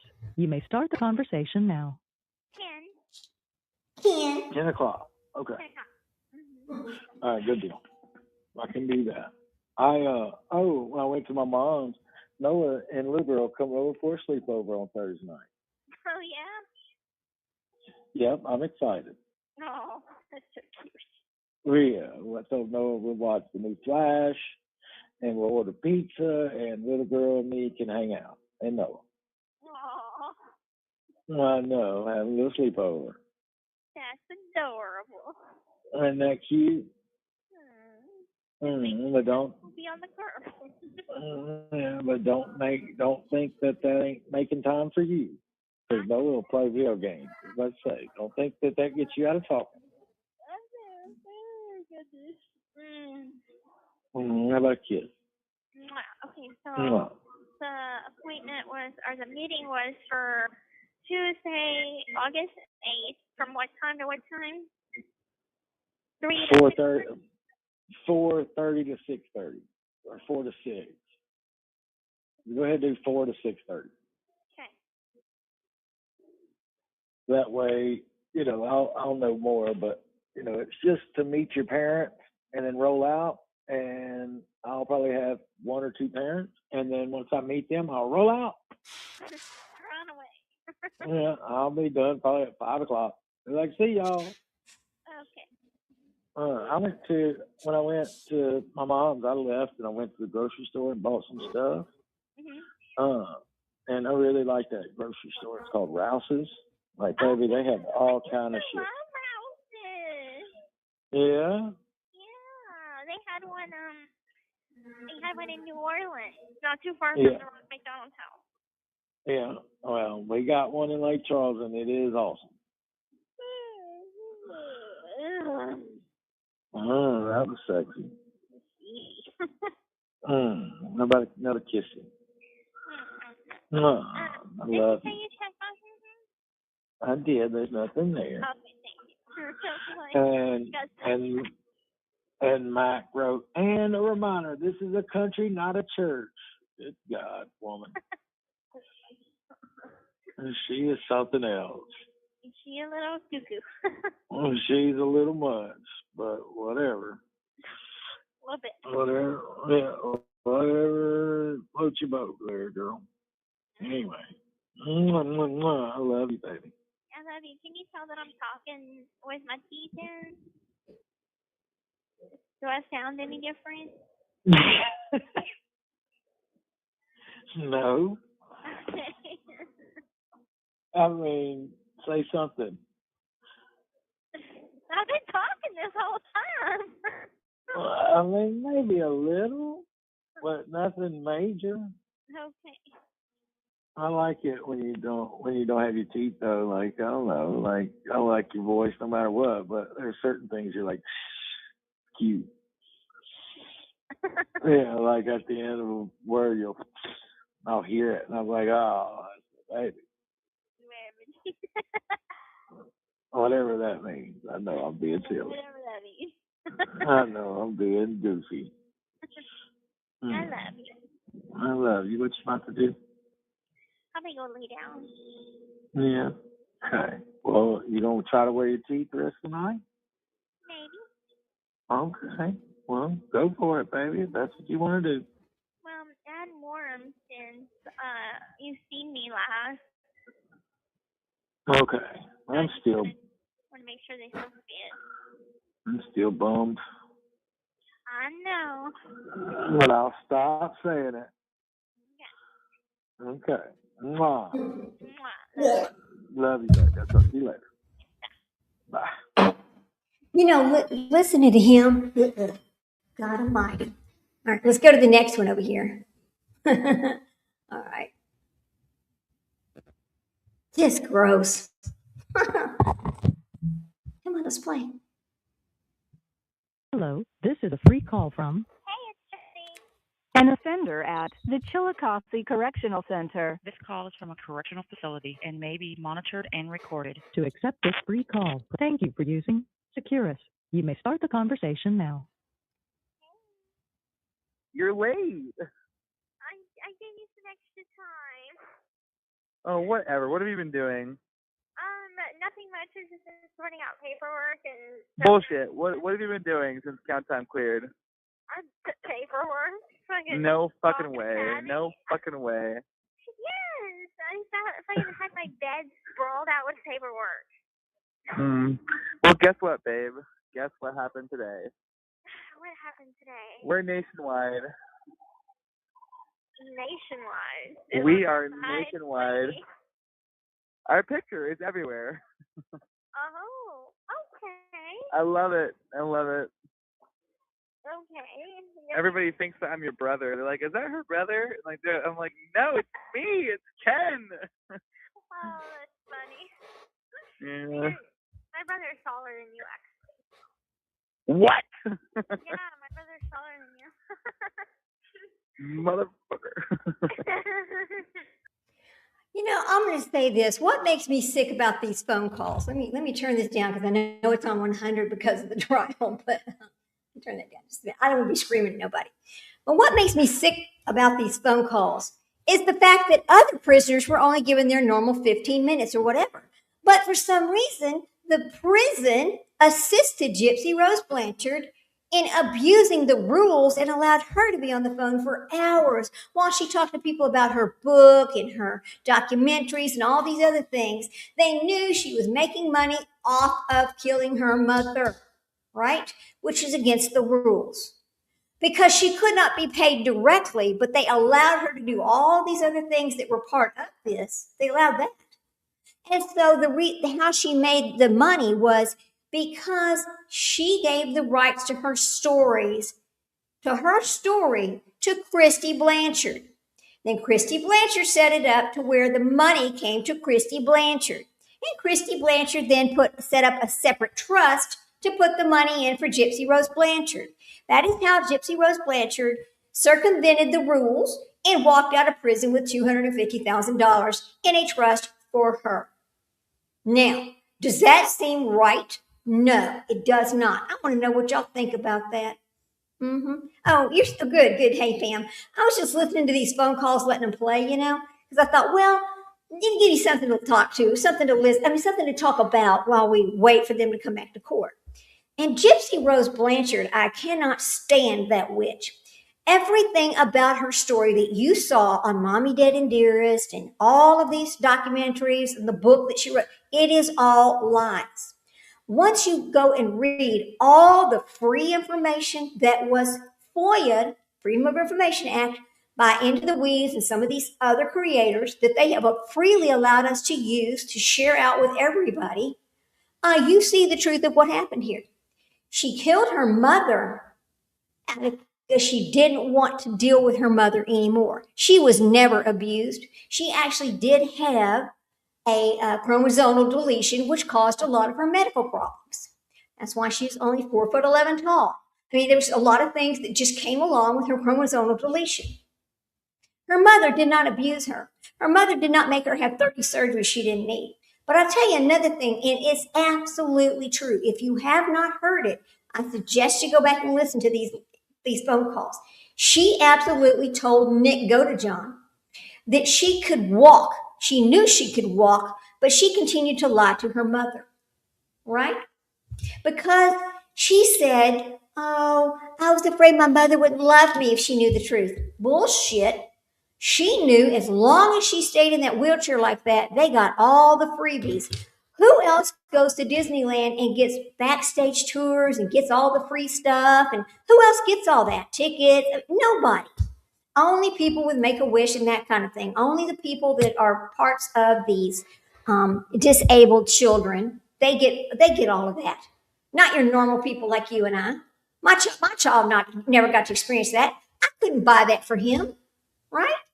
But she got it all for free because she's in a wheelchair. That she knew she could walk. There is so many parts of this story that it makes you sick to your stomach when you realize she said it herself. Why? I didn't kill my mother so I could just live somebody else's life. She said it herself. She said it on the phone calls. She said it to Ken. It's phone call after phone call after phone call of the truth. Here's the deal. They never thought any of these phone calls would come to the public. They thought this would all be hidden forever. And oh my. Ken and Ryan Anderson. Oh, Ryan Anderson's fit to be tied. Ryan Anderson thinks he can come sue all these YouTube creators for playing these phone calls. Guess what, Ryan Anderson? I invited you to the show. It's called the Sunshine Law. When you're a prisoner in prison, it tells you every 15 minutes that they're recording the phone call. You knew it was being recorded, but you said what you said anyway. You made horrible remarks, talked about her sister, you talked about her family, you talked about her sister's boyfriend. You made the most incredibly disgusting comments on these phone calls, thinking that they would be hidden. They weren't hidden. So let's hear some more. Let's go.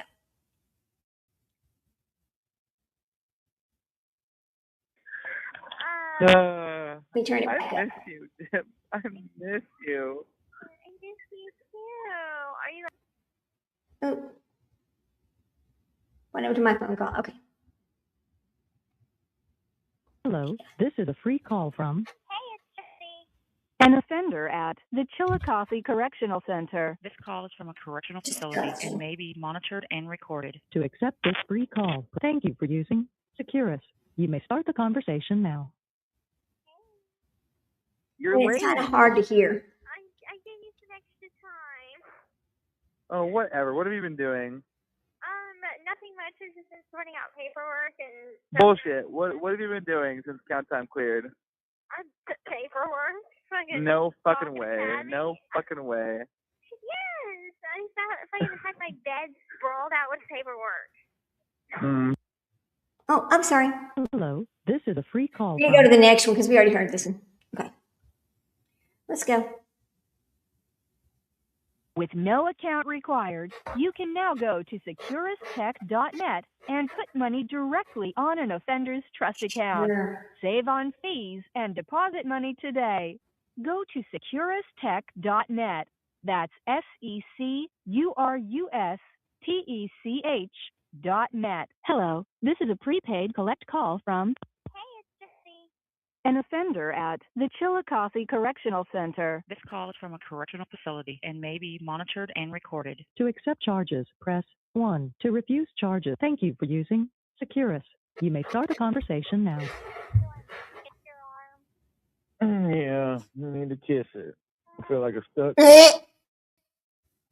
All right. You know what? No, here's what we're doing. I forgot all about this. We're going to go back over here. Hang on a second, guys. We're going to the Tupac trial. We're going to go to the opening statements from Tupac trial. Let's do that. That is something we're interested in. Okay. Here we go. Tupac. Let's go there. Thank you. I forgot all about this. I'm like, oh no, I want to hear the opening statements. Okay. Let me see. Let me find the right channel. Here we go. Opening statements, ABC 7. Okay, we're going to go very to the beginning. We're going to go back to the beginning. Here we go. Okay, here we go.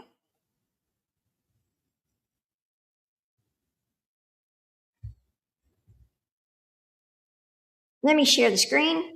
Now we're going to watch this trial. I forgot about it. All right. You may, did the party stipulate to the presence of the jury? Yes, Your Honor. You may be seated. Ladies and gentlemen, welcome back. All right. Hopefully you were able to get everything situated over the long weekend, and we look forward to proceeding with trial. Before we get started, we do need to have you sworn, so if I could have you all stand and raise your right hand, we'll proceed with that.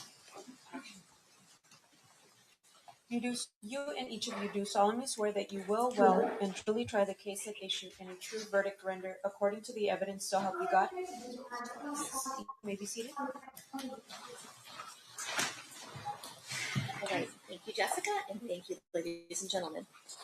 Now we're going to turn to opening statements. Mr. Plall, are you ready to give your opening statement at this time? Yes, Your Honor. You may proceed whenever you're ready. Thank you.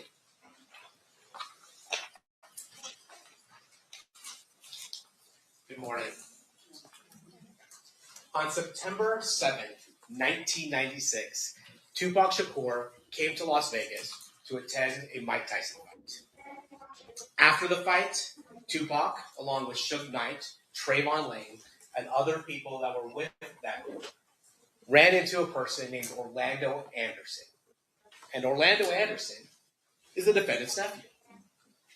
And when they encountered Orlando Anderson sitting by himself, they attacked. And that attack was captured on video. Sorry, I had to take a phone call. Then, a few hours later, Tupac Shakur and Suge Knight drive down Flamingo Road to Club 662, where Tupac is scheduled to perform a concert. Then 2.5 hours later, after Tupac and Suge engaged in the beating of Orlando Anderson, they are gunned down. Tupac is gunned down in a drive-by shooting from a white Cadillac, an act of revenge. During those 2.5 hours, you will learn that the defendant was escalating and planning the retribution for the beating of his beloved nephew. Now, let's be clear. Dwayne Davis did not pull the trigger. But what he did do was plan the retaliation for the beating of his nephew. You will learn that Dwayne Davis got the gun. You will learn that he got into a white Cadillac. You will learn when the opportunity presented itself for retribution, Dwayne Davis made sure that the shooters were armed and ready to execute their revenge. And remarkably, you will learn that from Dwayne Davis himself. But to understand what happened on September 7th, 1996, on the streets of Las Vegas, we need to go about 275 miles west to the city of Compton, California. What you'll learn is that Compton is about 10 square miles. But in the mid-1990s, those 10 square miles were occupied by over 30 gangs claiming its territory. And important to this case, there are two gangs, Mob Piru and the Southside Compton groups. Let's talk a little bit about the Mob Piru. The Mob Piru is a group that associated with the color red. And you'll hear that Suge Knight, the person who was driving Tupac Shakur that night, grew up in the neighborhood of Mob Piru. But by the mid-1990s, he had become a very successful CEO of the record label Death Row Records. But despite, or maybe because where he came from, you'll hear that Suge Knight continued to employ Mob Piru gang members as part of Death Row. They would act as unofficial security, and other times they would engage in, let's call them other acts on behalf of Suge Knight. But Death Row in the mid-1990s was one of the most successful record labels around. They had artists such as Snoop Dogg, Dr. Dre, and of course, Tupac Shakur. And in 1996, Tupac Shakur was maybe the largest and biggest, most successful rapper around. He had just sold, released All Eyes on Me, a double album that was met with huge success. Additionally, Tupac Shakur was a movie star, having appeared in a number of movies and critically acclaimed roles. He has, at times, been referred to as an icon.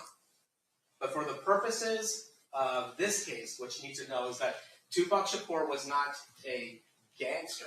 He was a hip-hop artist associated with the Mob Piru. Now, the other gang that's important to know here is the Southside Compton Crips. And when it comes to Southside, Dwayne Keefe D. Davis was the leader of the Burris Street faction of the Southside Compton Crips. And while Suge Knight rose to prominence in his neighborhood due to the money that he was bringing in through the music industry, Dwayne Davis rose to prominence in his neighborhood because he was a very successful, large-scale drug trafficker. And you will learn that that is how one moves up in the world of gangs, by bringing in money to the neighborhood. The other thing you'll learn is that Orlando Baby Lane Anderson was his nephew and also a highly respected member of the Southside Conference. Now, as part of this case, you're going to hear another name, Eric Zip Martin. Now, Eric Zip Martin is not a member of the Southside Compton Crips. In fact, he's based out of New York. He's involved in the drug trade and knows Dwayne Davis as a result of both their involvements in the drug trade. Dwayne Davis from the West Coast, Eric Zip Martin from the East Coast. And one of the connections that Dwayne Davis gets through his association with Zip Martin is with Sean Puffy Combs, who was then the CEO of Bad Boy Entertainment. Sean Combs wanted some security when he came out to the West Coast. He was worried about Mob Piru. He was worried about the members of Death Row Records. And so Dwayne "Keefy" Davis agreed to be around to act as unofficial security for Sean Combs and his artists when they came out west, in order specifically to ensure there are no problems with Mob Piru and Death Row Records. And this took a rivalry between Mob Piru and Southside Compton Crips and escalated it. And those tensions boiled over in the Lakewood Mall in the summer of 1996. There, you'll hear that Trayvon Lane, a member of the Mob Piru associated with Death Row Records, was there with other members of Mob Piru in order to do some shopping. Lakewood Mall was a mall nearby Compton. You'll also hear that Baby Lane Anderson, Orlando Anderson, the defendant's nephew, was there. Now, Trayvon Lane that day was wearing a chain with a Death Row medallion. And there was a fight that occurs between the Mob Piru group and the Southside Compton Crips. And at one point, that chain is pulled off Trayvon Lane's neck. Now, what happened to that chain is an issue of much dispute. Not everybody agrees with it. But the act of disrespect of pulling the Death Row chain and the brawl that occurs further escalates this heated rivalry. And what you'll learn is that these two men, Trayvon Lane and Orlando Baby Lane Anderson, they encounter each other again, this time in Las Vegas. So that brings us back up to September 7th, 1996, here in Las Vegas. Again, Mike Tyson is fighting Bruce Seldon. He disposes of him in less than in a round. Doesn't take a full round. And then after the fight, Tupac Shakur, Shakur, and the people they're here with, they leave. And among his group is Trayvon Lane. And that is why this fight occurs. Trayvon Lane and the Death Row group sees Orlando Anderson standing by himself, and they decide to attack him in retribution for what happened to the Lakewood. You'll see Orlando Anderson's on the bottom of that group. You see security coming, trying to break this up. And then you'll see Tupac Shakur, Suge Knight, Trayvon Lane, and that group exit the MJ Trail. Now, Orlando Anderson was by himself because when Dwayne Davis purchased the tickets for the Bruce Seldon fight, he got them through a scouting. So everybody that came with Dwayne Davis were seated separately throughout the fight. And so Orlando Anderson was at that time by himself. You'll see that Mr. Shakur, Mr. Knight, and his group leave the MGM Grand. And you'll see that Orlando Anderson, after being held by security, is questioned for a bit, asked if he wants to press charges. He decides he doesn't want to participate in any type of prosecution and that he doesn't need medical attention.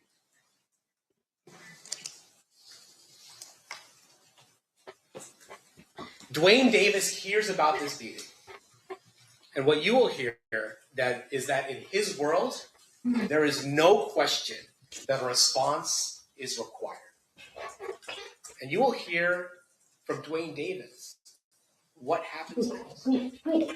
Because What happened over the next 2.5 hours is something Dwayne Davis would later describe himself in the secret 2008 interview from his attorney's office with the federal task force. And we'll talk about that interview and the circumstances surrounding that later. But we'll hear about what the next 2.5 hours was. So what we learn is that Dwayne Davis is upset about the beating of his nephew. And frankly, no, that's not an unusual response. What's unusual is the next steps Dwayne Davis takes. Unusual for the normal person, maybe not unusual for in-gang culture. Dwayne Davis decides he is going to organize a retaliation, that this beating cannot go unanswered. Then he runs into a person named Zip Martin. Remember the Zip Martin that was a connection with Bad Boy Entertainment from New York? And Zip Martin tells him that he has a gun and that he can come help him out. Okay, where do you go to? What do you tell Zip right now? You tell Zip, hey, we're going to go handle this shit or whatever? Yeah, like, y'all want us to come? I'm like, you know what I'm going to do? They was telling us they're going to get 662 Club. Who said that? Everybody. Everybody. Yeah, everybody. You want to come? Well, how do you know that Zip's got a gun? She tell you? It was in the lobby, in the lobby. Did you ask her? Do you have one, or is it how you yeah, I got one? Yeah, that's when they asked, do we need some help? I said, yeah, okay, cool. All right. What do you? Yeah.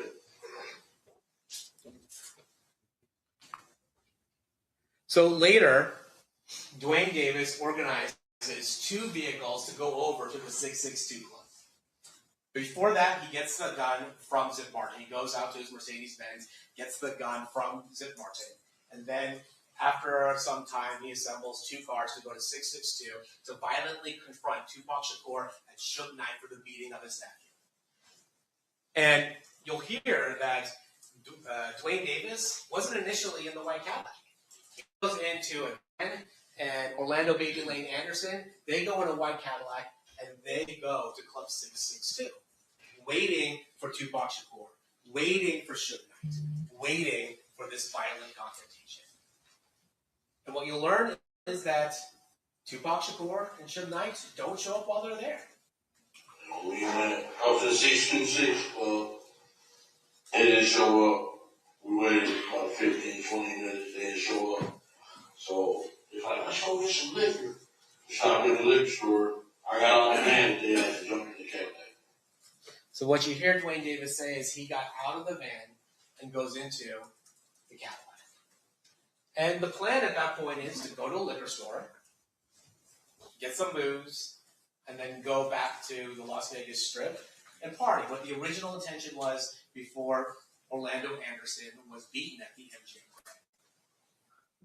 But on the way back to the Las Vegas Strip, they see a caravan of cars.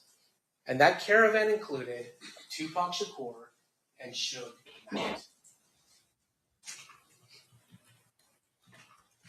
And in that white Cadillac, before the shooting occurs, Dwayne Davis explains that the driver is Terrence T. Brown.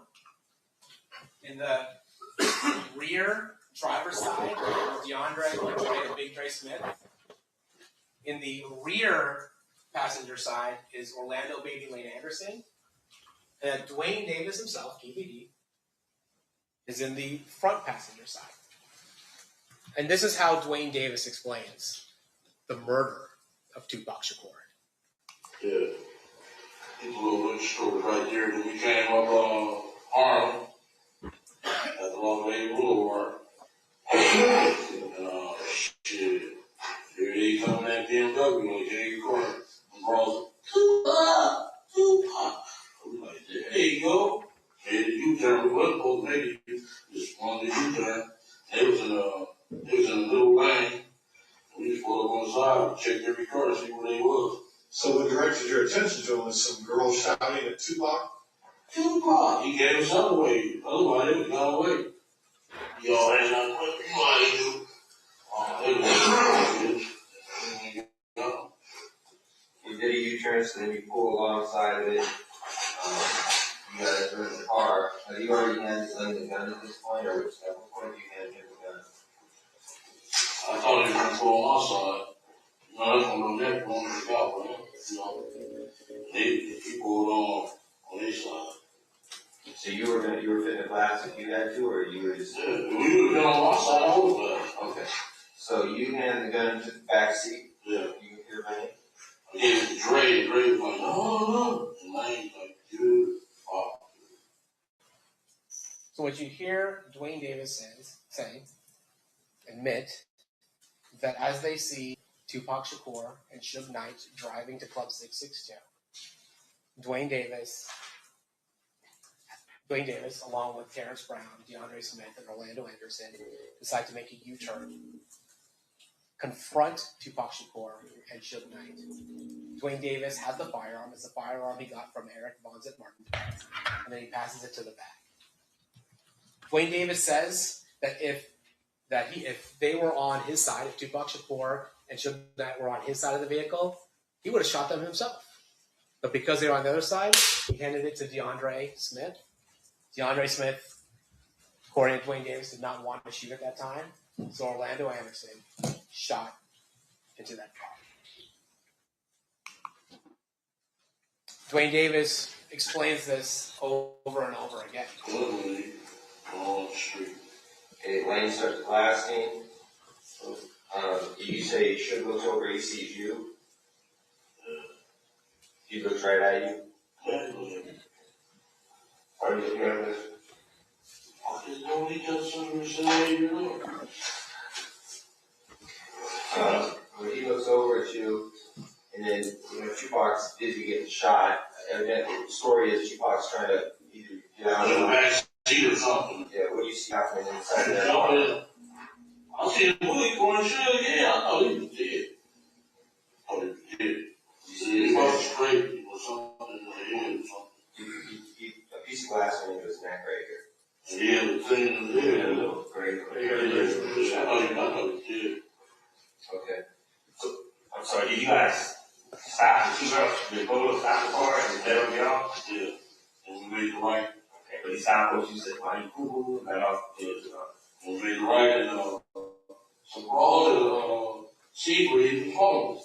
Stupid bitches. Shot their window around and they stopped.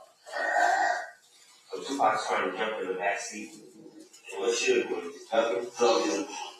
He couldn't really duck because he was too big. Yeah. One of the things Dwayne Davis talks about during the murder of Tupac Shakur is that there's a car full of women. I think he calls them broads at one point. Car full of women who are there as well. And you're going to hear from one of them. And what she's going to tell you is that she disagrees slightly with Mr. Davis's rendition of facts. They were, in fact, communicating with Suge at Tupac's car, but they weren't talking to Tupac, they were talking to Suge. And what she says is she hears gunshots, she sees the white Cadillac flee, and then what Dwayne Davis... You're so right, Sprinkle Donut. I thought it just happened to me. I always forget things. Get out of my head, as you always say, because I'm thinking about right now. Ronnie went to the store yesterday because I was driving, and I know what he forgot that I'm supposed to go get later. But anyway, all right, we were just going to listen to a little bit of Tupac's opening statements before we switch back to Lindsay Clancy. I also have this other little mini microphone that I'm trying to hook back up if I can, so we might switch, but just listen to this while we wait. Thank you for coming back, as always. I love seeing you guys come in and out of the channel. Please hit that thumbs up, share, and subscribe. Here we go. Thank you, guys. Davis interprets as them chasing her, she'll tell you is them just panicking and trying to get away. But she will say they inadvertently follow. After Suge Knight and Tupac Shakur's vehicle is shot, Suge Knight makes a U-turn and heads back to the Las Vegas Strip. The car ultimately can go no further and stops. Police arrive, medical arrive, and you will hear that Suge Knight was grazed in the head and had some glass going in his neck. He ultimately survives those injuries and is released fairly quickly. You'll also hear that Tupac Shakur was shot multiple times, that he was brought to UMC, and that 6 days later, he succumbed to those injuries. And within 24 hours, the Cadillac and the assailants are back in Compton. They stay the night, and they drive right home as though nothing happened. But a war followed them back to Compton. Because while people were afraid to come forward to police, the police knew and the streets knew that Southside Compton Crips were responsible for this murder.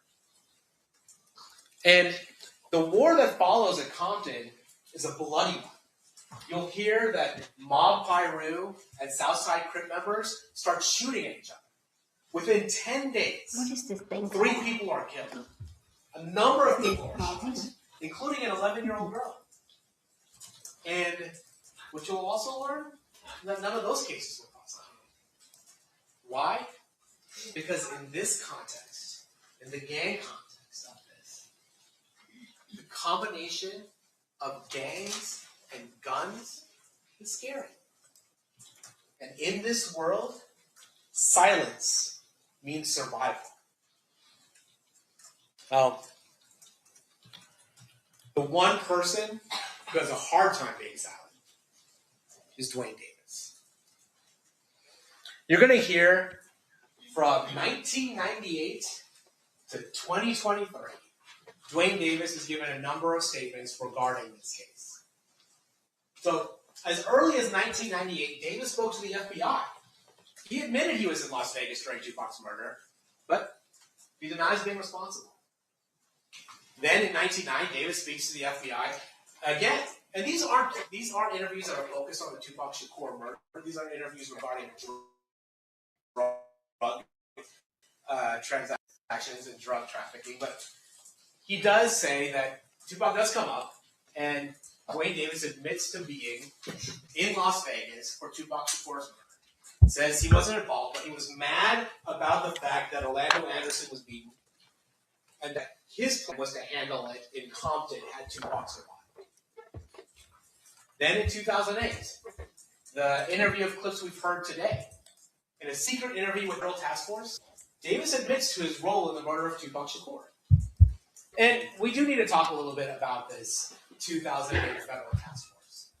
Because what this task force is investigating is not the murder of Tupac Shakur. What this task force is investigating is another rapper's murder. A rapper by the name of Christopher Wallace. Somebody who is known as Big Smalls, the notorious B.I.G. Christopher Wallace got murdered 6 months after Tupac Shakur was killed. And there was some allegation that the LAPD might have been involved. So a federal task force was formed to determine what happened to Christopher Wallace. And the interesting thing about the murder of Christopher Wallace is that Christopher Wallace is killed leaving a party in LA. Also at that party, Dwayne Davis. Christopher Wallace, there was a suspect vehicle that was a Chevy SS Impala, and Dwayne Davis happened to own a Chevy SS Impala. Now, as a result of that, the task force decides, well, let's look at Dwayne Davis. And the thing we know about Dwayne Davis is that he trafficked narcotics.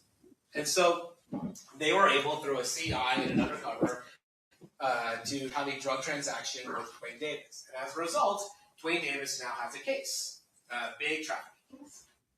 And so the federal task force approaches Dwayne Davis and his attorney, and they say, hey, look. Let me know if you can hear me. Okay, I'm talking, so let me know if you can hear me. I'm going to try this other little microphone because it's smaller and it can you hear anything? Shh. Let me see. Okay.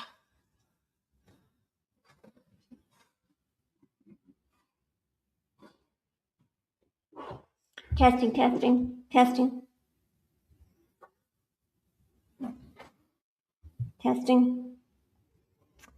I don't know if this is going to work.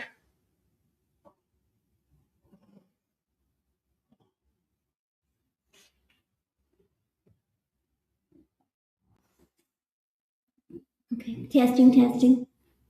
Can you hear anything now? I can't. Okay, try now. Can you now? Okay, testing, testing. I don't think this little microphone's gonna work. Oh, you can hear it? Oh, yay. Then I'm gonna unplug this other one. We'll just use this one because I fully charged. Yay. Okay, good. Let me get rid of this other one. Oh, wait a minute. Okay, hang on a second. Now can you hear me? Can you hear me now?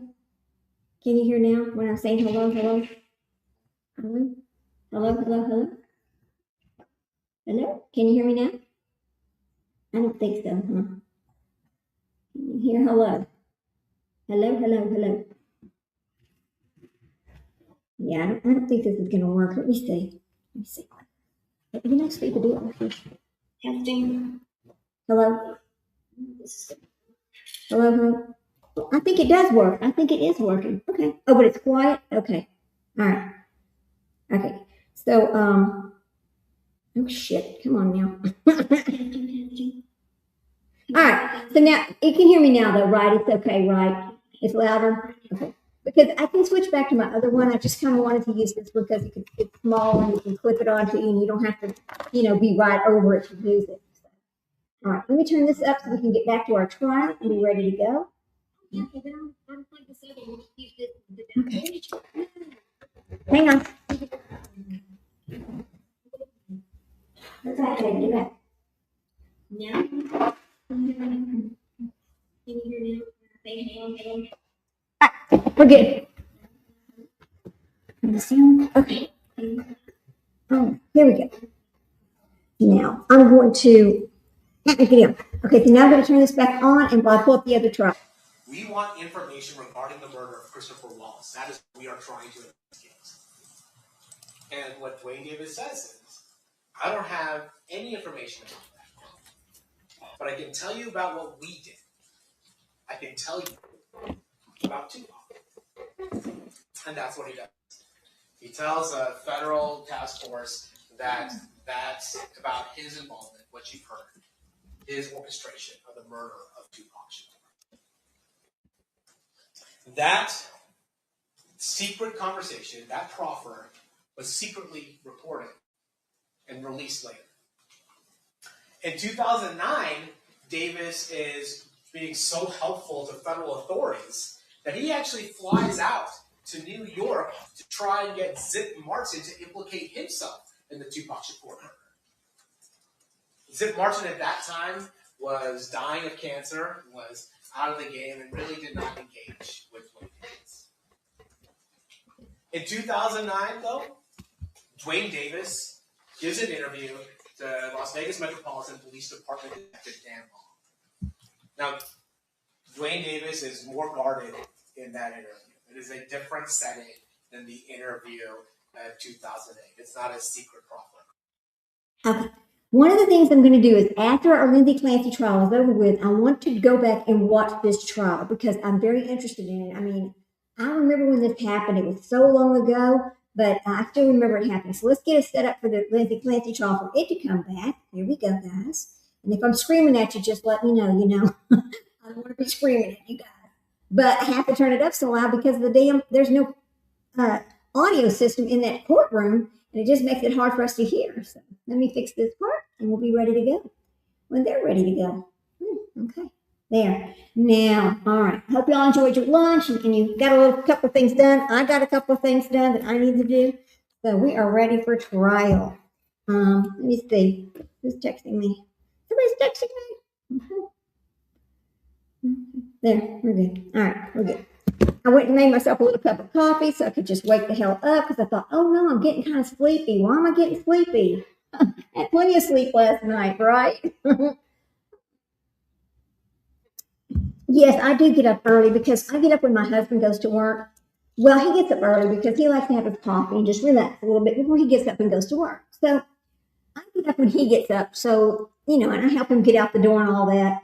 And then if I'm not doing a trial, like if I'm not getting up with you guys, then I'm just going to go back, lay down on the couch with my dog for a little bit before I get going again.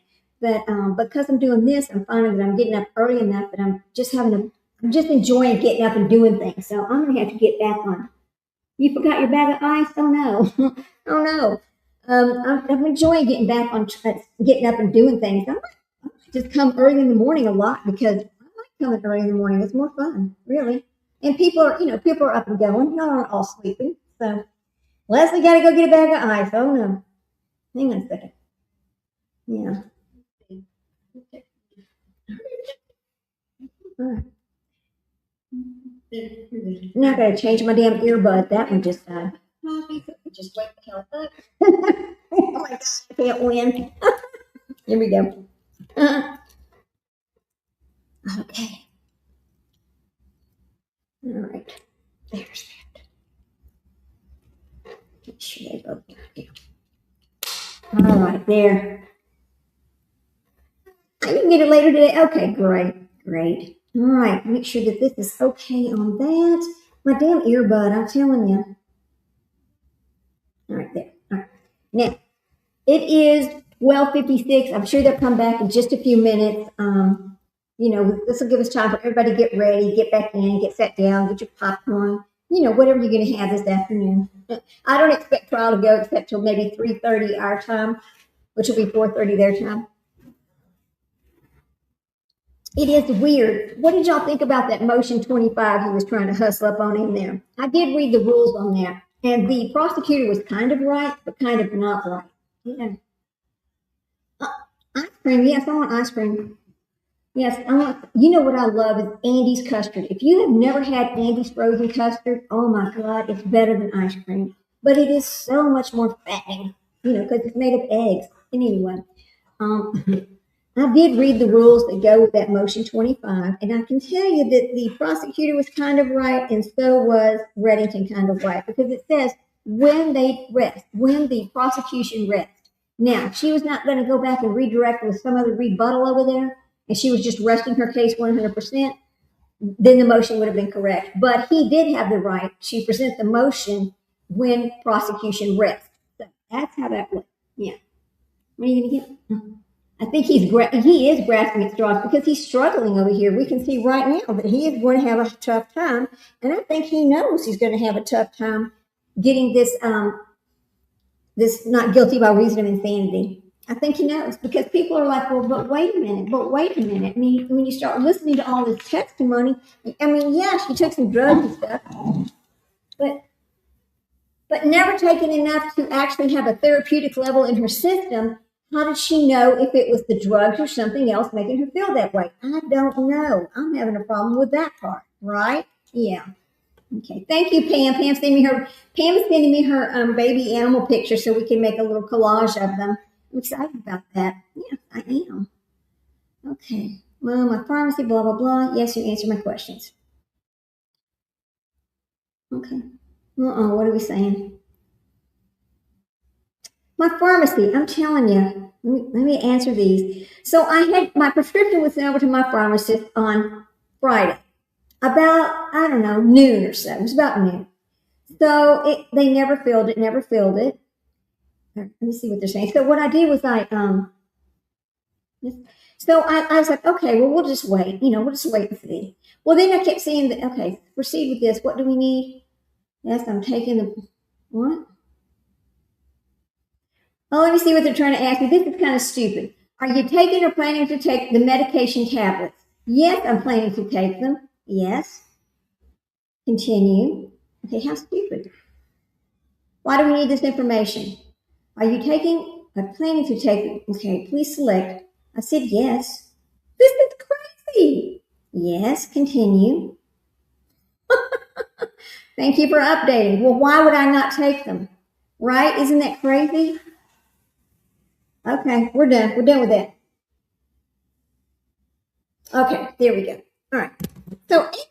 So something gets sent over to your pharmacy and they're asking, do you plan on taking this medicine? Well, yes, I plan on taking this medicine. Why wouldn't I take the medicine? It was prescribed to me. My doctor sent it over. Of course I'm going to take the medicine. But wait a minute. Did Lindsay Clancy get questions like that from her pharmacy? Were they asking her if she planned on taking the medicine? Weird, right? Right. Yes. So y'all be sure to send everybody send me your pet pictures so we can make something from our pet pictures and share. It'll be fun. It'll be a lot of fun. Maybe one day we'll We'll just do all of our pets and talk about where we got them, how long we've had them. Just have a pet show. Why not? Okay, let's see. Let's go back over here to Lindsay Clancy. Oh my God, that dog was shh. I don't know why is he barking. My sister got these. I'll have to show y'all this video. My sister got these dogs this ball, and it bounces around by itself. It's like you plug it in and it charges up and it bounces around by itself. It about drove Jack crazy. That dog, I don't think he's going to be able to breathe after it was over with. In fact, I'm going to share this right now. I'm going to share this while we wait. It is too damn funny. It is funny. So here we go. Okay. Hang on a minute. We're going to send him to my email so I can share him. I mean, I could not stop laughing. He's so funny. It was like it was driving him insane because it kept bouncing around. He could not get his mouth on it. He couldn't get his mouth on it, so he's trying to grab it with his little, hand paws. His hand paws can't grab it because it's bouncing up. It's kind of bouncing around up and down. He is getting so frustrated. I've never seen a dog so mad. He was just mad as hell over a ball. Over a ball. Okay. All right. It's going to take a while to send it over, but I'll show y'all when I get them. I mean, really. He's just goofy. Ooh, that coffee's hot. Damn. I thought it'd been cooled off by now. Okay. Here we go. I'm hearing something. They're fixing to start, I think. I heard like a little shuffling noise. So I think they're fixing to start back. Okay, good. Okay. All right. And of course, the mower's going to come this afternoon. So, of course, that's going to happen as usual. But today is the last day. New updates. No, I don't need those. Cancel. Today is the last day that they're going to be mowing our yard. My husband's taking it back over. Thank God. I told him, I said, every time they mow that yard and I'm on my live show, it just interrupts the show. And they always come when I'm on my live show. And he said, it's too funny. He goes, well, they're not really doing that good of a job anyway. He said, why don't you just tell them today is their last day, give them their final bit of money, and I'll just take it back over. I was like, hallelujah. Absolutely. Damn it. All right, good. Anyway, let's see if my pictures went over to my Gmail. We're going to pull it up and see. It's too funny. Here we go. Okay. Gmail. Nope. Come on, stupid. Sometimes I don't know how I make it through the day, folks. I don't know. Okay. All right. Come on, Gmail inbox. Okay. Here we go.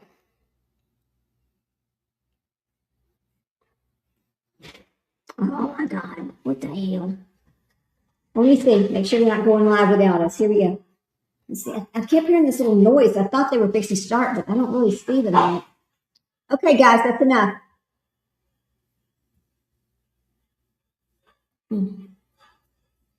Okay. Ooh.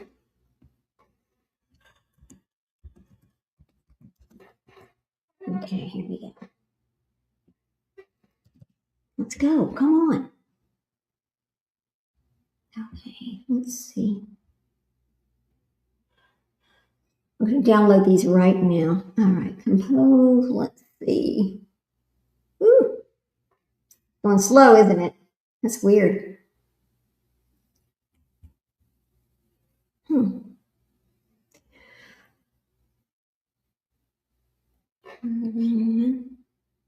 that's the right one. Yeah, it's not downloading the little. I sent it over here. Let's see. I don't know what's wrong with it, but it's not downloading them. That's weird. Okay, well, I guess we won't watch those right now.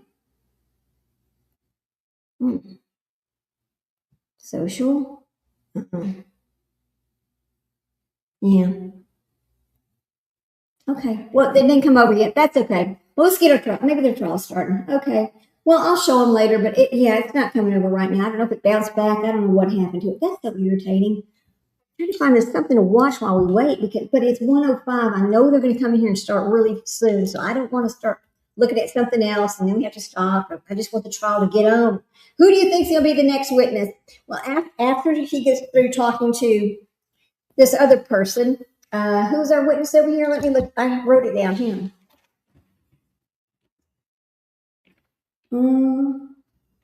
Let's see. Who in the heck was he talking to? Paula Musgrove. So after Paula Musgrove, who do you think is going to be the next witness? I think it's going to be her father, Lindsay Clancy's father, and then I think it's going to be Dr. Zeisel. I think that's the order they're going to put him in on the defense side.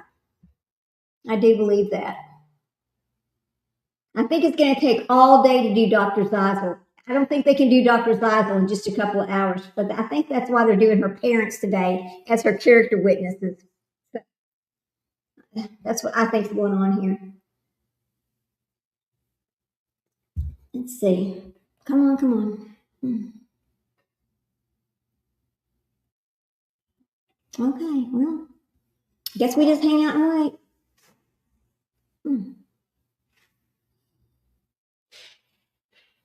It is so quiet outside today. I've not seen anybody but a couple of people walk their dogs, and that's it. There's, of course, the kids are all back in school, so there's nobody riding their bike. There's nobody walking up and down. The kids are just gone. There's nothing to upset the dogs except the people that were walking the dogs this morning. So I was like, damn, it's quiet out there. There's no traffic coming down the road, nothing. It's very, very still today. So. Let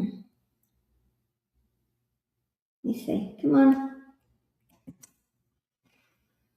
Did y'all notice that Lindsay Clancy was crying again this morning? Yes, she was crying again this morning. I thought, oh no, we're going to have to stop the whole court because she's crying again. I'm glad we did not, because I really don't want to see that out of her. What is there? I mean, I know that she must feel something because her kids are gone. She's having to listen to her mother cry. So I can guess that's why. I would be crying too if I'm watching my mother cry because I hurt my mother so bad, right? I mean, I can kind of relate to that because she did hurt the whole family. But I don't know. There's just something so incredibly weird about Lindsay Clancy and Patrick Clancy that was going on in that house, which I can't put my finger on it. I don't understand it. I never will. I wish I knew, because it would, but it's none of my business, really. I know it's none of my business, and it probably has nothing to do with why she took the life of the kids. We will never know that, what happened there. He will never talk about it either. You think that somebody's going to write a book? You think Lindsay Clancy will write a book about this? Or do you think there's a book deal already in progress? Because I'm going to bet there's a book deal in progress already. Let's take a look and find out. All right? Let's look right over here.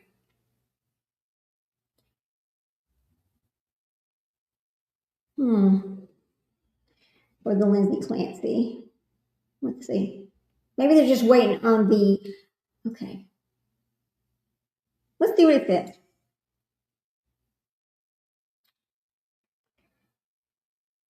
Nothing credible comes up that confirming that an actual book deal has been made on the Lindsay Clancy case. So how about that? Well, so there is no book deal as of on record now. But maybe after they settle the wrongful death lawsuits, you can bet there's going to be one then, right? And they're not going to try them together. They're going to try them separate for the wrongful death. They're not going to group that together. It's going to be two different trials. And I bet they'll do Patrick's first, and if he wins, then they will do Lindsay's. But I don't know how he's going to win that. I really don't. Let's see. What is the possibility? Let's look at this. All right. Let's see. Patrick.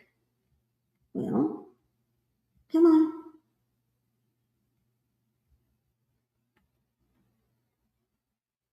Hang on a minute. All right. Let's see. Leslie. I can't get my Gmail to work. Can you email? Yes, I can. I certainly will, Leslie. So I certainly will. Thank you. Yes, I'll get that right over to you. Let me write this down right now. So, Pinky Sticky. Oh my God, that is cute. Girl, that is cute. That's so funny. You know what I think it is? Because like a lot of, you know how it's little red zero, but for some reason when I made that email address for the channel, it would not let me put the zero there. I had to make it like the baby O. So it's little red, the baby O, not the zero. And I think that's what causes a lot of things to bounce back. But I will still email you so we can get you in here. Perfect. Perfect. Perfect. I wonder where Cinderella is today. I haven't seen her in a couple of days. You know. Okay, let's go see. Did I hear something? Hang on. No. I wonder where she's at. I haven't seen her in a couple of days. You know who else? You know, texted me this morning was Justin. I was like, oh, I get to see all my people. Yay! Yeah, I enjoy hearing from him.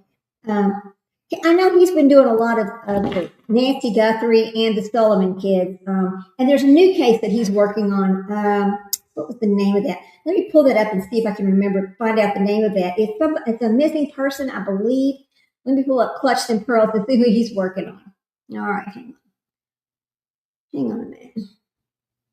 I listened to her a little bit yesterday, and then I was really tired after my damn trip driving home because it was so damn hot yesterday. Just couldn't. I was so sleepy. I had to stop and buy coffee on my way home because I could not stay awake.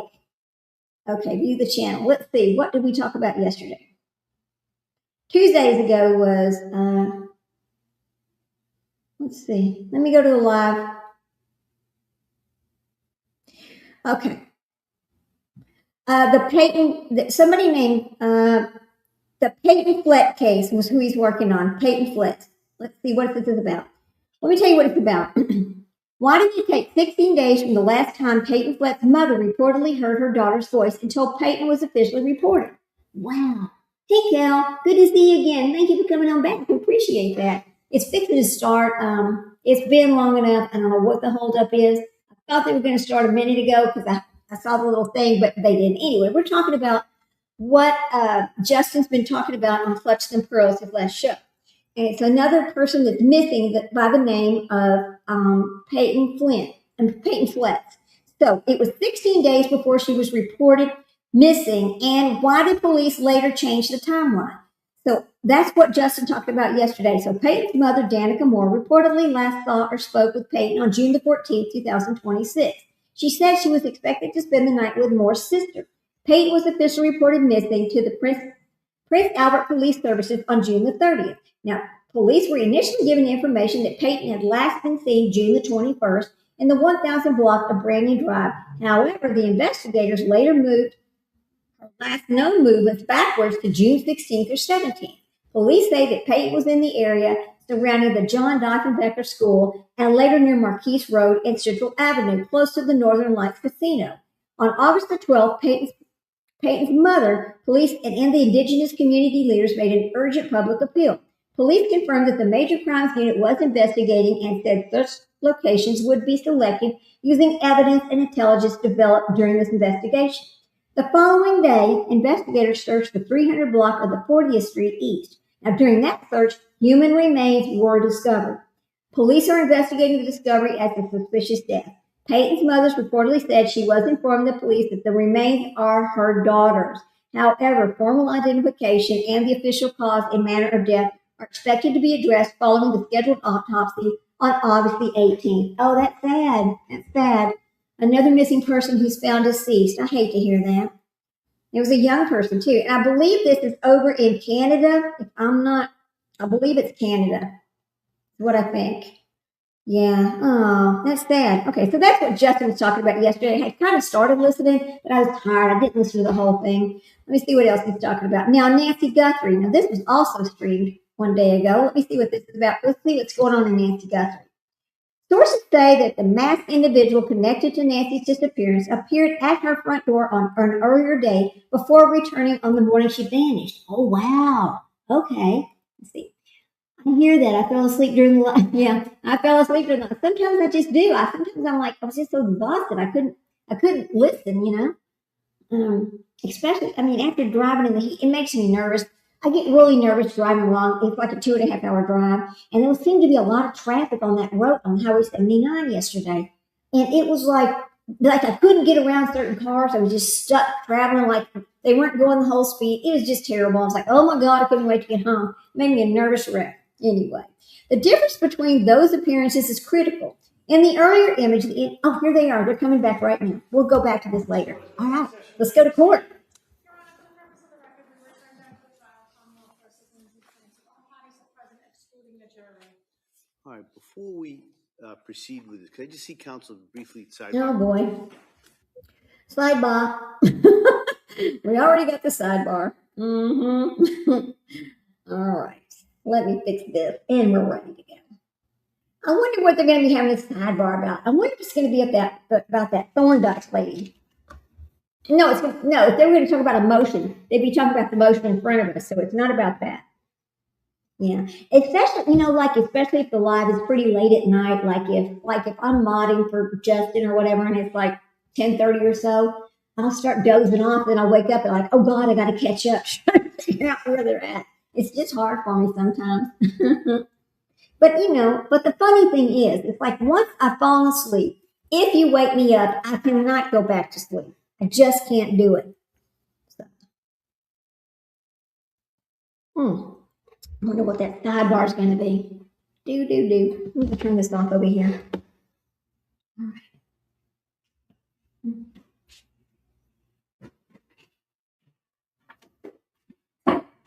Oh, that's hot. Shit. There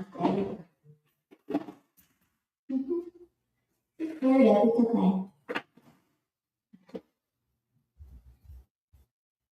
I had my wax melt going, and I was like, oh shit. It smells like it's burning. I need to turn that off. All right. Now I'm ready. Everything's turned off. We're ready to go now. All right. Let's go to court. Yeah, the wax melt smelled like it was burning. It's like this is lemon smell, but then I was like, that smells like it's, like some other flavor because it's been on too long. It's actually burning now. I love wax melts better than candles.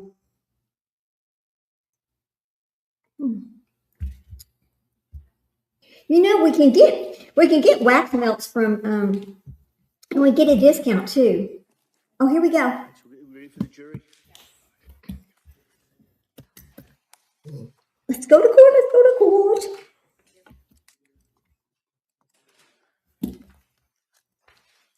Okay.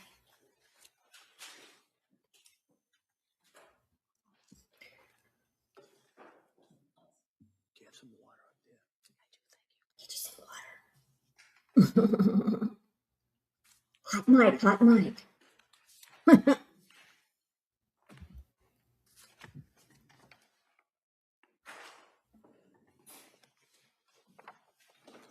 All rise, please.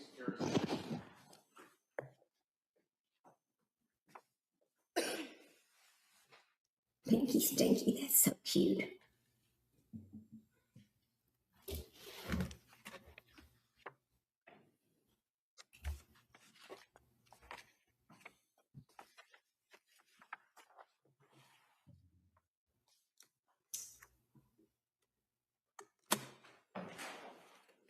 Court is back in session. You may be seated. Your Honor, for the purpose of the record, we return back to the trial, Commonwealth versus Lindsay Clancy. All parties are present, including the defendant and All right, thank you, Madam Clerk. Jury Sprague? Thank you, Your Honor. Good afternoon. Okay. Now, you testified in direct examination about the statements that Lindsay made in December about having thoughts about harming the children. When in December was that? I don't exactly remember. I would say early to mid December, probably maybe earlier rather than mid-December. But I don't exactly remember when. Okay. And when she made the statement that she had thoughts of harming the children, did either you or Patrick ask her what she meant by that? I believe I remember Pat asking her if she felt like she couldn't be alone with the children, and she said no. And after she made those statements, did you have any thoughts about committing her? No. Did you have any thoughts about having her come stay with you in Connecticut away from the children? No. Were you concerned for the children's safety at that point in time? No, because I was there. And you were asked about some text messages in October, And those are now an exhibit, I believe. Exhibit 276. And so you talked about the text on the 20th when she asked you to come and she was having a hard time, right? Yes.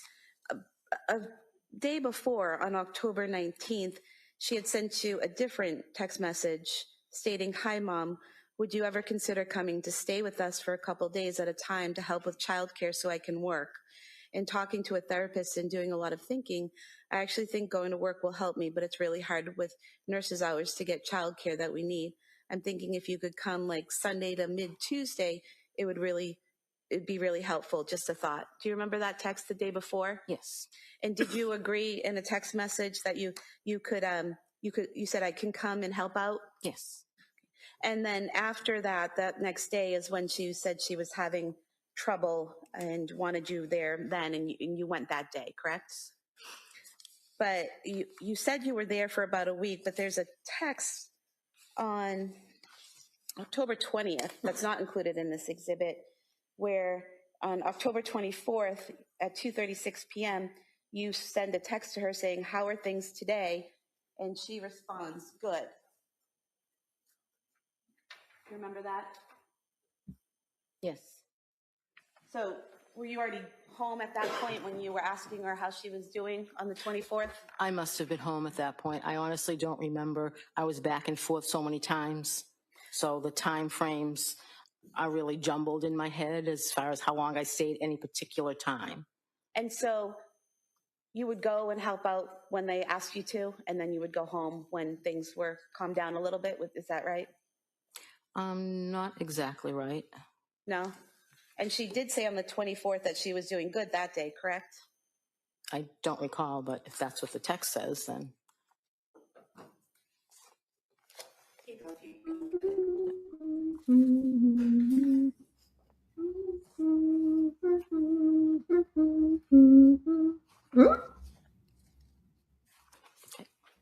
So she told you at that point on the 24th she was doing good, right? Correct. Any objection? No. That may be marked.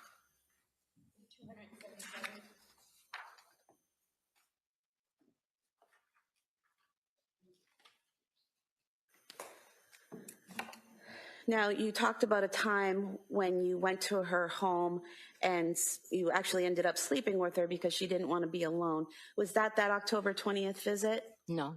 When was that? That was, I can't exactly remember when. I'm going to say probably sometime in November, the latter part of November, maybe the early part of December. Did she tell you why she was afraid to be alone? She just said she was afraid to be alone. And one reason I believe she said she didn't know if she was going to be able to sleep, but mainly she was afraid to be alone. And at that point in time, did you consider having her committed to a psychiatric facility? No. And did you feel the need to call 911 that day or get her immediate assistance? No.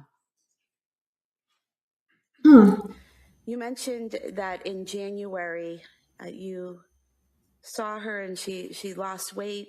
She seemed paranoid about things, seemed to be going through the motions of each day. How often did you see her in January of 2023?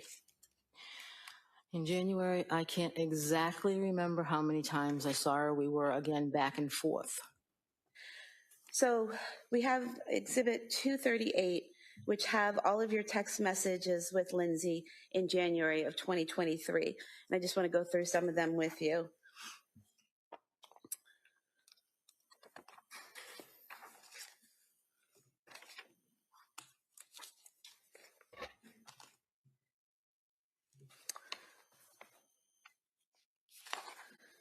So on page 17 of the exhibit, this is on January 4th, 2023, so the day before she was discharged from McLean. And she sent you a text stating, "Think I'm coming home tomorrow evening, !" I talked to the doctor and I made up a follow-up appointment with my other psychiatrist besides Rebecca for Friday morning. So she said she'd be okay with me leaving Thursday around 5. Do you remember getting those messages? Yep. And were you staying at the home helping out with the kids at that point? Yes. And did you go to Cora's birthday party on the 7th? I did not. It was a children's party. I stayed home with Callan. Oh, wow.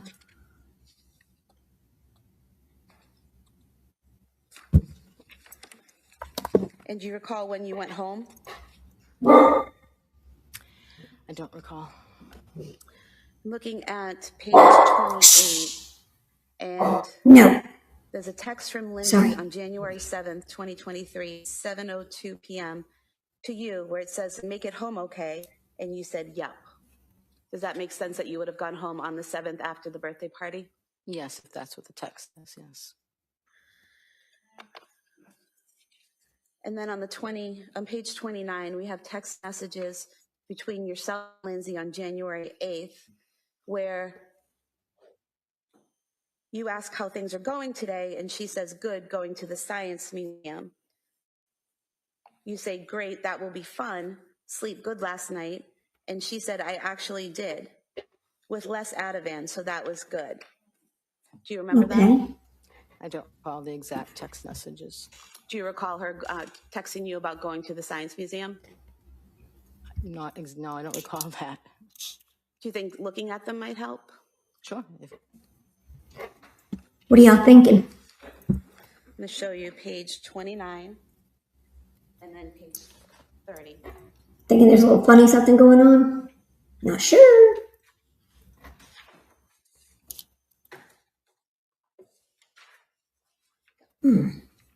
Wow. I'm not spending that. No way.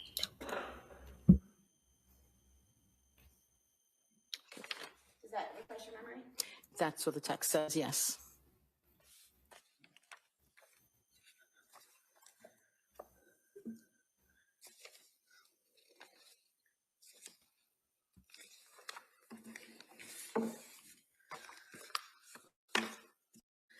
And then on page 34, you ask how the museum was today, and Lindsay sent you some photographs and said it was fun. The kids really liked it. Do you remember that? I don't really recall the Museum of Science experience or text, but if they're there in the text messages, then they were sent, yes. Okay. Then on page 39, this is January 10th. You say at 9:48 a.m., good morning, how are you doing today? And Lindsay responded, good, at the gym with the kids. You said, nice, still sleeping good. And she responded, pretty good, yeah, not perfect, but enough. And you said, are you feeling any better during the day? And she said, so far, a little bit. They said a week off the Seroquel should make more of a difference, so a couple more days till that, but I do think it's helping being off. And you responded, okay, a little time. Remember that conversation? So I don't recall the exact conversation. I think I probably texted back and forth to Lindsay almost daily during that time. So I don't remember the specific text messages, but I would say if they're there, then that's what we sent back to each other. Okay.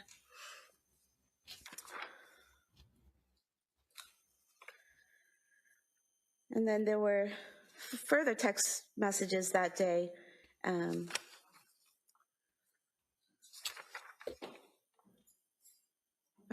Where you say, how was your day later on in the day?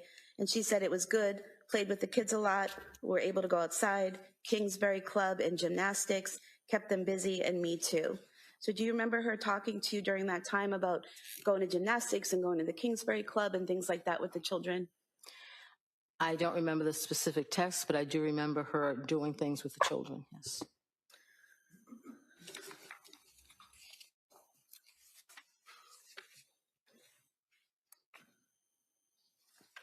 Then on January 11th, the following day, you sent a text, excuse me, how are you feeling today? And she responded with a photo of Callan drinking out of a Mary Lou's cup, saying we have another Mary Lou's fan. And you said decaf looks like he's enjoying it. And then later on you asked again, how are you doing today? And she said, hi mom, doing all right, nothing new really, just taking it day by day.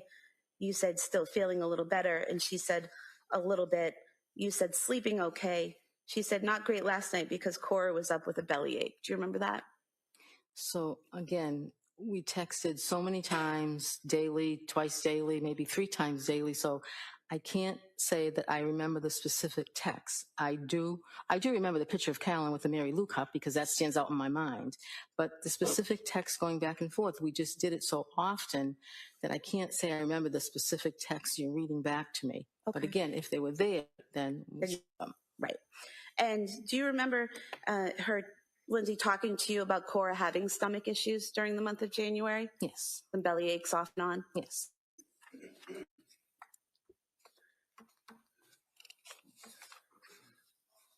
And then January 13th, again, you're checking in with her. Hi, Lindsay, how are you today? She said, hi, Mom, pretty good today. How about you? You asked about the little ones. She said, all good, to the gym this morning, just hanging out, and now they have no school today. And then the following day, again, you're checking in. Hi, Lindsay, how's your Saturday going? She said, hi, Mom, it's going well, just hanging out. Becky here. So these are like daily check-ins that you're doing, checking in on her, seeing if she's okay, seeing if she's feeling better, seeing if she's sleeping well, things like that, right? Yes. You also ask her that day on the 14th, do you feel any different since being off the Seroquel? She says, not as much as I was hoping, going to talk to my psychiatrist about it on Monday. You say, but some. She says a little, but I still don't feel like you, but then she corrects it to me. And you ask her if she's going to be able to get outside with the kids today, and she said she's going to try. So similar conversations to that where you're talking about medication and how she's doing on the medication? Yes. I get. Then the following day, on the 15th of January, you say, good morning. Is it a good morning for you today? She says, good morning. It's pretty good going to an indoor water park. And she tells you that it's at the Cape Codder. Do you remember them going to the Cape Codder water park? I do remember them going there, yes. And then the following day, on the 16th, you actually texted her, how was the water park yesterday? She said it was fun. Cora and Dawson enjoyed. Callan didn't know what to think of it. Couldn't get any pics because it was too hectic, keeping track of them in the water and stuff. And it was busy, but it was a good time. Does that sound familiar, that they had a good time that day? And you asked her that day if she had anything planned, and she said Pat took Cora skiing, so she was hanging with the boys. Do you remember that? Not specifically. I don't remember that text. She, that same day, sent you some photographs of Dawson doing a drawing of a firefighter and Callan. Do you remember receiving those? I do remember the pictures, yes.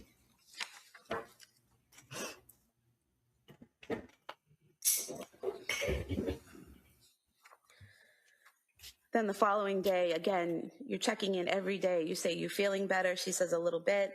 You said, still taking the same medication. She said, yes, about to have an appointment with her psychiatrist. You said, let me know how it goes. And she said, okay. And then she responds back after her appointment. She recommended another antidepressant since my mood is still very low off the Seroquel. You asked her how she felt about it. And she told you she just wants to feel like herself again, but she's up for trying it. And she just wants to get back to who she was, right? And she told you it was amitriptyline. Is that right? Do you remember that? I don't know the medication. Okay.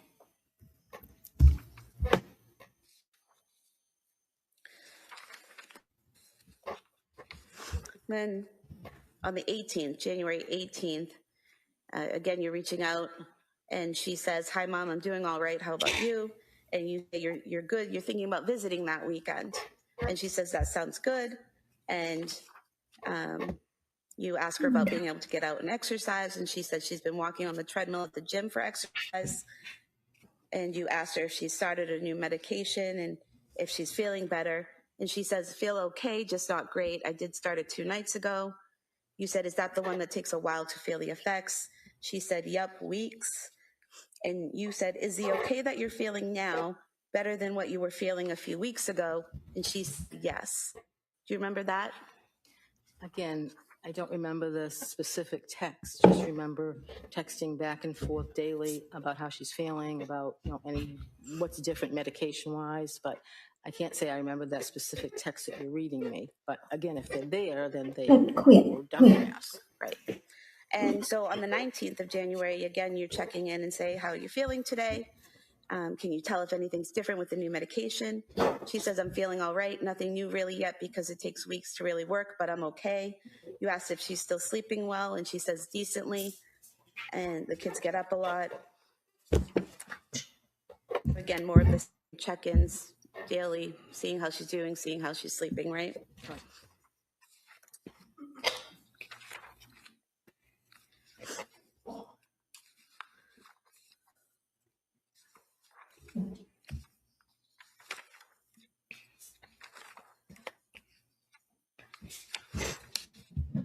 And then on the 20th, you reach out, is it pizza and movie night? She says just pizza and playing. And you tell her you're leaving at 9, bringing dessert for the kids. And she says, sounds great. So you're talking about your visit that weekend. Is that right? Yes.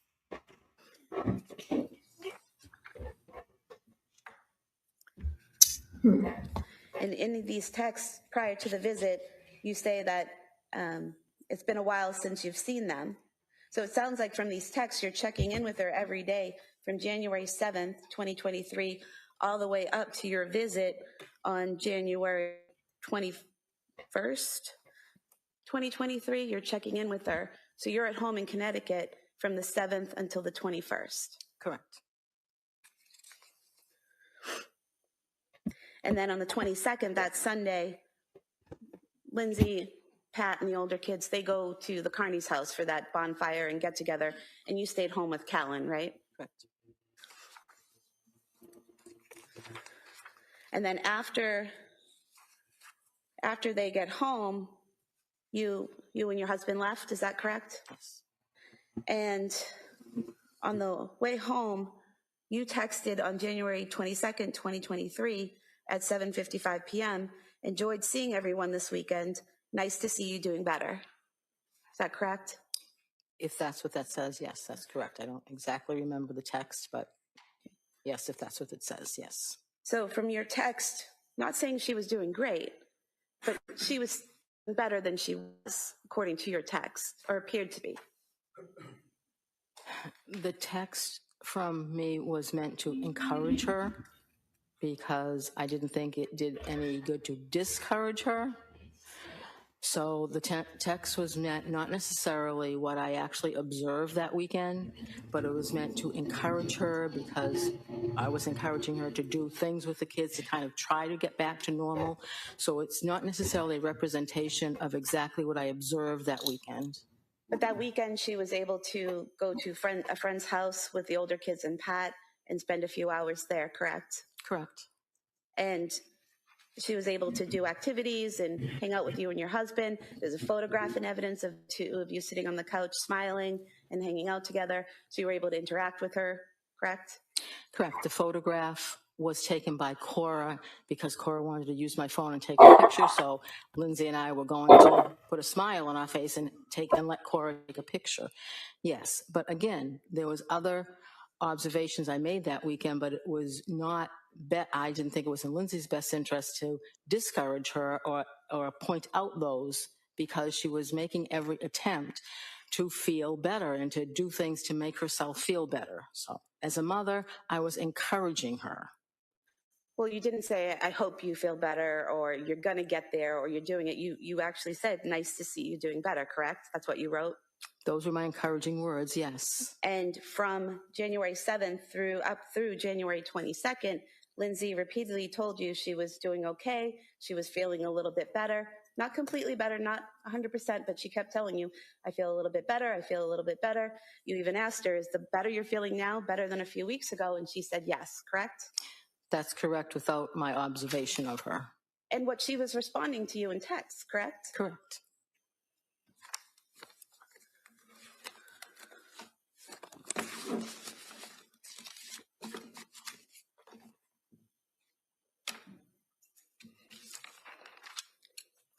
You also spoke to the police on January 25th, 2023. Do you remember that? I do.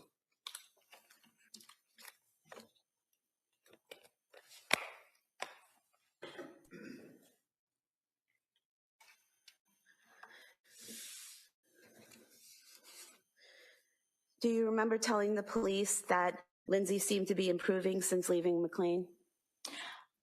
I do not recall. I remember speaking to the police. I had just found out what had happened, and I was pretty much in shock. So anything I remember, honestly, I remember 2 things I told the police.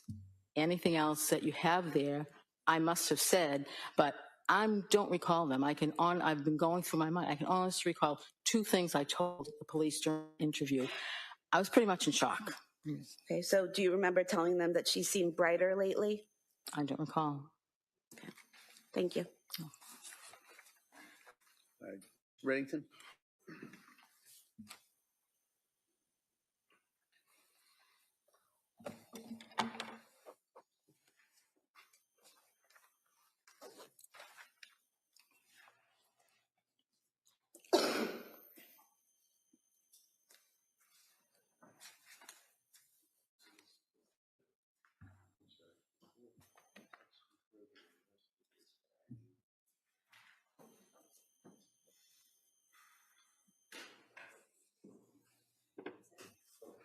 What do you want?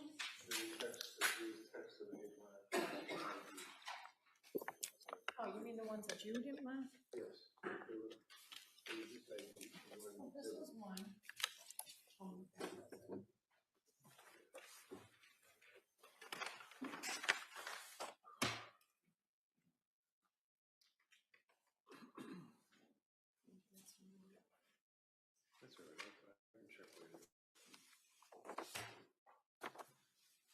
Just looking here through the exhibits, District Attorney stood up and said to you that I had introduced into evidence and showed you Exhibit 276, which would be a list of text dated on October 19th. Do you remember that? It was the black one. It was the copies. It wasn't green. You recall that this was introduced into evidence? Do you recall her questioning you from this? On October 19th? Yeah, this is the one that I had introduced, Exhibit 276, and the date would be October 19th, your text thread. Oh, yes, I'm sorry. And then she said, well, there's something missing, and went up and said to you, this text, which would be 277. You recall that?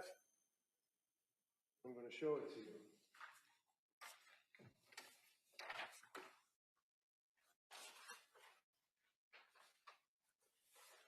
Yes. Okay. So what I had introduced was a text thread from October 19th up through and including October 20th. Is that fair to say? Right there? Yes. Okay.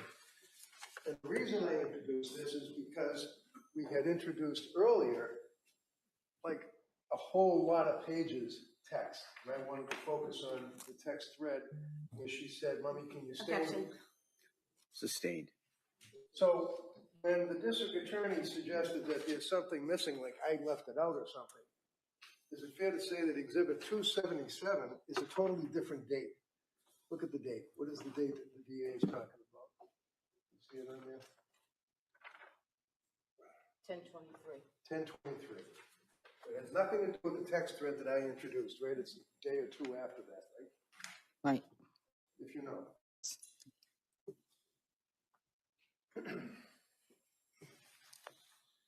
Now, we had introduced into evidence also the Celebrate record as Exhibit 238 that the state police for the district attorney's office had printed out. That is only the month of January. Do you recall that testimony? Yes. And then I introduced into evidence, or tried to introduce into evidence, all of the text between you and your daughter, right? Yes. I think, Your Honor, that's what's, thank you. This was, I attempted to introduce it, it was objected to, I believe, and it was marked for identification. I would now like to re-offer this in its entirety. Let's see council sidebar, please.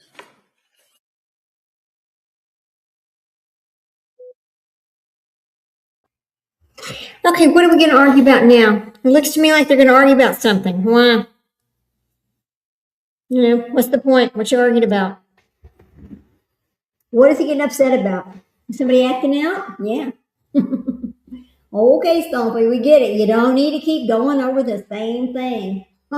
Thank you. You're right, Leslie. We don't. I don't know why. I mean, why? Oh, listen. I think what he's trying to do is say, look, okay, yeah, she seemed better, but she really wasn't, because the mother said, well, she was just going through the motions. She's just going through the motions. Well, we all just go through motions every day because there's certain things we have to do no matter how we feel. Right? That's just how life goes. It's life. I don't know what's going on here, but yeah, he's getting upset. Stompy's getting upset, of course.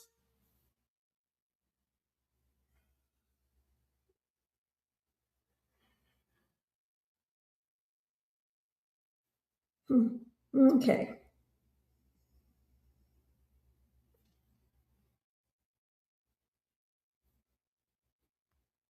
Okay. Let's see. Well, we'll just sit and wait, I guess. Wonder what it's going to be. You know, I understand they have to have characteristics. I get that. I do. But it doesn't matter what the characteristics say. She still did this. When things don't look good for her, he always... You know what? You're right about that, Sprinkle. He does throw a fit. That's exactly what this is. He's throwing a little fit because it don't look good right now. It don't look good because it's not good. You can't change what she's done, period. And I can see the mother being upset because I would be very upset too. You know, I also have a question here. Now, hear me out. Is Lindsay Clancy the baby in her family? Is that why she has such a attention-seeking personality? Could that be it? Yeah, we agree, 100%. Exactly. I'm wondering if that's what's going. Is she the baby of the family, and so she's used to getting all the attention? Because we know when you have the baby of the family. Look, I've got a 43-year-old, and then I've got my 19-year-old. And listen, yes, the 19-year-old is the baby of the family, and yes, he gets a little bit different attention. It's because he's the baby, right? I mean, when it's your last child, it's just your last child, right? And we all treat our baby just a little bit different. I don't know why, we just do. And I wonder if that's what's going on here. Like, she just no longer got the attention. It was all about the babies now, right? So she's over here. Oh, I don't know. I'm thinking out loud, just wondering what the hell. I just can't go with a mental illness. I just can't. I cannot believe that mental illness would cause you to do this. Just like Andrea Yates. Okay, let's talk about Andrea Yates. Well, the first time she was found guilty, right? She just went on to prison. Then she gets a new trial and she ends up over the mental hospital. But just, I mean, ugh. I don't know what to say. I just don't know what to say about her anymore. I mean, you can't hide it. You can't fix it. You can't change it. You can't blame it on drugs. You just can't. I just don't. Damn dog. I just hate it when these mowers are here. They just bark, and they just can't quit. It's 150 damn degrees outside, and they're out there barking. With her needy personality, it really surprises me. I know. Okay, now let's talk about that. You know, they're talking about her being a nurse. What do you mean she's crying, carrying on whenever she's in the nurse? To me, it's like she was always not a stable person. I don't ever remember when I'm having a baby or whatever in the hospital, the nurse crying with us when we had the baby. Like, the nurse was not standing there crying, go, oh my God, it's me. No nurse did that. No. Does that seem normal to you? Absolutely not. It's like, and calling the police for a well check because your husband did not get up with the baby fast enough. Does that seem normal to you? No, it doesn't. That's not normal. Needing Zoloft to fear of public speaking? No. That in nursing school? No. It's like every time life gets a little bit hard, what happens? This is a pattern with her. This is what I'm seeing. It is a pattern. Every time life gets a little bit hard, she's got to get some kind of, I don't know, medical treatment, I guess. I don't know. Look, she didn't want to go back to work after Cora. She didn't want to go back to work after Dawson. And she didn't want to go back to work after Kelly. And then it was like, oh gosh, because she wants to work the night shift and it's hard to get daycare for that because her husband's telling her, I can't stay up with these kids all night. Okay, here we go. Thank you very much. That's all I have. All right. Okay, here we go. Exhibit 271 in the text messages on October 23rd and October 24th, that was to establish when you left the home that week of the 20th, correct?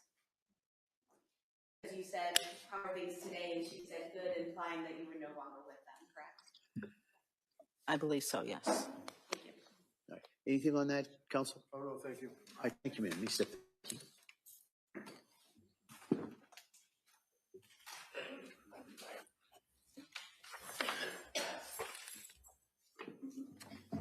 All right, defendant. Yes. You know, Harriet, I don't know. I have no idea. We just don't know. You know, but hey, thank you for coming in. We always appreciate seeing new faces. Thank you for coming in today and joining our conversation on the Lindsay Clancy trial. It's been very fascinating. I'm not sure. I just don't know what's going to happen here. I feel like I do, but I don't want to say for sure. Right? Anyway, I wonder who the next witness is. I'm just waiting on the doctor to. I want that doctor to come testify. I wonder if it's going to be her dad. Oh, wait, no, it might be the doctor. It might be the doctor. Looky here. Oh, all right. This is witness number 71, I believe. Let me get this right. Let's see. 70 was that. 70 was her sister. No, it's witness number 72. Here we go. Make sure I'm right about that. Okay. All right, good afternoon. All right, Mr. Rankin, why don't you hold off? I'm going to give an instruction. Oh, sure. At this point. So, members of the jury, I just want to give you an instruction. It's one I probably should have given a little bit earlier in the trial as well. It's going to apply to this witness. It applies to a number of witnesses who testified earlier, and it's going to apply to a number of witnesses who testify after. And it's in regards to expert witnesses. All right. So generally in cases that are tried in our courts, witnesses may testify only to facts that are within their own personal knowledge. Right? That's things that they've personally seen, heard, or felt. However, in a variety of cases, issues arise that are beyond the experiences of laypersons. In those type of cases, we allow a person with specialized training or experience called an expert witness to testify, and to testify not only to facts, but also to opinions and the reasons for their opinions on issues that are within that witness's field of expertise and are relevant material to the case. Because a particular witness has specialized training and experience in their field, does not put that witness on a higher level than any other witness, and you are to treat the so-called expert witness just like you would treat any other witness. In other words, as with any other witness, it's completely up to you to decide whether you accept the testimony of any expert witness, including the opinions that they give. It's also entirely up to you to decide whether you accept the facts that are relied on by the expert, and to decide what conclusions, if any, you draw from the witness's testimony. You're free to reject the testimony and opinion of such a witness in whole or in part if you determine that the opinion is not based on sufficient education or experience, that the testimony of the witness is motivated by some bias or interest in the case. You must keep firmly in mind that you alone decide what the facts are. So if you conclude that an expert's opinion is not based on the facts as you find those facts to be, then you may reject the testimony and the opinion of the expert in whole or in part. You must remember that expert witnesses do not decide cases, juries do. So in the last analysis, an expert witness is like any other witness in the sense that you alone make the judgment about how much credibility and weight you give to that expert's testimony and what conclusions you draw from the testimony. All right, and I'll go into that a little bit more at the end when I go into the more extensive instructions that I'll give you at the end of the trial. All right, Mr. Rankin. Afternoon. Afternoon. Can you tell us your name and spell your name? It's Michael Wolfovich. It's V as in Victor, U-L, F as in Frank, O, V as in Victor, I-C-H. And what do you do for work, sir? I'm an emergency medicine doctor. I work full-time at Newton Wellesley Hospital. Newton Wellesley? Yes. And can you tell us are you board certified, sir? I am. I'm board certified in emergency medicine. And that would be by the American Board of Emergency Medicine? Correct. And how long have you been practicing emergency medicine? I did 3 years of residency, and this is my 13th year as a full-time attending. And you're recently employed, where is it? Newton Wellesley Hospital primarily, and then I do some additional shifts at Emerson Hospital in Concord. How about medical school? Where you med school? St. Louis University School of Medicine. And what year did you graduate?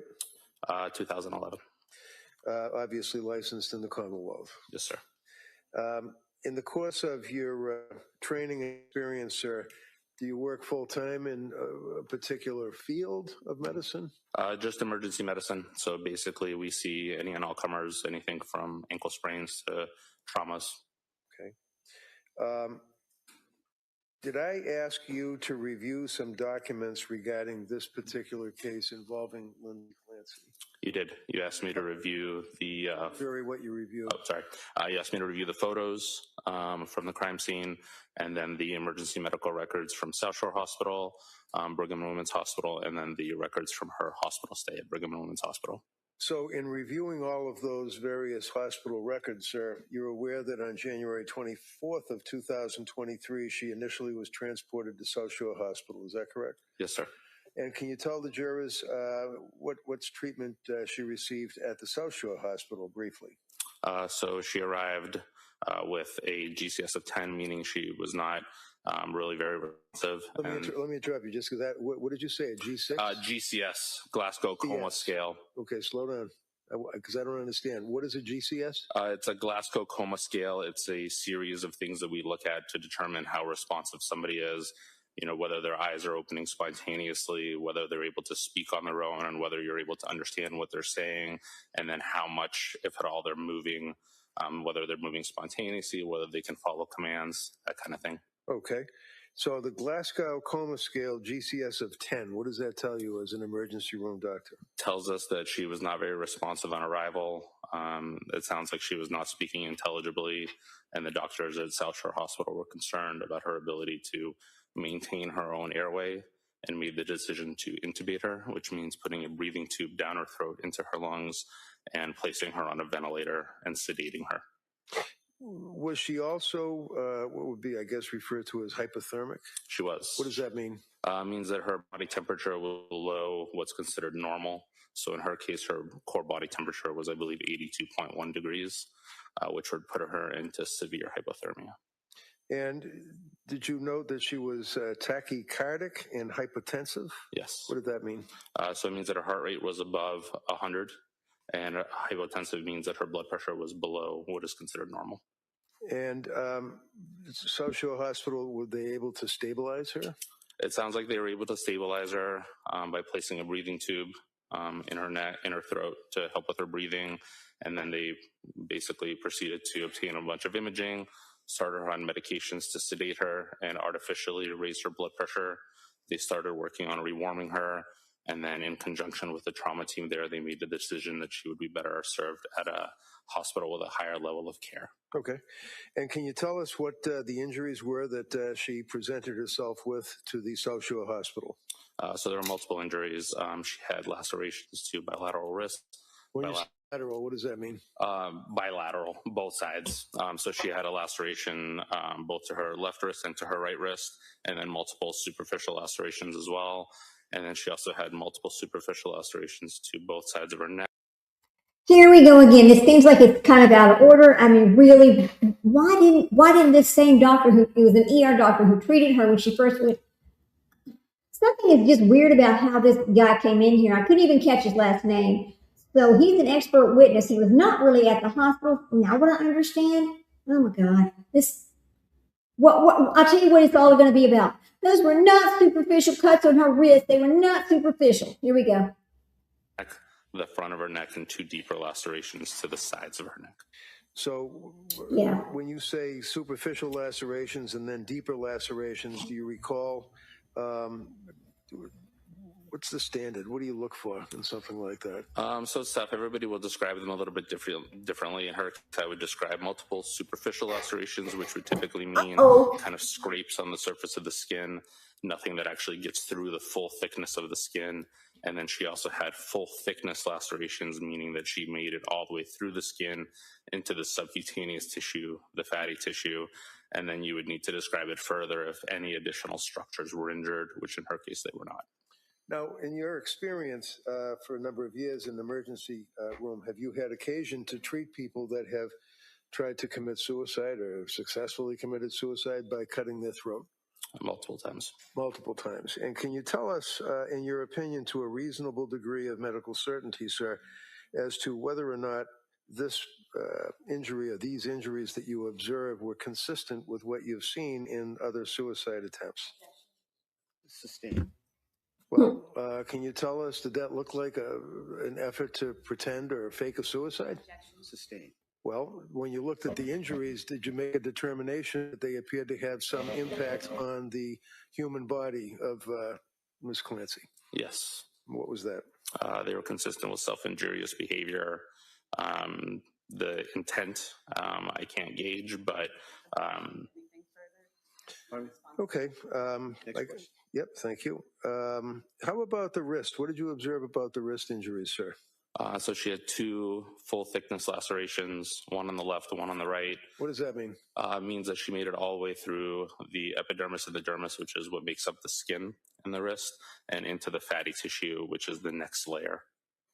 Okay. Oh, he's going to say they weren't Are you superficial. familiar in your experience, sir, with hesitation wounds in a suicide attempt? Yes, to some extent. What does that mean? Means typically that they're more kind of subtle, weaker attempts to hurt yourself, not necessarily anything that's going to be deep to the structures of the skin, but more just scrapes along the surface. Okay, and you know some of those in the neck area as well, is that correct? There were multiple of those on both the neck and the wrists.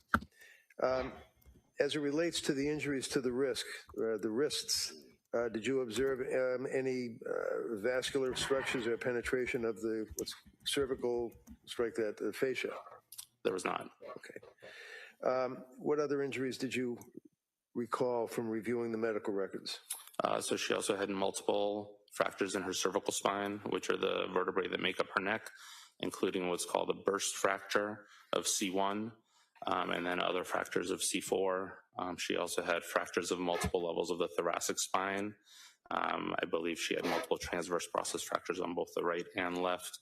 What does that mean, transverse fractures? Transverse processes are lateral projections, basically projections that go sideways off of the bone that allow the ribs to articulate, connect with the spine, and they also allow muscles to connect, and they help support the basically overall ring structure of the spinal canal. And was she then transported by a med flight or life flight to a Boston hospital? She was. What does that tell you as an emergency surgeon when someone's transported by med flight or life flight? Typically means that her injuries are felt to be severe enough that she needs immediate intervention and further treatment. The hospital that is basically necessitating the transport is saying that they cannot provide at their facility.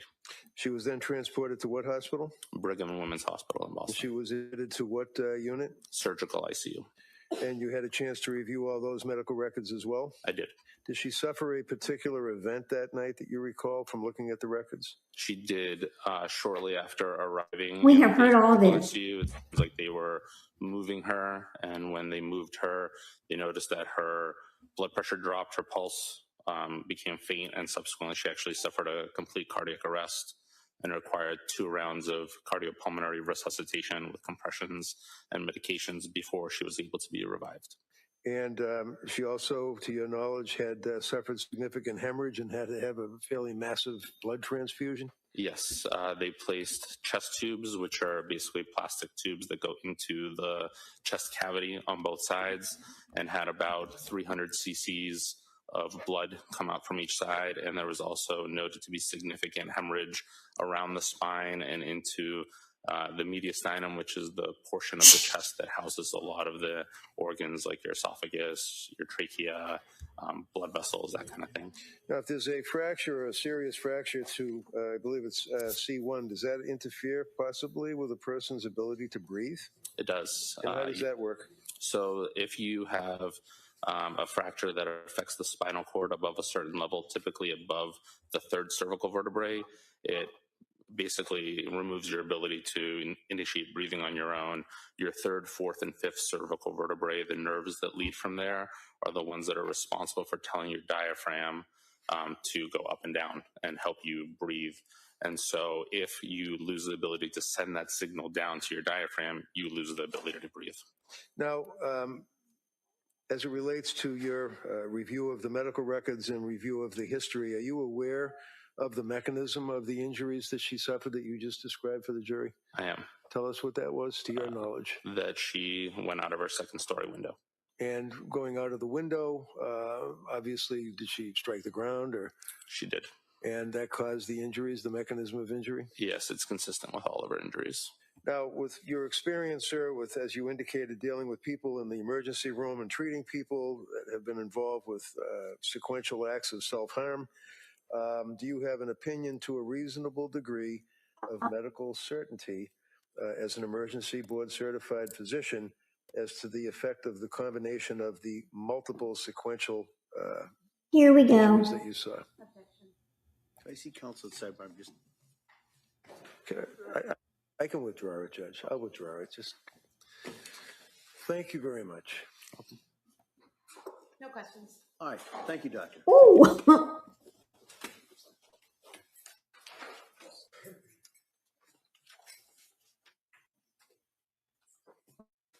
Counsel, could I see it sidebar? Okay. Okay. So, you know the reason why he brought that guy. He wanted that guy to say they were not superficial wounds, and he wanted that guy to say, he was trying to get this guy to say, oh, so she dove out the window head first? Because they're trying to claim she went out head first. She did not go out head first. There's no way she could have went out head first because of the blood on the shingles by the window. That can only happen because her wrists were touching the shingles. That only happens because you're hanging onto the windowsill. Okay. So now I have, when they take their afternoon break, I have that lawsuit, the Lindsay Clancy wrongful death lawsuit, and it actually does have the toxicology report in it, so I can show you that. So anyway, we will look at that. Right. Let's see. Well, I have a fusion on C3. Yeah, listen, me too, Leslie. Hey, you know what? I have fusions as well on my back from falling downstairs. So yeah, I know. And yes, we're in pain management and everything else, but guess what? It's okay. It's okay. The evidence tells the story, not stomping. You're making me laugh. Shit. You're right, though. The evidence does tell the story. I mean, yeah, there's just no way it could have happened the way that he's claiming that it happened. No. I mean, because he's trying to say the only reason why she was injured so badly was because she dove out like she was Superman. Hell no, cut that shit out. Oh, man. Oh, God. All right. Let me answer this one. Okay, guys, there. Now, so we'll see. And I know why the prosecutor is objecting. The prosecutor is objecting because all this has been already asked and answered, and she's not going to allow this guy to say that, oh no, that he knows for a fact she dove out head first. She's not going to allow that. So let's see. Oh man, yeah, that's too funny. C3 and L3 for you. Oh, I know that's bad. Mine is the 4, 5, and the 3 needs to be done. But anyway, I don't want to talk about all that because you know what happens to you is after you've had fusions done like that, the ones below and above will start to break down because it's not a natural flow anymore. You've got stress going against something that because they don't flex anymore, right? So the ones below and above start to break down. But anyway, that's why I'm getting a new MRI on August the 31st that I don't really want to get. But anyway, that's a whole nother story. Oh, geez. Leslie, if you don't mind, how long has it been since your surgery? If you don't mind telling. If you do, it's okay. You don't have to.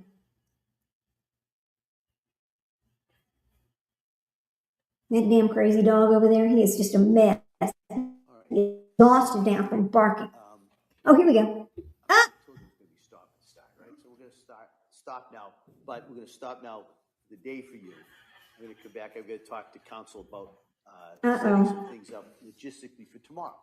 All right. So tomorrow the plan would be hopefully we'll start it right at 9 or right as close as we can, and we'd hope to have a pretty full day in regards to the witnesses. All right. So I'm going to excuse you till tomorrow at 9. I'm going to remind you, talk about this case. Don't read anything about it or anything about any similar cases. Don't do any research. Don't listen to anything. Don't post anything. You kind of know where I'm going, right? So I'm going to ask you to follow those instructions. I'm going to give you those questions, and I hope you have a nice evening. We'll see you tomorrow morning. Okay? Thank you. All rise, please, for your executive.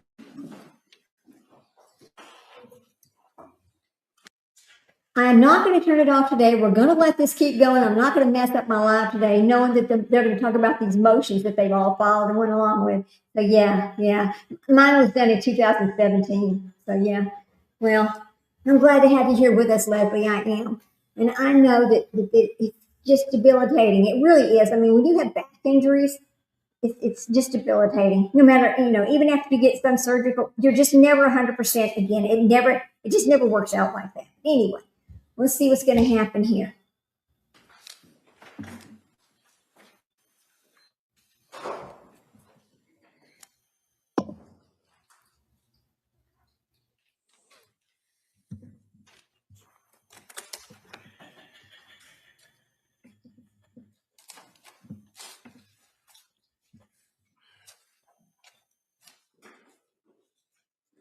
I'm sure they're going to fight about the expert witnesses. They're going to fight about many different things. Here we go. Hey, Council, I see you sidebar just Oh, no. in regards to tomorrow. Not very long. Here we go again. Yeah, I know, Leslie, it does. When it hurts, it really hurts. And it doesn't matter what kind of medication they give you. It's just not enough, right? I mean, it's just not. It just doesn't. It's almost like eating candy, really. It just doesn't do anything for you, really. But I mean, I understand that they can only do so much. I'll tell you what happened. What happened in the world of pain management, pain medicine, was all the people abusing their medication, and it ruined it for the people who really need it, who never abuse their medication, right? It just caused a whole problem, and so now you don't really get the treatment that you need. You get the treatment they'll allow you to have, but not the full treatment that you need. And it just sucks. It really does suck. So, you see. Let's see what's going on here. Yeah. Okay. Yeah. What do you think what do you think the argument's going to be about this afternoon? What do y'all think? What do you think? Oh my gosh. Let's see. What is this? Okay. What did I just see? Something just popped up. Let me see what it is. I don't know. Let me get my little glasses on over here so I can see what I'm looking at. Something just popped up. I'm trying to see what it is.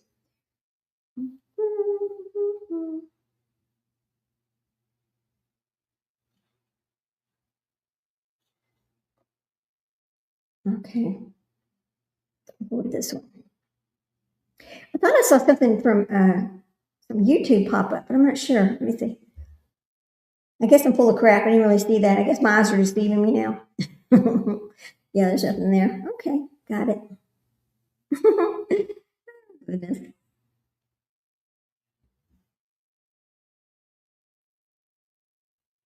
Yeah, there's nothing there.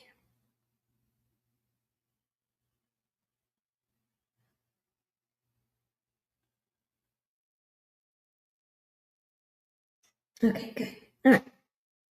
Here we go. Can we get this back open? Be ready to talk. All right. Yeah, exactly. I know you know what I'm talking about. It's not fair. Okay. Well, if they fight over their motions a little bit this afternoon, and then they close down for the rest of the day, I'll do my other little errands I need to do, this week, this afternoon, and then we'll have all day tomorrow in court, which will be great. Yeah, it will be great. I really have had a lot of fun doing this 2 or 3 weeks. However long we've been doing this trial, I've had a lot of fun doing it. I really have. I mean, all day, and people are like, God, I can't sit here all day. Well, that's okay. Come out whenever you need to, whatever y'all need to do. I'm happy with that.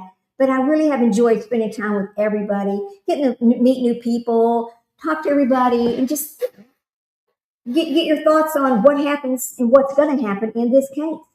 So, and I know we all think differently, and that's okay. If we all thought the same, it wouldn't be very much fun at all, would it? Yeah. Whew. Let's see. What else is going on around the world over here? In the world of YouTube. Oh, come on, go away. Go away, go away. I gotta go find that. Okay, let's see.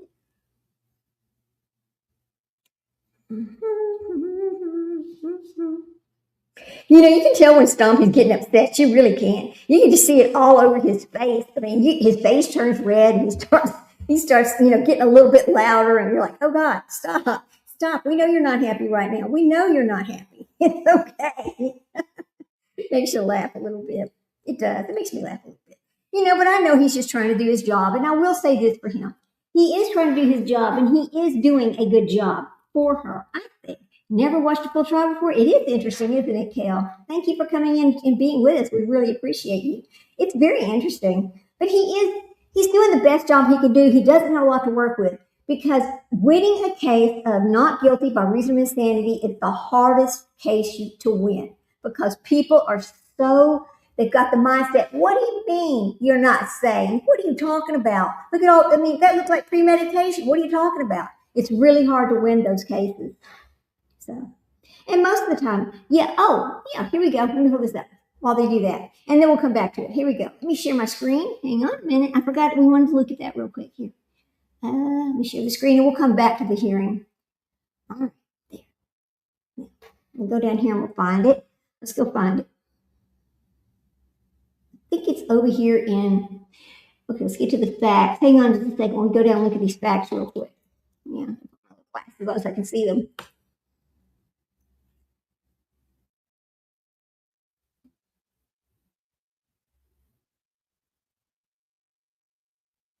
Okay, let's go through here. There's all the facts of the case. She was seeking help, seeking help, seeking help. And there's the day she did all this.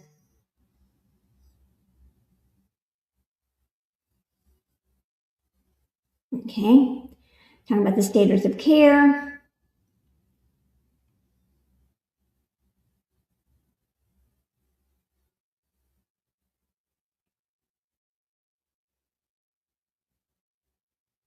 I know they're in here. You know what? We read them before. Remember we looked at this the first time? Hang on a minute. All right, let me go get the other one. Hang on a second. We know we have them because hang on a second.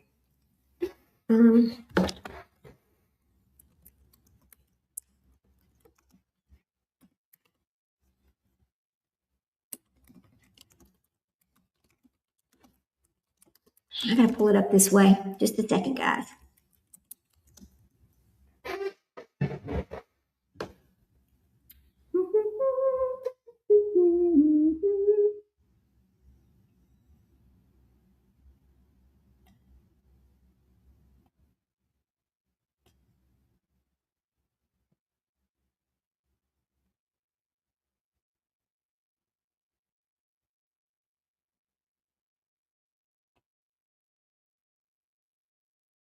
Damn it. All right, let me do a little bit of digging. I've got to find it because I know we've seen it. I think I kept it over. I know I made a little screenshot of it though. Let me go find it for you. Yeah, they're coming back today, Kel. They're just doing a little sidebar, and then they're going to come back. But I was going to find the toxicology report for Leslie, keeping it real, so we could share that with her. So I'm going to put it back on here, but I am going to go find that toxicology report. because I know y'all want to see it. And let me go. Oh, you know what? In my notes, I can tell you exactly what day it was on, and we can go pull it up that way. Yeah.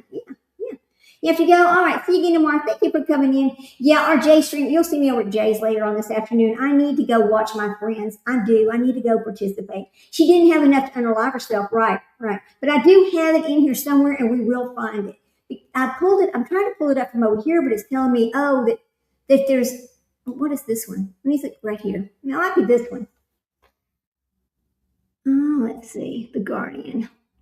Oh, wait a minute. Let me go look let's look in our trial book. Hello, stupid. I got it right here myself. I was like, wait a minute. You kept all the information in a book. You've got every witness. You've got everything that happened. All right. Okay. Just thumb through here. Get this.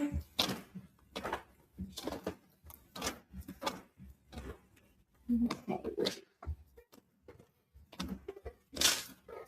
Oh, I forgot I got 2 books going. Let me get the first book out and we'll go back on that one. Yeah, I've taken a lot of notes over here for this. Okay. So let's see.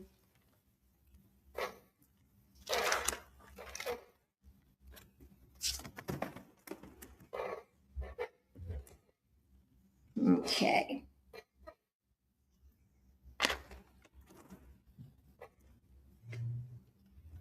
All right.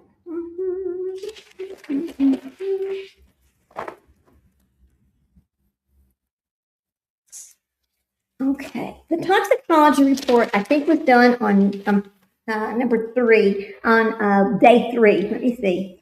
Let me see. There's that. I mean, pages and pages of notes because I want to make sure we didn't miss anything. All right.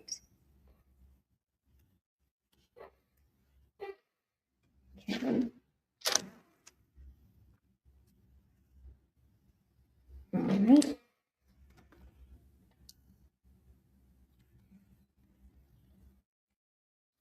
EMS. Okay. Number 18. Number 19. Mm-hmm. ICU.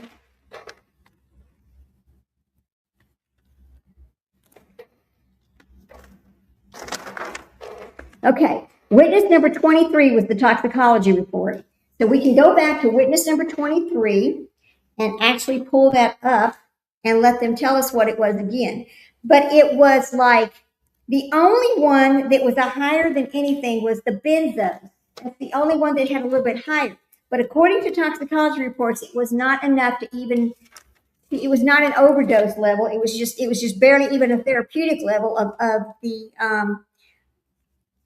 benzos that she had in her system. So we'll go back to witness number 23 and then we'll have it. Okay, good. Yeah. What is she saying? Yeah, I don't think so. What is Kel saying? Leslie, I hope you see. Yeah, maybe or maybe not. Let's see. I don't. Okay. All right.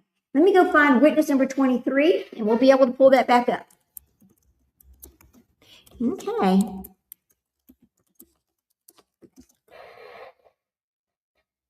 Okay.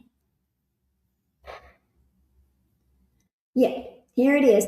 Witness number 23 was the forensic toxicologist, Justin Brower. And he's the one that told us what was in there. Let's see. Let me pull up his actual stay. What numbers arose day by day, blah, blah, blah. All right. Here we go. Witness number 23. Okay. Here we go.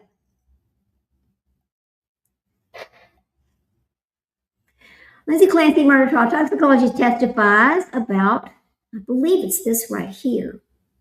Let's see. Hold on. Here we go.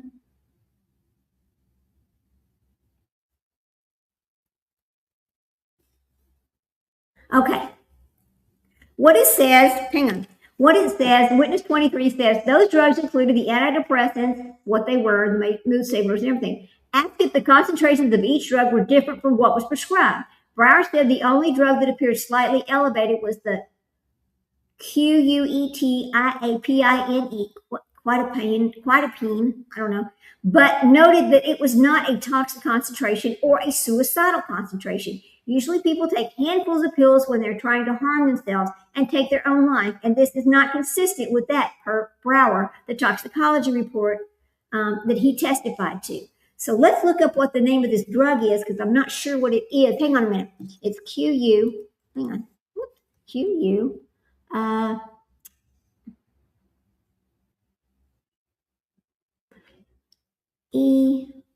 TIAPINE. Let's see what that is. That is actually, what is that?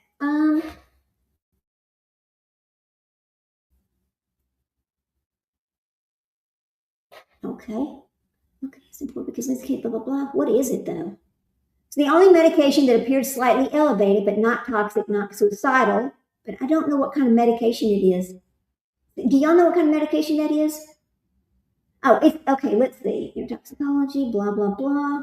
Yeah, I don't know what that medication actually is. Let me see if I can find it somewhere.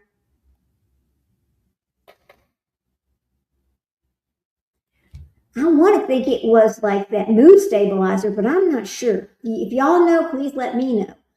Okay, and her rapidly changing psychiatric medication regime may have contributed to destabilization. Okay, yeah. So only the one had a little bit slightly elevated, but it still wasn't enough to cause anything really.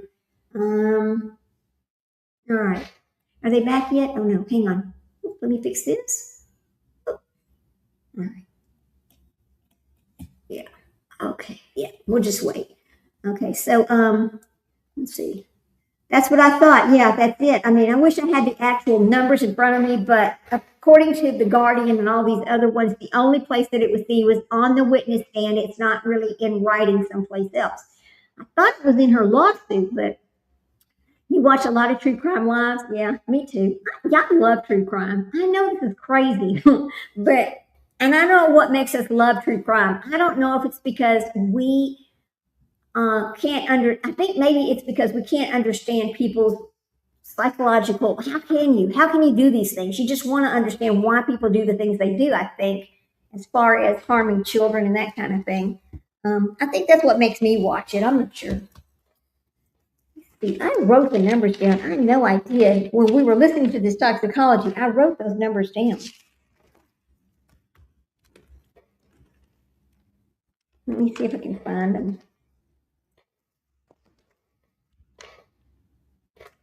Let's see. We talked about her superficial wounds. Let's see.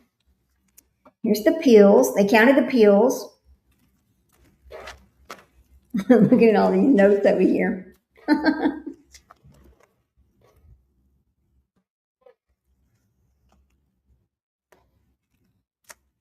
Okay. There's the actual. Oh, got it. Right here. I found it. All right. Because I did write it down. So the diazepam was 8.8 mgs per mil. The nardazine something was 20 ngms per mil. The lorazepam, okay, I think the lorazepam starts with the Q. I think that means the same thing. It was like 61 NP per mil, NG per mil. The Quinta, whatever is that? Let's see. Let me see.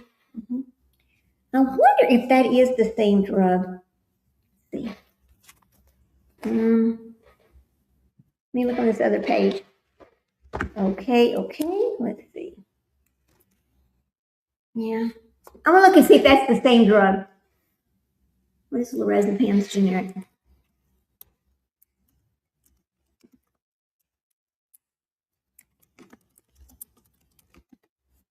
Okay, let's see what it says. I think that is it.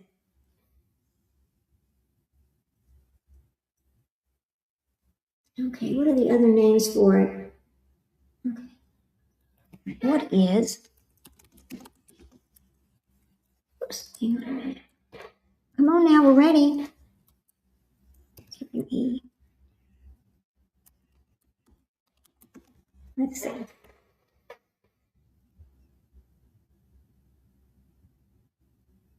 Okay, so this Seroquel. The Seroquel was the only one that had elevated amounts in it, was the Seroquel. Okay, now I remember. All right.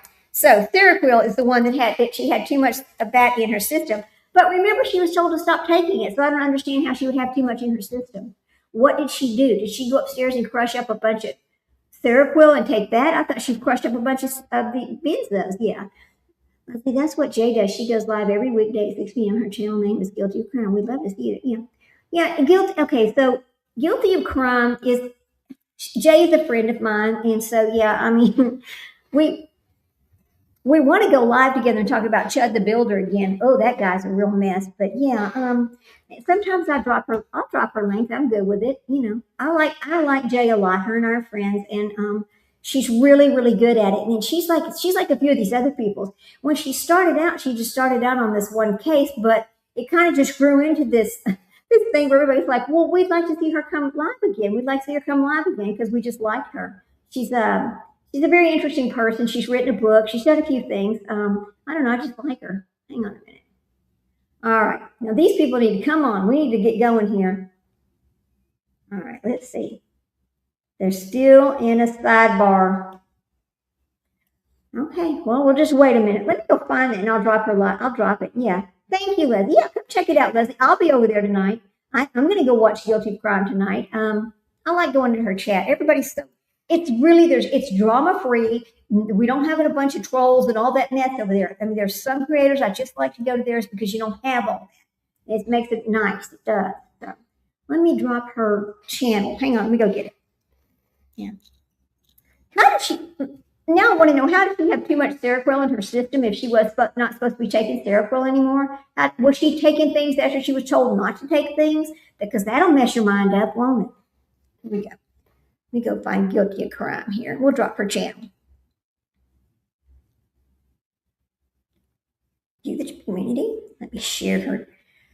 Okay. Let me go find a link for her channel. All right.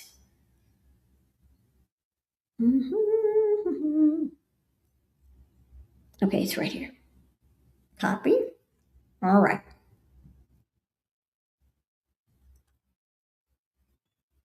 Let me get back over here where it was.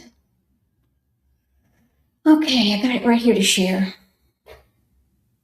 All right. Now I'm going to drop this link for Guilty of Crime. Y'all go check her out. Sub up. I really like her. Here we go. There you go. There you go. There's Guilty of Crime for you.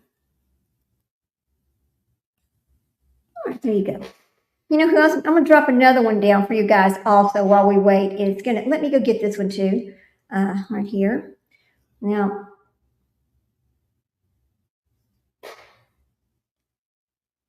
let me grab this one, copy that link. Here we go.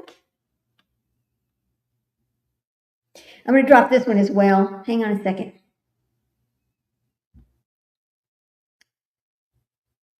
Okay, there you go. There's another one. I'm going to drop. I wanted to drop his too. I dropped Justin's as well. There's a few of them I want to drop their channels because I enjoy watching them.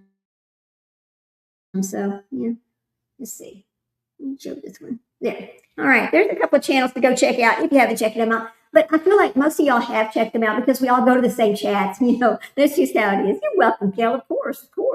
I don't mind. I really don't mind sharing it all. Right. Yay. Thank you, Leslie. Great. You'll enjoy it. She comes on at 4 o'clock. Now, she's in California, too. So she is on Sprinkled Donuts time. But really, she's very, very good. Very good. She covered a lot of the stuff in Stearns. In fact, here's the thing about her. Jay was able to talk with Stephen Stearns' parents. They trusted her enough to come and talk to her on her channel about his raising and things, just all those different things. And I have a lot of respect for her that she was able to do that. Myself, I do not want to ever get involved with families of victims of crimes. I will share their information. I'll share about the crime, whatever, but I don't want to talk to the parents and get them on my lives and all that.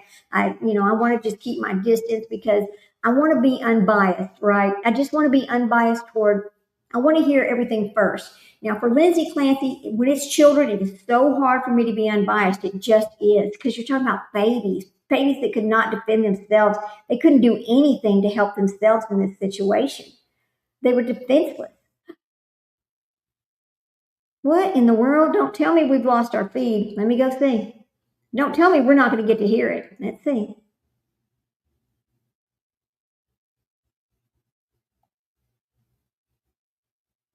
Okay, hang on. Let me see if it can. Oh my God, y'all. They cut the feed. We don't get to watch it.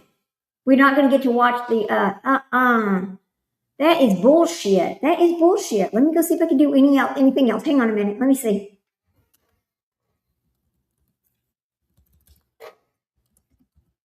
We're supposed to be able to watch the motions. We should not be being disconnected from that. You know what I mean? That's not really fair. Yeah, they ended the live stream. We didn't get to see that. We didn't get to see the motions. Let's go back. Hang on a minute.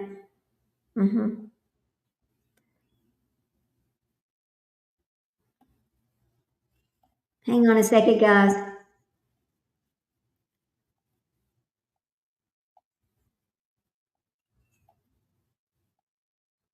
Don't post anything. Okay, this is when he was releasing the right. All right. Yeah. So I'm going to ask Let's you see to what follow those happened. instructions again. I'm going to give you the.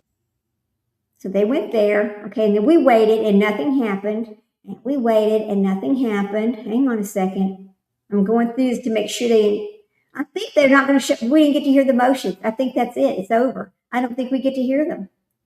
Unfreaking fair, man. Unfreaking fair. Okay, well, yeah, they ended the live stream. Okay, well, there you go, guys. That's the end of that for the day. Thank you for coming in. As always, I love